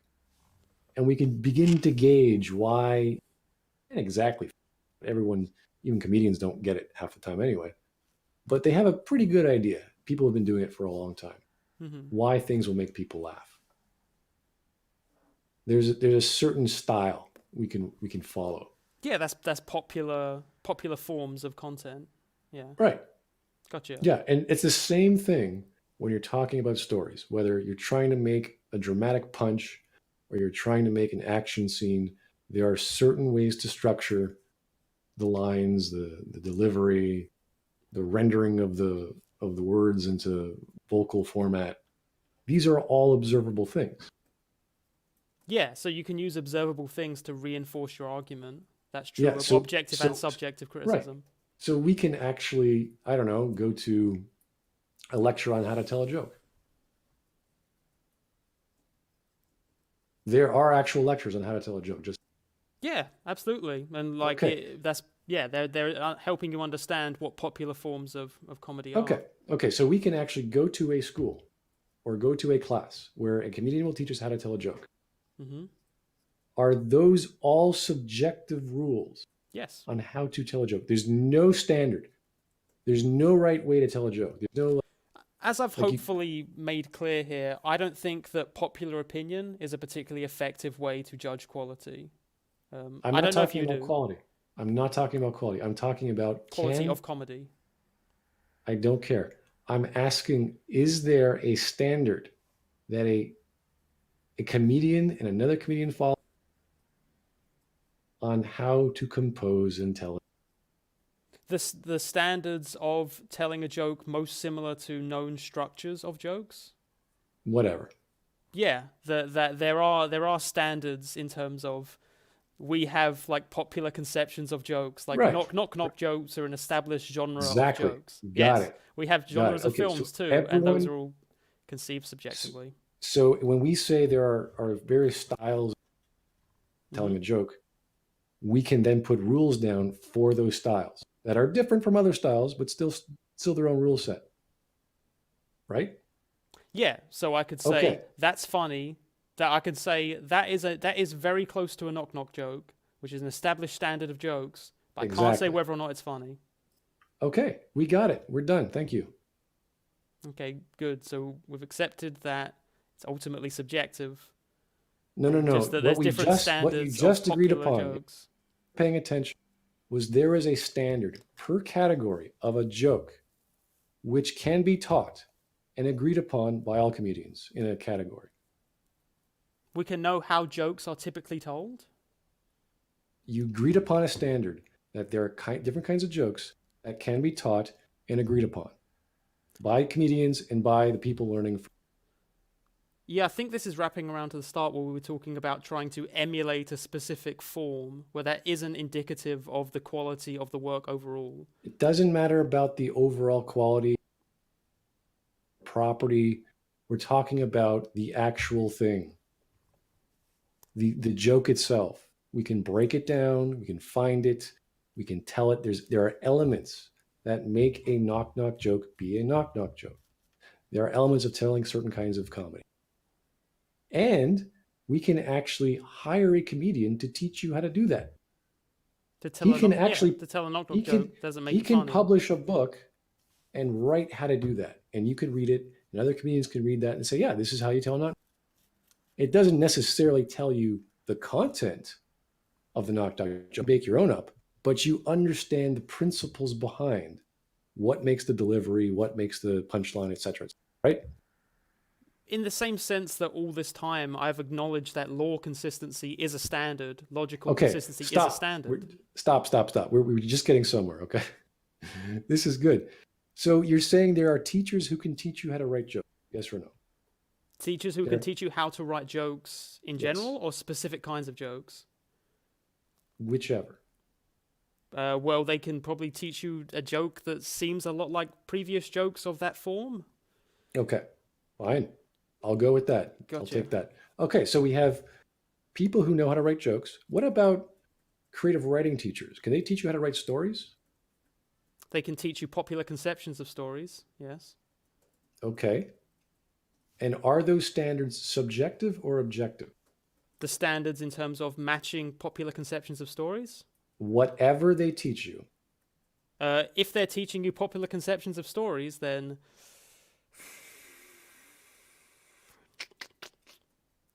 well, I guess it depends on like region and culture. So I would probably say it's subjective again because it's based So on. you're saying based on region and culture, the standard for writing those kinds of stories, yes? I mean, there are standards which change, which makes them subjective. We're talking about what you said, regions, standards of these ethnicity, language, the certain sort of novellas in Japan, right? Yeah, sure. Okay. So you can take a course in Japan and take a course in Europe, and they're slightly different, but they teach you how to write a novel. They teach you how to write a novel. Right? Sure. Novel, novella, short story, pick one, doesn't matter. I mean, I guess you would probably make a book. It would maybe be very generic and kind of cliche because all you've learned is popular conceptions of those stories. There are hundreds, if not thousands, of textbooks on creative writing on how to write. Oh, they all differ? Well, according to you, they do. Wait, so you're saying that all creative writing books follow the same structure of the standard? Is that something you believe? They follow standards, yes, but according to you, they're all different. Yeah, there's creative writing books have tons of different standards based on the writer. Okay. That is true, and we've established that also based on where you are in the world.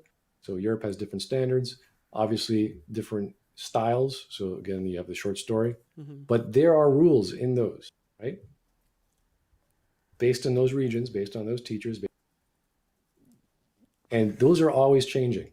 Well, okay. I don't know about rules. It depends on the teacher. Some teachers would just teach guidelines, which isn't really the same as a rule. You can call them guidelines, the same idea. But there are standards. From that teacher, there's a standard. Yes. And that teacher has a perspective on what the standard is, which is subjective. Therefore, that standard is subjective. It is subjective, but when you take into account all of these standards, they all have something the same. And they're not going to be overlapping 100%, 50%, but they're pretty close. I don't know the exact percentage, but these are patterns we can observe. And all we do is list them. And all these standards are put into a giant group of patterns or tropes or whatever you want to call them. And we can teach students how to do that. I can teach you how to write well. Yeah, I mean, that just sounds like consensus. Like, if enough teachers agree on a particular element of a text being good, then that makes it good. What do you think makes a Christmas tree? What makes a Christmas tree? Yeah. Well, for one thing, that's subjective, but for another, yes, it would be the culture you're in, and it would be popularly conceived. So just because we have a culture and subcategory standards, therefore you can never have... So you're saying? A Christmas tree is not objectively a Christmas tree. Why not? Because if I go to a place where they don't celebrate Christmas and I show them the tree, they won't. That isn't a Christmas tree. Well, not to them, but Christmas trees still exist. Well, it's not really a... Like you said, if those trees went extinct, or not extinct, whatever it's called. Right, that's right. And there was if there was a new tree that we used, that would then become the Christmas tree, and what we had before wouldn't be the Christmas tree. You got it. That is the standard, and we call it objective because that's what we have. I mean, we don't call it objective because it changes. Yes, we do. It is exactly what we observe, and until we get new data or a change to the medium, that is there. The murder mystery genre has various subgenres. Until we get a new one, That is all we've got. And we get a new one by an author deciding it, or how do we get a new subgenre? Of course. Oh, okay. So we're going back to the idea that an author can always just say, "Well, I made a new subgenre, and that's why my text doesn't fit within your standards." Yes. Okay, so now you have to judge it by those standards, so it can't be objectively bad based on the standards you set. No, what? No, you just made new standards. Yeah, so there's new standards, so you can't judge it based Yes. on those old standards because that would be Yes, they are children of the parent because they made a new subgenre of murder, right? You're still investigating crime. right. Okay. So those same rules for investigating crime don't change, but the children and their properties and qualities do. But you've still made a standard, right? You've made a standard.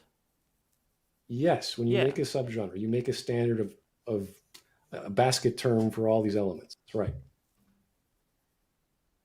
So if I you think do that, the thing that confuses me is it sounds like you're saying that all standards are now objective as long as we stick to those standards. well, what else would you call them? Well, I A mean, series of standards we all agree upon? do you consider Anita Sarkeesian an objective critic? No. Right, even though she follows a specific standard, feminism, which is a pretty popular one, when analyzing work, that's following a specific standard, wouldn't that make her objective? Why? Because she's following a specific standard that's been agreed upon, analyzing gender roles as they're shown in media, in this case video games. Well, you can call it whatever you like, but that is the standard you use. Yeah, so if she follows that standard, she's an objective critic. No, if she follows that standard, whatever she calls it, the subgenre and that's agreed upon by everyone else, right? Within Which that- would be agreed upon by everyone else. Within that genre, whatever she invented. I mean, feminism is a literary theory. She didn't make it up, but Okay, so she's using feminism yeah, as a she's perspective. examining gender roles. And that's constantly changing the same way Sorry, say that again. the same way all other standards are changing. Standards change, yeah. Yeah. Like we were saying with horror, right? What's scary now isn't scary 100 years from now. Something like Sure. that. Right. So the standards would change. I would so on that basis, that's why I say the standards are subjective because they change and we can agree upon lots of different ones, and sometimes we can even make up a new standard to suit whatever we're making. That's true. We can make our own standards. Gotcha. So on that basis, I don't think that standards are objective. Look at stories in general. Forget genre then. What do you have? You have characters doing something for a reason, and then we have a resolution. Has that standard changed? I mean, every individual part of what you just said isn't necessary for a story. Okay, what's necessary for a story then? I guess a sequence of events, generally. Okay, that's pretty generic. So a story can just be about stuff happening. Sure. Is that a good story? It depends. I guess I watched a thing called Genius Party, which is a really good anime anthology series where it's just weird vignettes. There was one with a bunch of balls on a weird moon planet, and that was a really cool little short film there. It told its own little story, but there was no characters in it. It was just these weird blobs going around, weird visuals, and So that's a story to you. yeah, that was a story. Yeah, it was just So a story told about a specific bunch characters. a bunch of blobs moving around the screen is Well, I mean, you would need to watch the specific short I'm talking about. I'm not really doing it justice, but yes, that's a story that didn't have a set cast of characters with a specific goal. I think it's on okay. So It's on we Netflix. could say, yeah. yeah, I've never heard. I have no. So it's fine. I'm not giving you homework. So the idea of having a story with no characters and just a series of events is a story. You don't need people. You don't need any human element. It's just the sun you rose. wouldn't. Would you say you need a human? You need a human element in a story?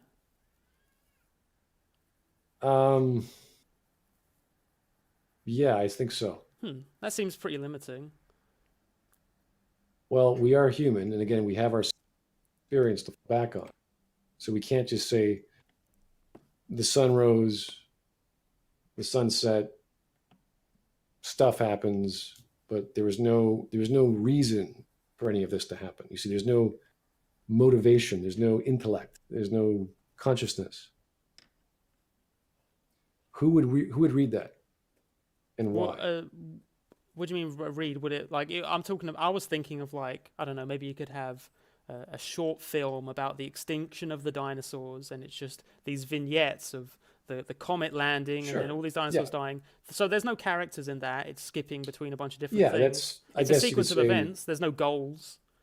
Right, Just- but that's just a story, I guess, if you want to be as pure as possible to say stuff happens in a story. Yeah, it's a sequence of events, which is how I would probably define a story. Okay, so I don't really, I don't know why that's relevant, but I guess if you want to be pure about it, because when I look at a story, it means nothing unless there's motivation.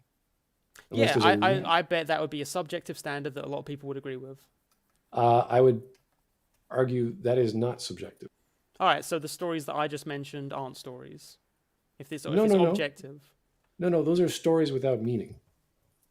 It's like the sun sets, dinosaurs die. Unless you're being informative, like Isn't you're teaching me meaning something. inferred?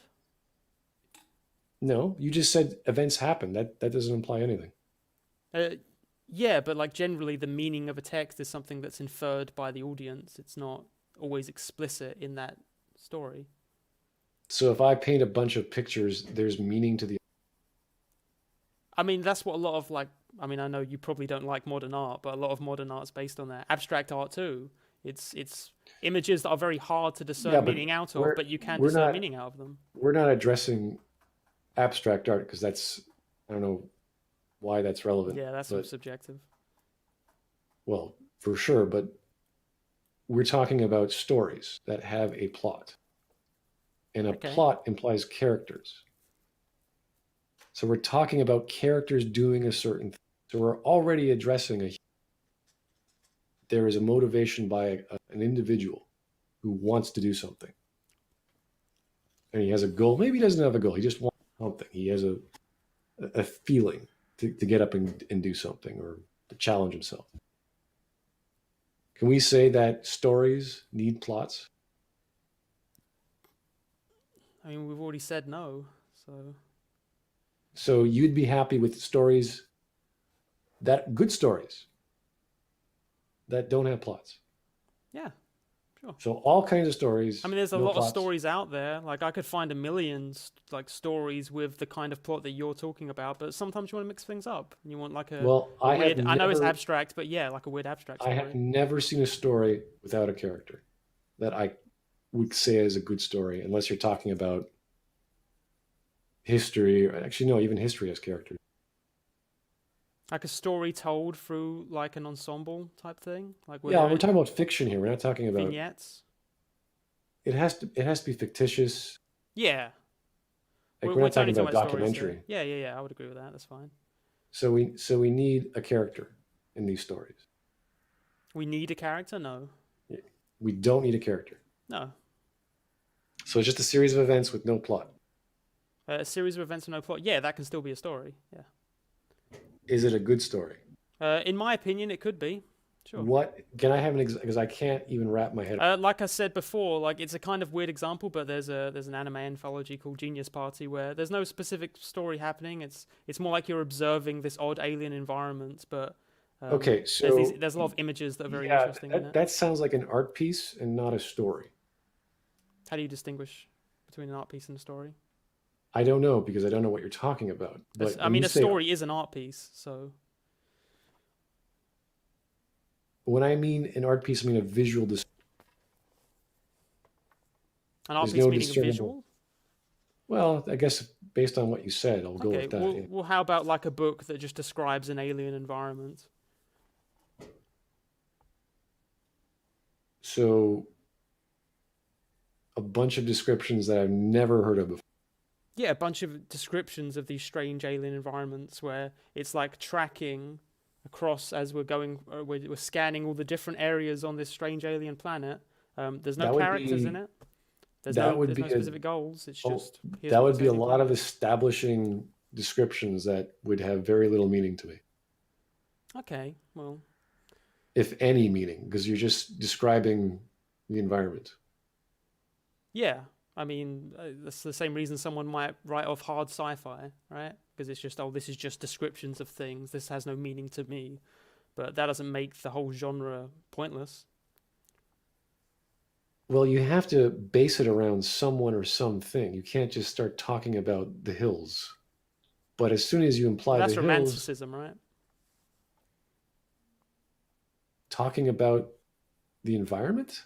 Yeah. Well, there's like plenty of pieces of romantic poetry which are just describing the beauty of the environment.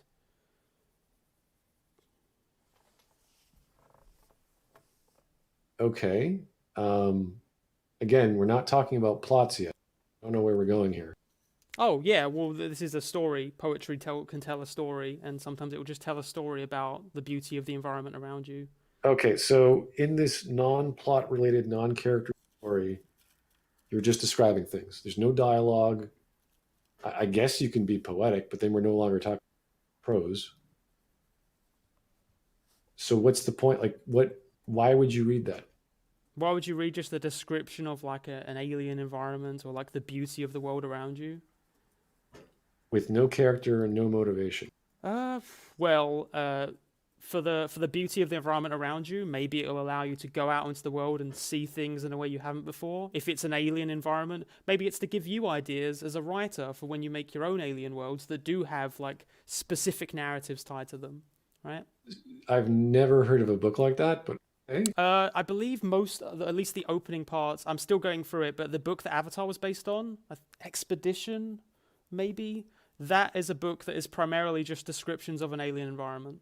Or at least Okay, so it sounds like, it sounds like the making of art book and all that stuff. No, it was a book that was long before Avatar was conceived.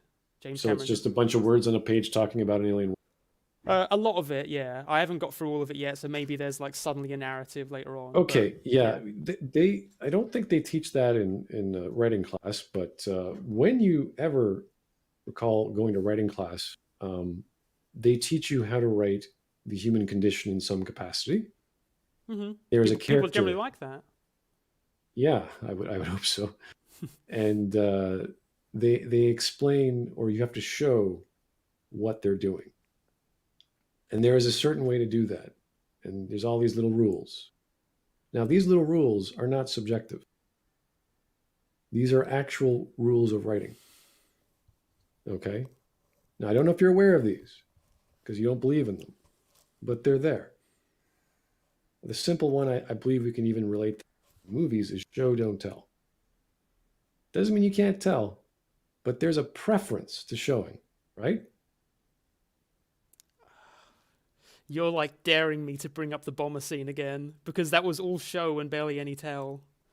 And No, you told me there was tell. You told me there was emotion. yeah, there was show card. and tell, and you wanted more tell. You wanted them to tell you, to explain it. It's faster, it's easier. Now, why is that real? Is that a real rule? Do you know why? Is show don't tell a real rule? No, I don't think it's an objective rule. It's like It is an objective rule. I before E except after C. It's like one of those rules that has as many exceptions as it does things that fit it. Show, don't tell is one of the basic rules of storytelling. It is an objective rule. Okay, well, someone should let Star Wars know that those title crawls they put at the start of the movies always objectively make the films worse, because they're always telling you something before they're showing you it. I didn't say you show something first. I said when you describe something, you show it as opposed to telling it, if you can. Why is that? Do you know? You show as opposed to telling, where it's easier to get an emotional... Why is it more Generally, important to show it? I would assume it's easier to get an emotional response out of the viewer if you show them something rather than just telling them about it. No, you're missing the point. Why do show things as opposed to telling? It's a quicker way to tell it? Thank you. Okay. Well, it's a quicker way to show something because you're literally, right? That's a good explanation. It's very simple. If you're in a visual medium like a movie, you're showing things. You don't have to, write it on the screen all the time. So I guess by extension, brevity is an objectively important thing? Yes. Okay. Brevity is the soul of wit. Yes. How many times have you heard that? Don't tell that to Mauler, but anyway. Oh, yes. Every writer I've come across, every single one that I've read, their short story anthologies you want to write as clean as a bone. Why is that? Do you know why? We want to tell the story as efficiently as possible. That's a very mechanical way of looking at it. It's not wrong. But it's because these people have insight into the human condition. People don't. And you want your words to have meaning, have value. And that value is subjective. I will agree that some people romance more than they like science fiction ideas. But those are actual mechanical things that every writer agrees upon. No, they don't.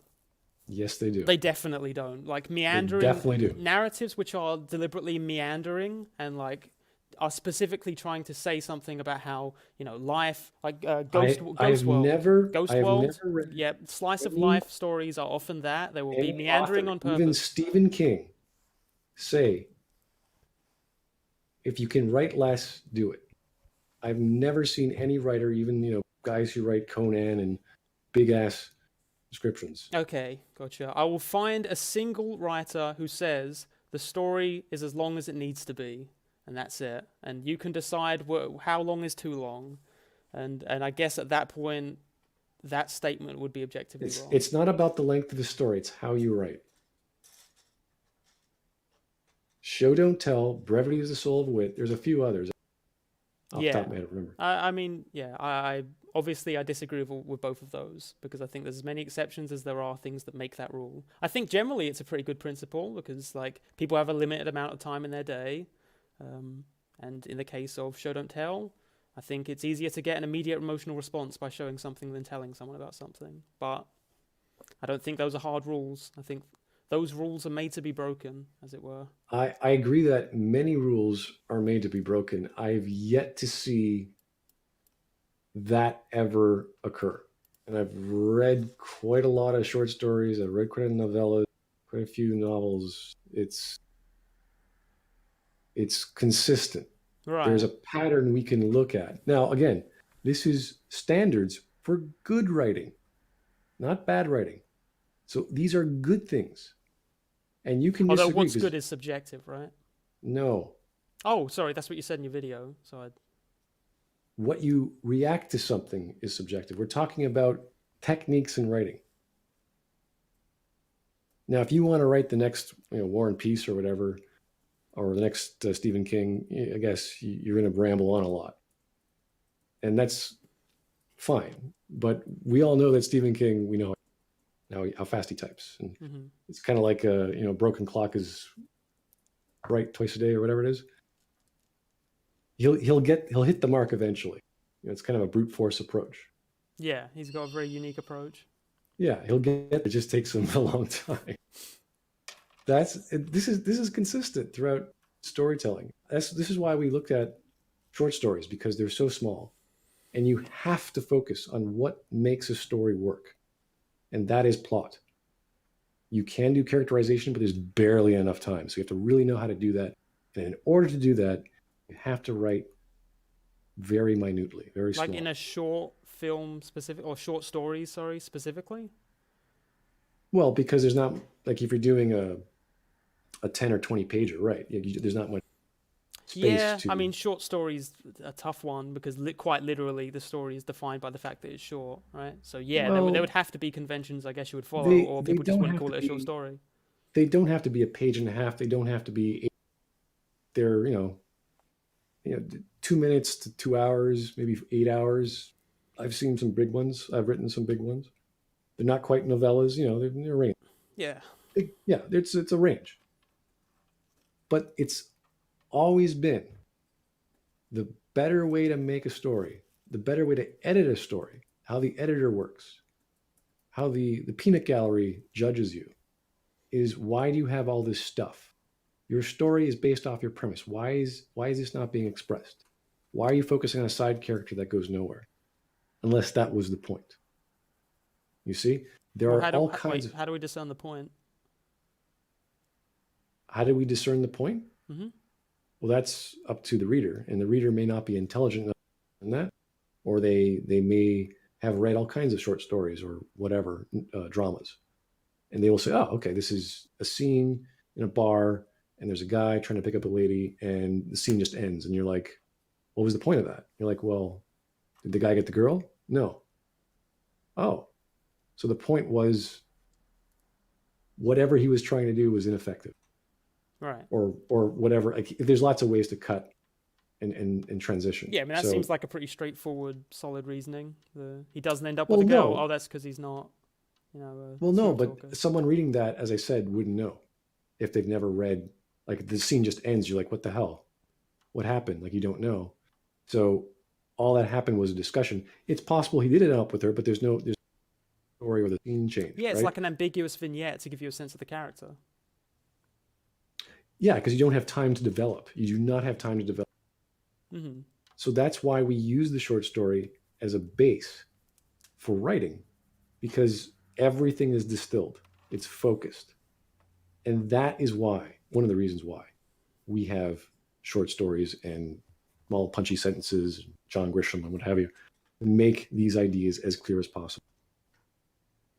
So when you say that, no, there's no rules for storytelling, if there's no rules for storytelling, there's no rules for going to class on a Saturday to learn how to do poetry or prose. There have to be rules. The rules have to exist. Why do they have to be rules? To teach you how to write. There's rules on how to write. So I can't write a good story if I don't understand that brevity is the soul of wit and show don't tell? Yes, that's true. Okay, that's interesting because there's many things that I've read and watched that meander quite a lot, that tell a lot more than they show, and I like them. And I That's think they're great. good. And You- I know you that's can- subjective.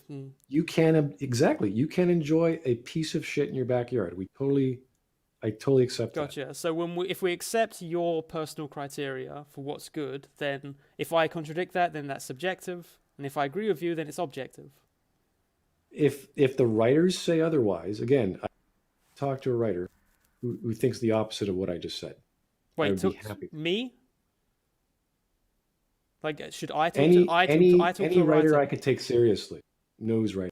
Okay, gotcha. I mean, yeah, it's tricky because I'm a writer, but it is whatever. Who knows? Well, I listen to Gaiman. I have my own teachers. I mean, it's always been consistently the same lessons.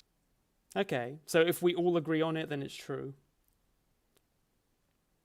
Generally, that's how, as we've described genre, yeah.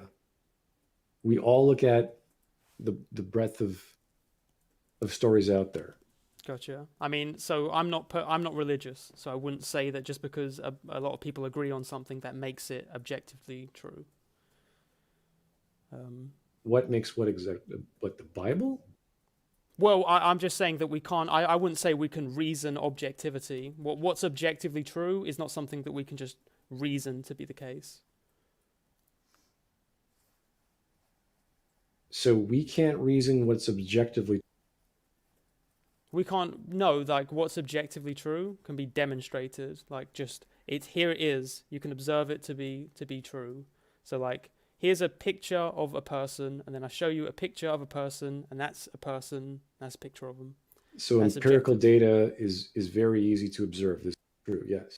Yes, gotcha. But when you're talking about, like, a lot of writers agree upon this, therefore this is the objective rules of writing, that's when I start to feel like I'm, talking about religion. Like, oh, well, a lot of respected people agree on this, so that makes it true. I wouldn't subscribe to that personally. Okay, so you could have writers that write gigantic tomes, and these are excellent books. I mean, a lot of if- religious texts are pretty long, aren't they? And people really like them. Get a lot out of them. So there's more religious texts that span thousands and thousands of pages that are good, you're saying. There's some that are good reads. Are you a fan And of they're- Ulysses, by any chance? And they're objectively good, you're saying. No, I don't believe that objectivity exists in art. I don't think that you can objectively judge art, so no. So, okay, you're going back to art. We're talking about stories. Stories are a form of art? They are a subgenre of art. They are a specific medium of Okay, art. so like the parent and child thing that we already talked about. Sure. Gotcha. So And you stories are a judge form them, of art. you judge them within that criteria. You don't judge them on this pedestal that is the art pedestal. You judge them specifically in the literary format. You do not start talking about fine arts and painting in creative writing class, right? Yeah, I mean, I haven't been talking about, when I say art, I'm talking about like the vast, like art can be a movie or a book or a piece of fine art. Like I'm not talking about it comes fine down to art. writing. If you're talking about scripts and Specifically books. now we're talking about writing, yes, which is a form of art which I don't think that you can judge objectively. And you haven't really told me, aside from saying that these standards are all subjective. I mean, yeah, if the standards are subjective, Okay, then so how so can they you're be saying, objectively so if you're judged? saying we have standards, Mhm. they're just not objective to you. They're rules, but they're just not objective. Yeah, I mean, I don't think that feminism is objective, but I think that that is a standard that you can use to look at text. Okay, so objective of critique does not exist. In my opinion, no. So Objective you criticism. can't. Well, you can summarize a piece of writing. Okay, I so wait a guess. second. Yeah. So feminism exists.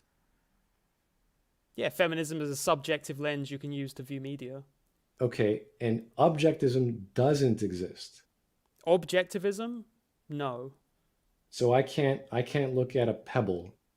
So sorry. So again, to summarize something, yes, you can use objective, but that's not judging it. That's just I can look at a sphere and say that is not a perfect sphere. Can I do that? you look at a sphere and say it's not a perfect sphere. Yeah, you can say that. That's just yeah. And I have tools to do that. I have standards to follow. Gotcha. Now, are you saying that perfect spheres are good? It's good for a sphere to be perfectly circular? I don't know if it's good or bad. I'm just making.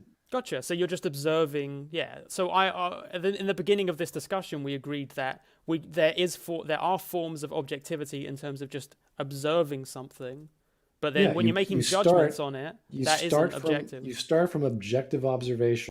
Mm-hmm. You go to objective opinions, and then you hit objective conclusions, right? You start with the physical or the empirical. We're not judging the sphere other than saying that it's not a perfect sphere. Well, if it has a purpose to be ball, let's say, in so a there's game, a standard that you're putting onto it. well, where else would we get a standard from aside from a criteria? What we want to do with this? Yeah, I mean, a standard is a criteria that we each individually set. Okay, so we have a standard, let's say, for a genre. Okay. And we say this is a very good instance of the genre because it matches all. Gotcha. Okay. So that's all we do. That's yeah. So really if I use The Room through the lens of comedy, it's an objectively good comedy, and that kind of thing. Right. That would be your take. I don't know how you categorize like bad movies that are good. I don't know. Like it's not a farce, but it ends up being a farce. You know, it's kind of hard to say. Like there's you know how there's the uncanny valley. Like keep making something more photorealistic. This level. Right, but the uncanny valley isn't inherently bad. Right? Yes, it is. You don't. It is objectively bad. No, monsters having like a monster looking like it's from the uncanny valley is a really good, effective way of making something look scary to a lot of people. That's fine. Yeah, no, so that's a fine. standard you put onto it. So it's a standard that you individually No. set based on your intent. We're saying there is a phenomenon in making something photorealistic. You get to a certain point where things start looking bad, right? That things I'm not- start looking bad. Yes, they are supposed to, like, there's this weird disconnect between what looks real and what doesn't. I mean, whatever you call it. You could maybe say like it looks creepy to a lot of people. I would Yes, go with whatever. Again, there's this thing, I can't describe it, but there's this. You look at CGI in the past, 20 years, that. Hmm. and whatever cartoons, you can tell. Wait, that doesn't look right. It exists, right? Yeah, and We can observe these things. whether or not the thing looks right doesn't dictate whether it's good or bad. That's based on If a standard you put on it. If we want the thing to look realistic, and the skill of the artist or the power of the computer is not good enough, it might hit that valley, right? What, the Right? uncanny valley?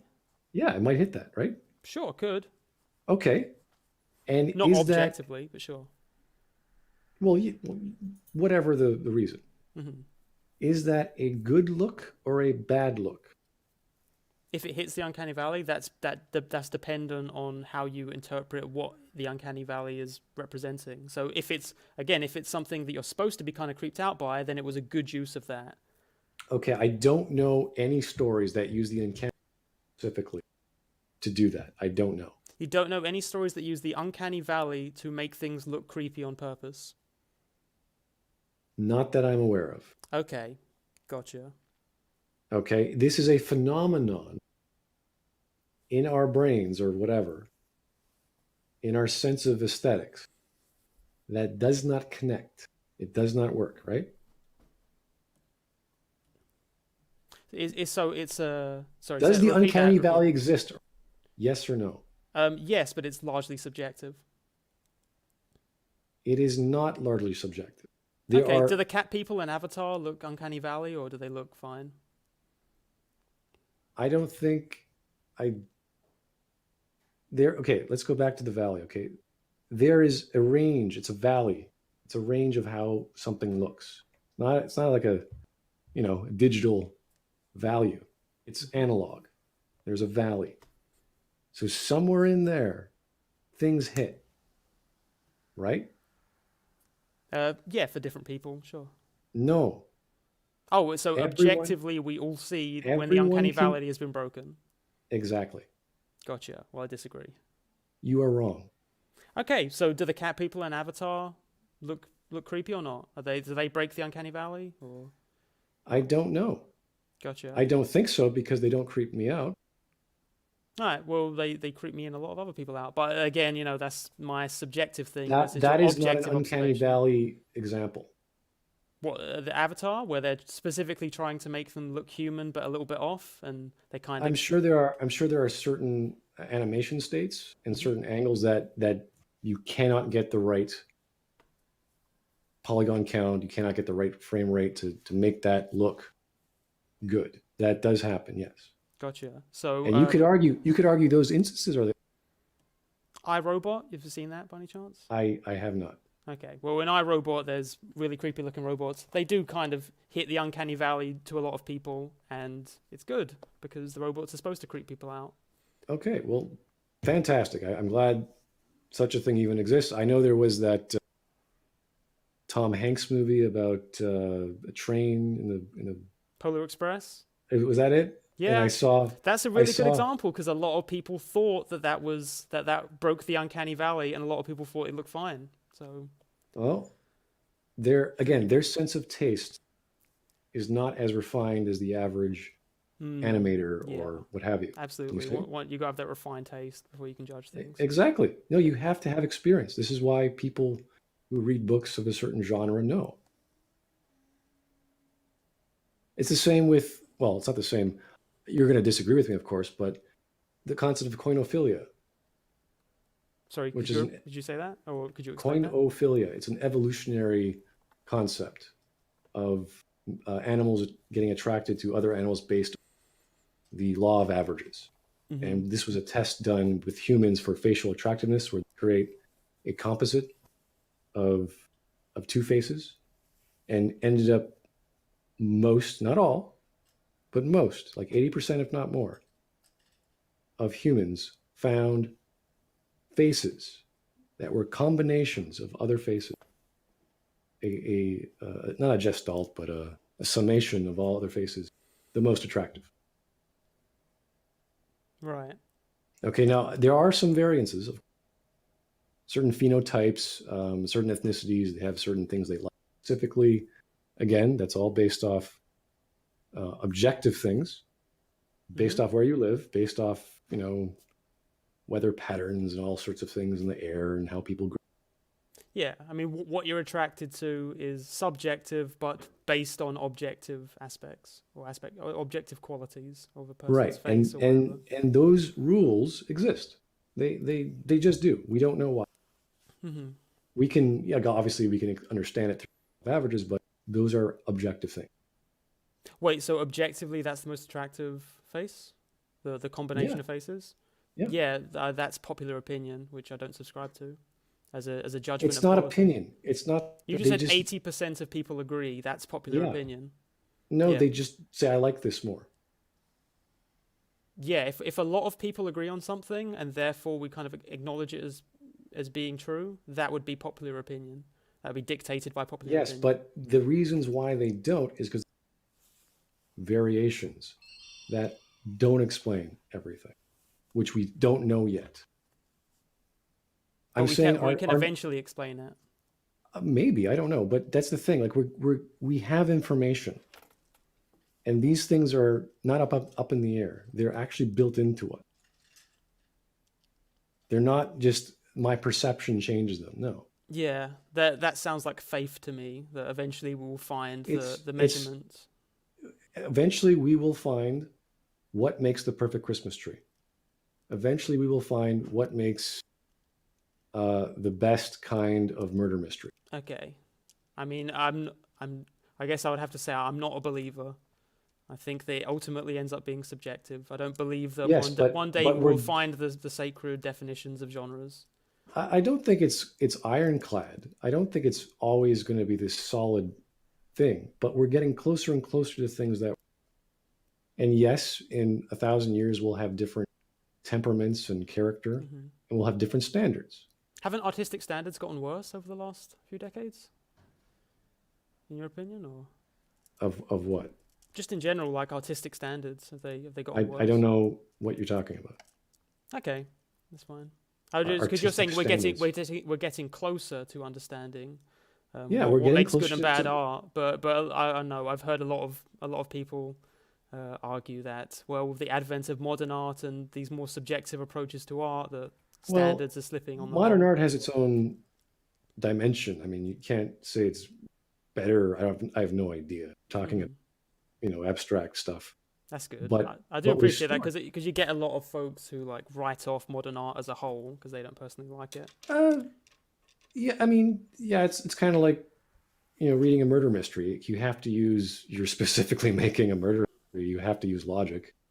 If you don't, you don't know what you're doing. You're wasting everyone's time, and you can't call it a murder mystery. That's pretty obvious. The same with, you look at Picasso. It's not, I mean, you could call it a murder mystery. It'd probably just disappoint a lot of people that like typical murder mysteries. You could lie. Yeah. Well, it's not really a lie. It's just sort of if you do not write a murder mystery, instead, as we said before, you write something, you are lying to your audience.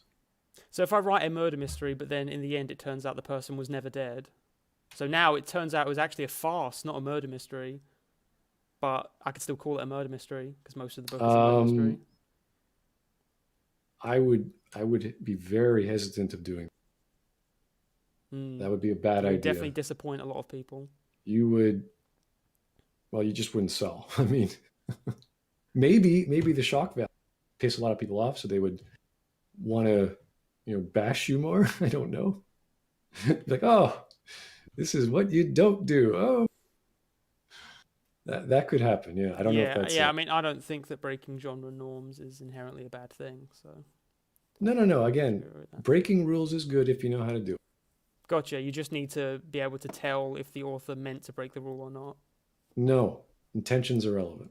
Oh, okay. So you can't tell the difference, and you just kind of have to guess whether they broke the rule because they knew. We're talking about a writer. We're not talking about Yeah, so if the about- writer breaks the rule, we don't know whether or not they did that on purpose or because they didn't know any better. We're talking about a writer. We're not talking about the audience. Yeah. So you got to know the rules to break them, but we don't know whether or Exactly. not they knew the rules when they broke them. No, you're changing your perspective in the second sentence. The writer has to know how to break the rules. Okay?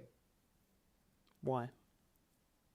Well, because that's how you break rules. That's how you push the genre. That's how you do things differently. You can't break a rule unless you know what the rule is? Yes. Hmm. That is pretty obvious. I would highly disagree. Like, we're talking about laws. Like, no, you can Yeah, definitely but you break don't a agree in rule. laws. You don't agree in standards. So what difference does it make? I mean, my personal morality isn't dictated by laws, no, but I know that laws exist and that if you break them, it's a Apparently- bad thing, even if apparently you don't not. know what those laws are. Apparently not, because we have all these standards in writing. All these standards, yeah, from a bunch of writing teachers that you know. A bunch of actual authors who have read other authors and Gotcha. have written. What we'll do is we'll get a bunch of authors I know and a bunch of authors you know, and we'll have a big battle royale to see who has the objectively true rule set for art. No, not for art. For writing, sorry, Thank you. which is a form of art. You but keep yeah. saying art. It's like you're in another dimension. Sorry, it's just because, as I understand it, like movies, TV shows, books, games, they're all art to me. So I discuss them all. Yeah, they're under the Yeah. umbrella, but you don't create them the same way. That's ridiculous. Hmm. You don't think of them the same way. You don't like writing a like a TV show versus like a movie. Completely different. There's no Writing a similarities. TV show is not the same as painting it's- a painting. It's very different. Wait, sorry. TV shows and paintings are not the same. Yeah, but there's aspects that you can connect them to. They are visual elements, sure, Yeah. but you do not construct a table the same way you build a car. Yeah. Okay. I mean, I agree with that. That seems kind of like a non sequitur. No, you keep talking about art as this thing up in the air. Writing is writing. It's very empirical. It's very practical. It's not just, I'm going to feel stuff and I hope everyone else feels with me. It's not going to happen, buddy. You can have no standards. You can do that. You won't get very far. Well, you do have standards. They're just subjective. Of course they're subjective because there are no standards for writing. Yeah. There's no established set standards that we have to follow. It's you go to one creative writing course and they'll teach you completely different. Yeah, they there'll teach be you different no standard. stuff. Yeah, that's They why. will That's never why teach it's you usually a marketing anything tool, that's right? the same. You can go to a science class. There's going to be different rules. They're going to start using. Talking about popular opinion again. Where Yeah, there's but if a bunch of popular writing teachers have opinion of similar science. views, then that means that these are objective rules. It's not. There are rules. There are standards. They are Yeah. not all subjective. I'm sure there are some, but they're based on time, ethnicity, all sorts of cultural norms. There are standards, but they change, and sometimes you can make up new standards, and sometimes those standards differ between people, and yeah, but it's objective. So But there are standards for writing which are outside of those things. gotcha. Like Well, like genre. brevity is the soul of wit, and show don't tell. Except there are many examples you can bring up of things that tell don't show, and things that aren't brevis don't contain brevity. Don't have And that they will quality. never be as effective if you are brevity or brevis, Yeah, whatever the fucking word is. whatever the plural of brevity, the singular of brevity. is. Yeah. Yeah. Well, that was fun. I'm having a good time. Yeah. I ended up going like an hour over the maximum amount of time I wanted to spend on this, but it was an interesting chat anyway. I do feel like I've understood your position a little bit more, even if I'm not quite converted. Well, I'm not here to convert anyone. Yeah. We were never gonna like come to an overall consent. Like There we're never gonna do are that. standards, whether you call them subjective or objective. Little difference to me. The semantics is pointless to me. I don't really care. Yeah, I think the distinction between subject and objective is vast, but maybe that's the split. No, it's more or less when we talk about art, movies specifically, you either agree that something's a problem or you don't. And if we can't agree there are problems, then there's no hope of considering there's no hope of improvement. You can't just say, well, I felt this, but I didn't feel anything. But that's okay. It's like, okay, well, what's your standard for? There's no hope of movies? improving objectively when it comes to art or writing. There's sorry. always Yeah. there's always ways to improve. Yeah, there's always ways to improve, but that improvement is subjective. There are objective ways and subjective ways to improve. Gotcha. So whether you agree on the definition of always a problem, but you can look to lore, you can look to history, you can look to other instances of the genre or something, and you can say, oh, that's how they do it. Why is that effective? Why is that more effective? How? You can make all these objective. Yeah, you use objective observations to make a well-founded argument, and then that argument is ultimately subjective because it comes from your perspective. That is categorically wrong. Okay. You cannot say if you start from objective observation, cat is black, and I'm going to say my argument is this cat is black. Here's the evidence. Is that a subjective opinion or a subjective conclusion? Wait, sorry, just saying the cat is black? Yes. That'd probably just be an objective observation. No, I'm making an actual argument. You're making an argument that the cat is black? Yes. What's your argument that the cat's black? Here's my evidence. That you see the cat and the cat is black. There you go. Okay, well, if the extent of objective critique, as far as you know it, is saying that cat is black and then showing me a black cat, then that's fine. That's totally valid as objective analysis. Okay, but this is what we're doing with those bombers in Star Wars, okay? Yeah, and then as we spent like an hour discussing what made sense for me didn't make sense for you, and that ended up being but I'm doing a lot more exactly the subjective. same argument. I'm saying these bombers are not a tool for the job. Yeah, and there was a bunch of narrative conceits that justified that. To me, No, there are none. Or if there are, I haven't seen. Yeah, we have to rewatch the scenes then. I'd be happy to get those time indexes. I'll be happy to do that, but I'm not spending any time because I know there are actual flaws there. Mm-hmm. And you can argue, well, again, they're desperate. We prove that, fine. But the design of that whole scene, in case you didn't know, this is, again, I don't care what Brian intended. That whole scene was to have that World War II scenario, or camera angle, what would you call it? Just for that. And that's fine. You can do that. Great, fantastic, great idea, great vision. But if you don't tie that in to the rest of the scene or the rest of the scenario and the characters and or you're doing it wrong. And you can objectively observe these problems. Yeah, you can objectively observe that it's the case that maybe they don't give an explanation for this event that occurs in the movie, and then when you judge it to be good or bad based on that, that's when it's become subjective. No. No. Is the black cat good or bad? Is black. What did we say before? Is the cat good? Is the cat bad? Does the cat that is black have is the cat effective? If we're talking about the color of a cat, I have to create a scenario where the cat cannot possibly be black and it is black. That would be objectively wrong. If I argue that the cat was not black? But the cat is black. Yeah. So you're saying I could be objectively wrong if I try to argue the cat isn't black, right? Well, then we just say maybe you have bad vision or something. Right, but I would still be objectively wrong, right? If I were to say the cat is not black? Well, yes, but yeah, right. So when that's like first level. You're talking about the.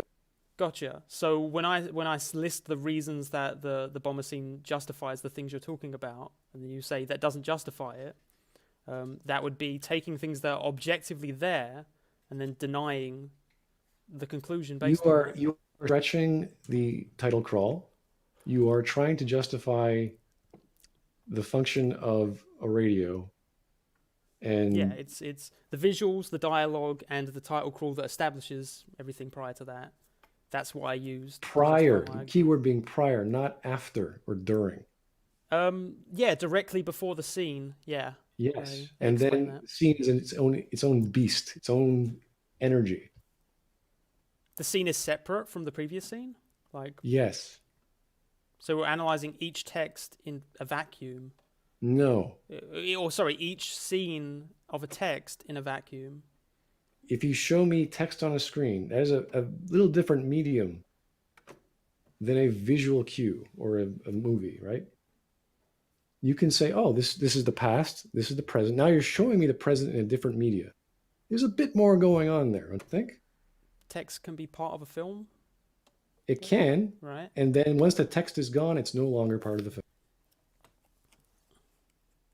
It's explaining the past. That's what the crawl does, right? It sets you up. It's establishing the narrative, yeah, up to that point. So does every scene of the film. Yeah, I would agree with that. Great. Okay, so you're stretching it. You're saying that previous scene explains this scene when it doesn't. You're ascribing an emotion that was said in the title crawl to explain an entire series of events, which we went through the details of rules and laws, and it can't be that. I mean, we already know that I wasn't just talking about the title crawl, but we don't need to redo that discussion. Okay. It's fine though. Again, maybe I'll like relook at the scene and I will give you timestamps if I get the chance. But okay, well that's just the social understanding of what's happening. That's just what you picked up. That's what you remembered from it anyway. And you could say totally that like the film was flawed because you didn't pick up on those things, right? No. Okay, yeah. If I wasn't paying attention, I would be incorrect. That's true. Gotcha. Obviously, I can't. If I can be proven wrong, of course, I'd be wrong. But the design, the timing, like all these elements that a military organization, if they were to survive after all this time, would have under their belt, that caused them to flee and do their guerrilla tactics to fight another day, would not happen the way it did. Gotcha. And if it turned out we rewatched the scene and it was all justified, I still wouldn't be telling you, and that means the scene is objectively good. Just like I could prove the cat was definitely black, but I would not tell you that the cat was good. I would not be making qualitative claims simply based on what is objectively in the text. I don't see anything wrong with someone describing a car without wheels and saying this is an objectively bad car, because the function of a car is to be driven. There's nothing wrong with making that statement. I mean, yeah, that would. I would get into the notion of like objective reality by talking about like everything, but we're specifically talking about art. If the car was an art piece, then yeah, you'd be wrong. We're just talking about function. We're talking about the function of the scene, the function of the design of the bombers, the way they got there, how they got there. All the details. Yeah, and art can have many different functions for many different people. Subjective. The function of a spaceship has a specific goal. The bombers have a specific function, yes? One specific function, the bombers, like in the story? They have many things they can do, but in the story there's one specific function, right? To bomb something.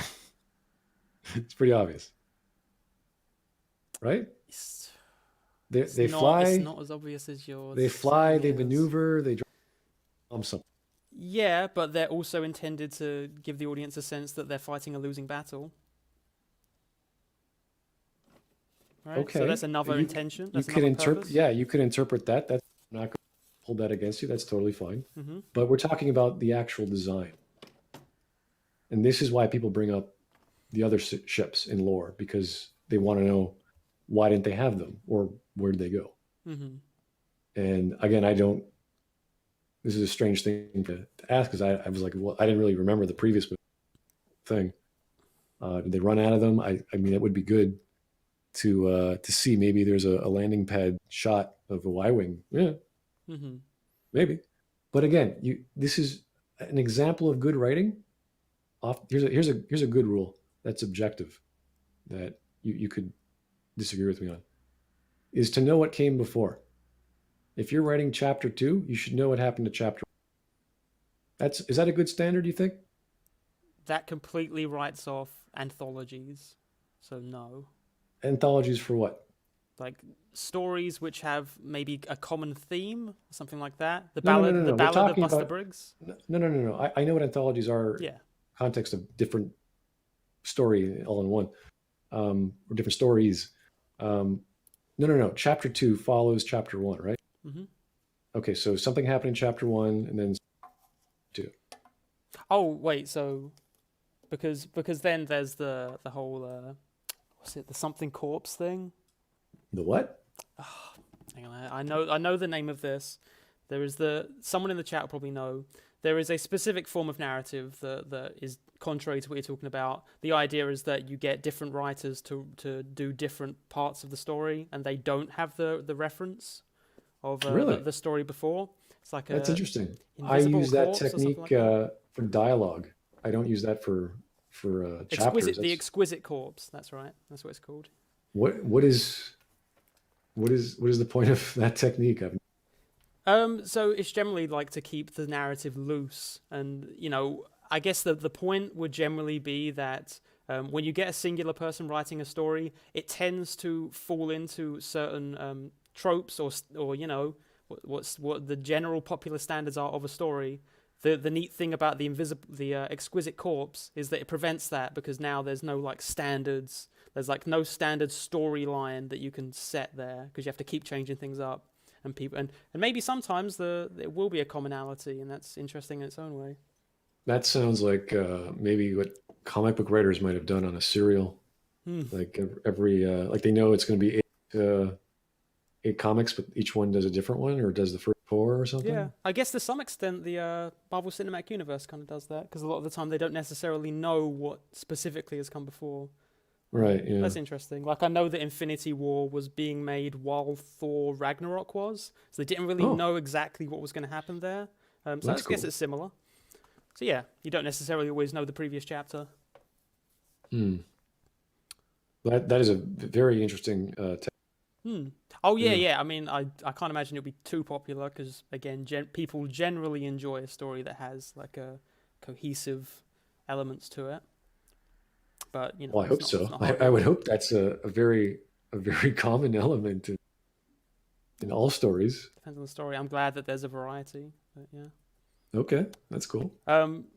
The video, I played your video at 0.25 speed in the background, and it just ended. So I think that might be our signal. That was done in a fury. I was just like, oh, I'm so angry. Yeah, get it I out. definitely got that sense. You were very impassioned there. It was, yeah, whenever you start talking about Kant and he's like Mr. Idealized Objective Man, and you talk about Hume and he's like material empirical man, I'm like, where are you going with these two guys? Well, I think part of the misunderstanding there was that Just Right was using things that they had said to reinforce his own position. He wasn't using them as like authorities on what is true. I got the vibe he just found excerpts he liked, because if you read Kant, he barely mentions art. He barely mentions, and he even mentioned, yeah, he's not talking.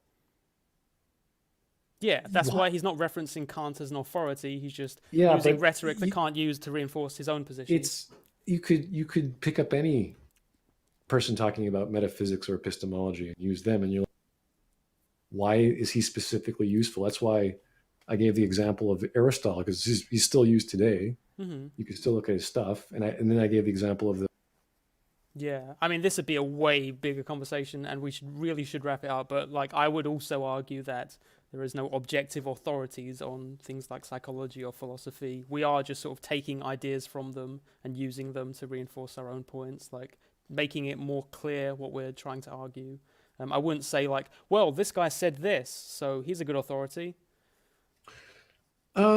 Yeah, that's fine. I mean, you can look at art, sculpture, and why was Da Vinci, not Da Vinci, why was Michelangelo's David, why was his right hand bigger than his left? Why was the head bigger? And there's all these practical reasons for that. People think it's some sort of standard they had at the time. It's like, no, it's he thought it was going to sit at the top of a church. It's going to be, you have to be big, you have a big head. Gotcha. But we can't always Yeah. use intent to read art like that. He was just like him doing his thing. It wasn't any specific thing. I'm sure there's all kinds of interpretations why. Mm-hmm. But yeah, big hands, big head. Why they had small genitals? Why they had a lot of upright statuettes as opposed to hunched over, Mm-hmm. or larger pieces. You know, the statue was a broken piece of marble or a flawed piece. You know, all these things that they had to work with. So they did what they could back then. And That's really interesting. oh yeah, it's cool. Okay, well, thanks again for agreeing to have this conversation. I do appreciate it. Oh great, I love getting all sorts of ramblings about what is good and bad, even though we don't find. Yeah. Hopefully that gets us to critically look at what we think is good and bad in the future. Because if we're not using a critical eye, with whatever lens you're pretty much just winging it. You know, you're shooting in the dark, and we want to actually learn. So whether we use a different, the end result is, why is this good? Why is this bad? And how can I make it better? That's what we're trying to do here. Yeah, you always want to try and improve, but how you improve ultimately varies from person to person, what they consider improvement. Sometimes you can lose a sense of your unique style by drawing images that are more realistic, but also by being more realistic, it more clearly captures what you're trying to express. So, if you're talking about literary criticism, yeah, you can have dialogue that's more realistic, but Oh, loses yeah. some of the quirky style that people loved your work for in the first see, place. that's when you mentioned that technique of writers writing different chapters. I actually did that with dialogue because all my characters off. So I got another buddy of mine. Here, this guy's angry and he's your age. Yeah, that No sounds like a problem. really interesting piece of work. And I guess I kind of feel like the objectivist model would be rejecting something like that, because that's very clearly going to end up contradicting elements of the story or parts of No. It's just the the writing. way in general. that you walk and talk are the two most observable factors of a person. So it's manners, it's how you were raised, it's your vocabulary, it's your slang, it's all these things. So if you have a different person literally writing the dialogue for a different character, and you say, okay, I want you to say to this guy, I'm gonna kill you tomorrow morning at 12, and you write that any way you like. It's dialogue, because dialogue you're free to express, you're free to do all sorts of crazy things, and you really get a unique voice, especially when someone else writes the dialogue for you. So, Yeah, that anyway. sounds like a really interesting practice. Do you have any of your fiction posted anywhere? I think I actually just threw it out a few days ago. I had these 3.5 floppies, and and I just grabbed the whole shelf and just launched it. I was like, oh, no one's gonna read this shit anyway. So. Well. But I threw out all this other junk as well from school, and I was like, it's time to get rid of it. Yeah, I got a bunch of old folders and files I haven't looked at in years, and it's just like, I should just delete this shit. I probably wouldn't like it if I read it again anyway. Yeah, some of it's great, some of it's memorable. Like, I remember the 3 stories in school that got published, and I was like, ooh, that sucks. That's not good. Like, there's all these ways to improve. So it's always good to go back and not recreate the past, but make new stuff. Constantly make new stuff. It's been a really weird. I don't know if you have this experience at all, but I feel like there's like a clear thing where whenever I do like a video essay or something like that, if I feel confident about it, it might flub a little bit, and if I don't feel confident about it at all, generally that will be the best received thing I've done. I'm not sure why it's the case, but it's like a pattern I keep seeing in my work. It's funny because I made my channel based off rage, so a lot of my fans in the beginning were like, "Oh, you did exactly what I wanted," and then over the years, you're not being objective enough, you're not being clear enough. Stop making jokes. Stop. It's like, oh, okay. So it's like, oh, well, can I just say what I want? Yeah, you can rate your personal vision against what the majority of people may want.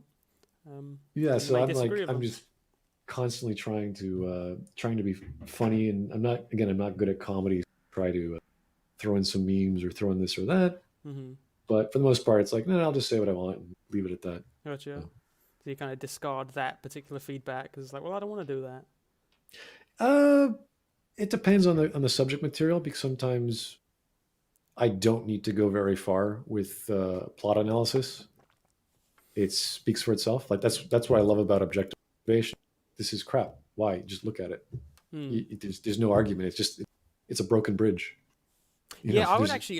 There was another conversation. I would probably have a good chat about whether I think arguments can be objectively right or wrong, because I would be more likely to be convinced of that. But yeah, think of it like a courtroom drama. It's like, okay, we have your blood at the scene. The blood's all over the gun. The witnesses, not the witness, the body's skull. So it's like, okay, there's nothing to argue. It's all there. It's like, yep, that's it. There's nothing to say. Right. It's like my opinion is you killed the man with the gun. Yeah, like, but I mean, sometimes that you can have like a litany of evidence that points to a certain suspect, but it still turns out to be objectively incorrect. Exactly, law is a but that's tough the beauty thing to bring into it. The beauty of murder mysteries, when you have those ironclad stories of the first two chapters, and then the detective comes by and goes, nope. And you're like, what? Right, yeah, absolutely. What didn't I see, you bastard? Right. All right, well, thanks for chatting anyway. Maybe we'll have another chat another time. But, yes, thank you much for having you. Thanks, everyone, for... I don't even know. I guess this is Twitch. I have no idea. No, I ended up being on YouTube. Oh, okay, great. I have no idea. I'm just like... It's fine. I'll probably throw the archive up somewhere, but I don't know. All right. In any case, thank you guys. Good night and good luck. Have a good night.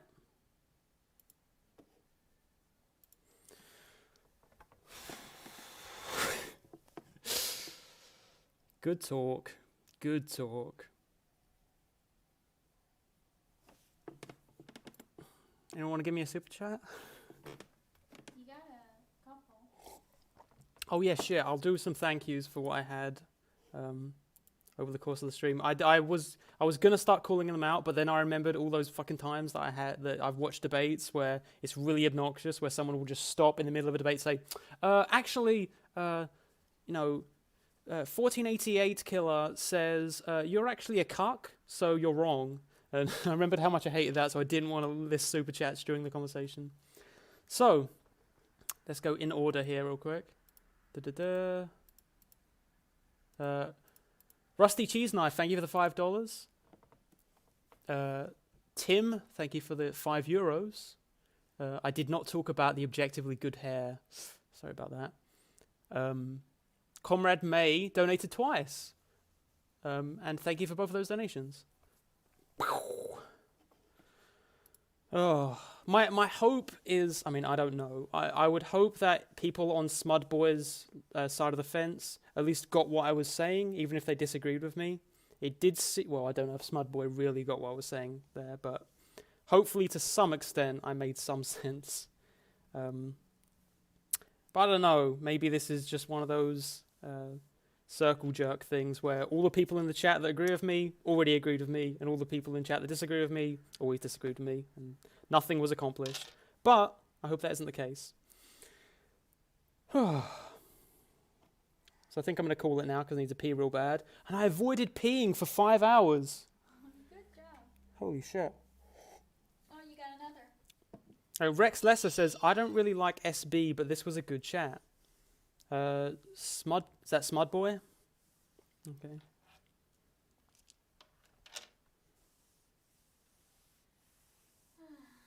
Larry Banks, thank you for the $5. Yeah, I will admit that definitely at times it felt like we were just repeating our arguments and it wasn't really getting through. There's only so many ways that you can rephrase your position. I don't know. Maybe 5 years down the line, I'll get a load of objectivists that will message me and say, Jack, you convinced me that actually art is subjective. It's good. Or who knows? Or maybe I'll be convinced. Maybe the seed has been planted for me to become an objectivist critic, don't really know. I'm going to pee real quick, and then I'm going to end the stream.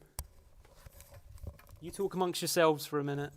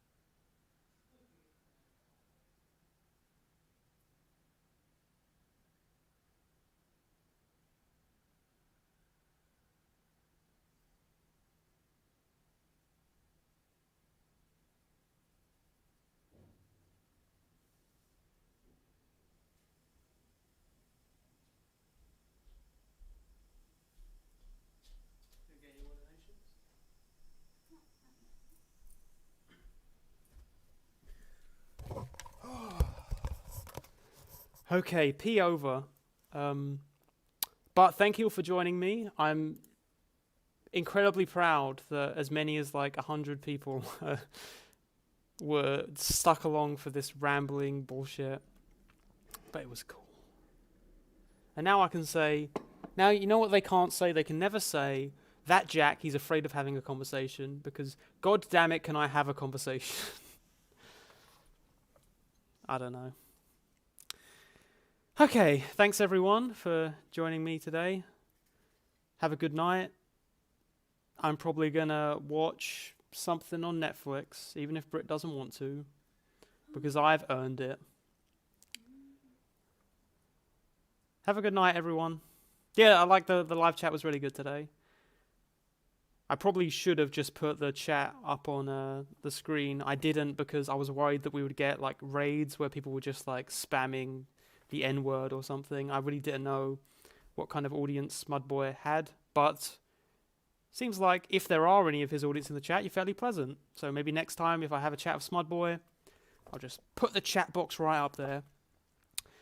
Night everyone, have a good night.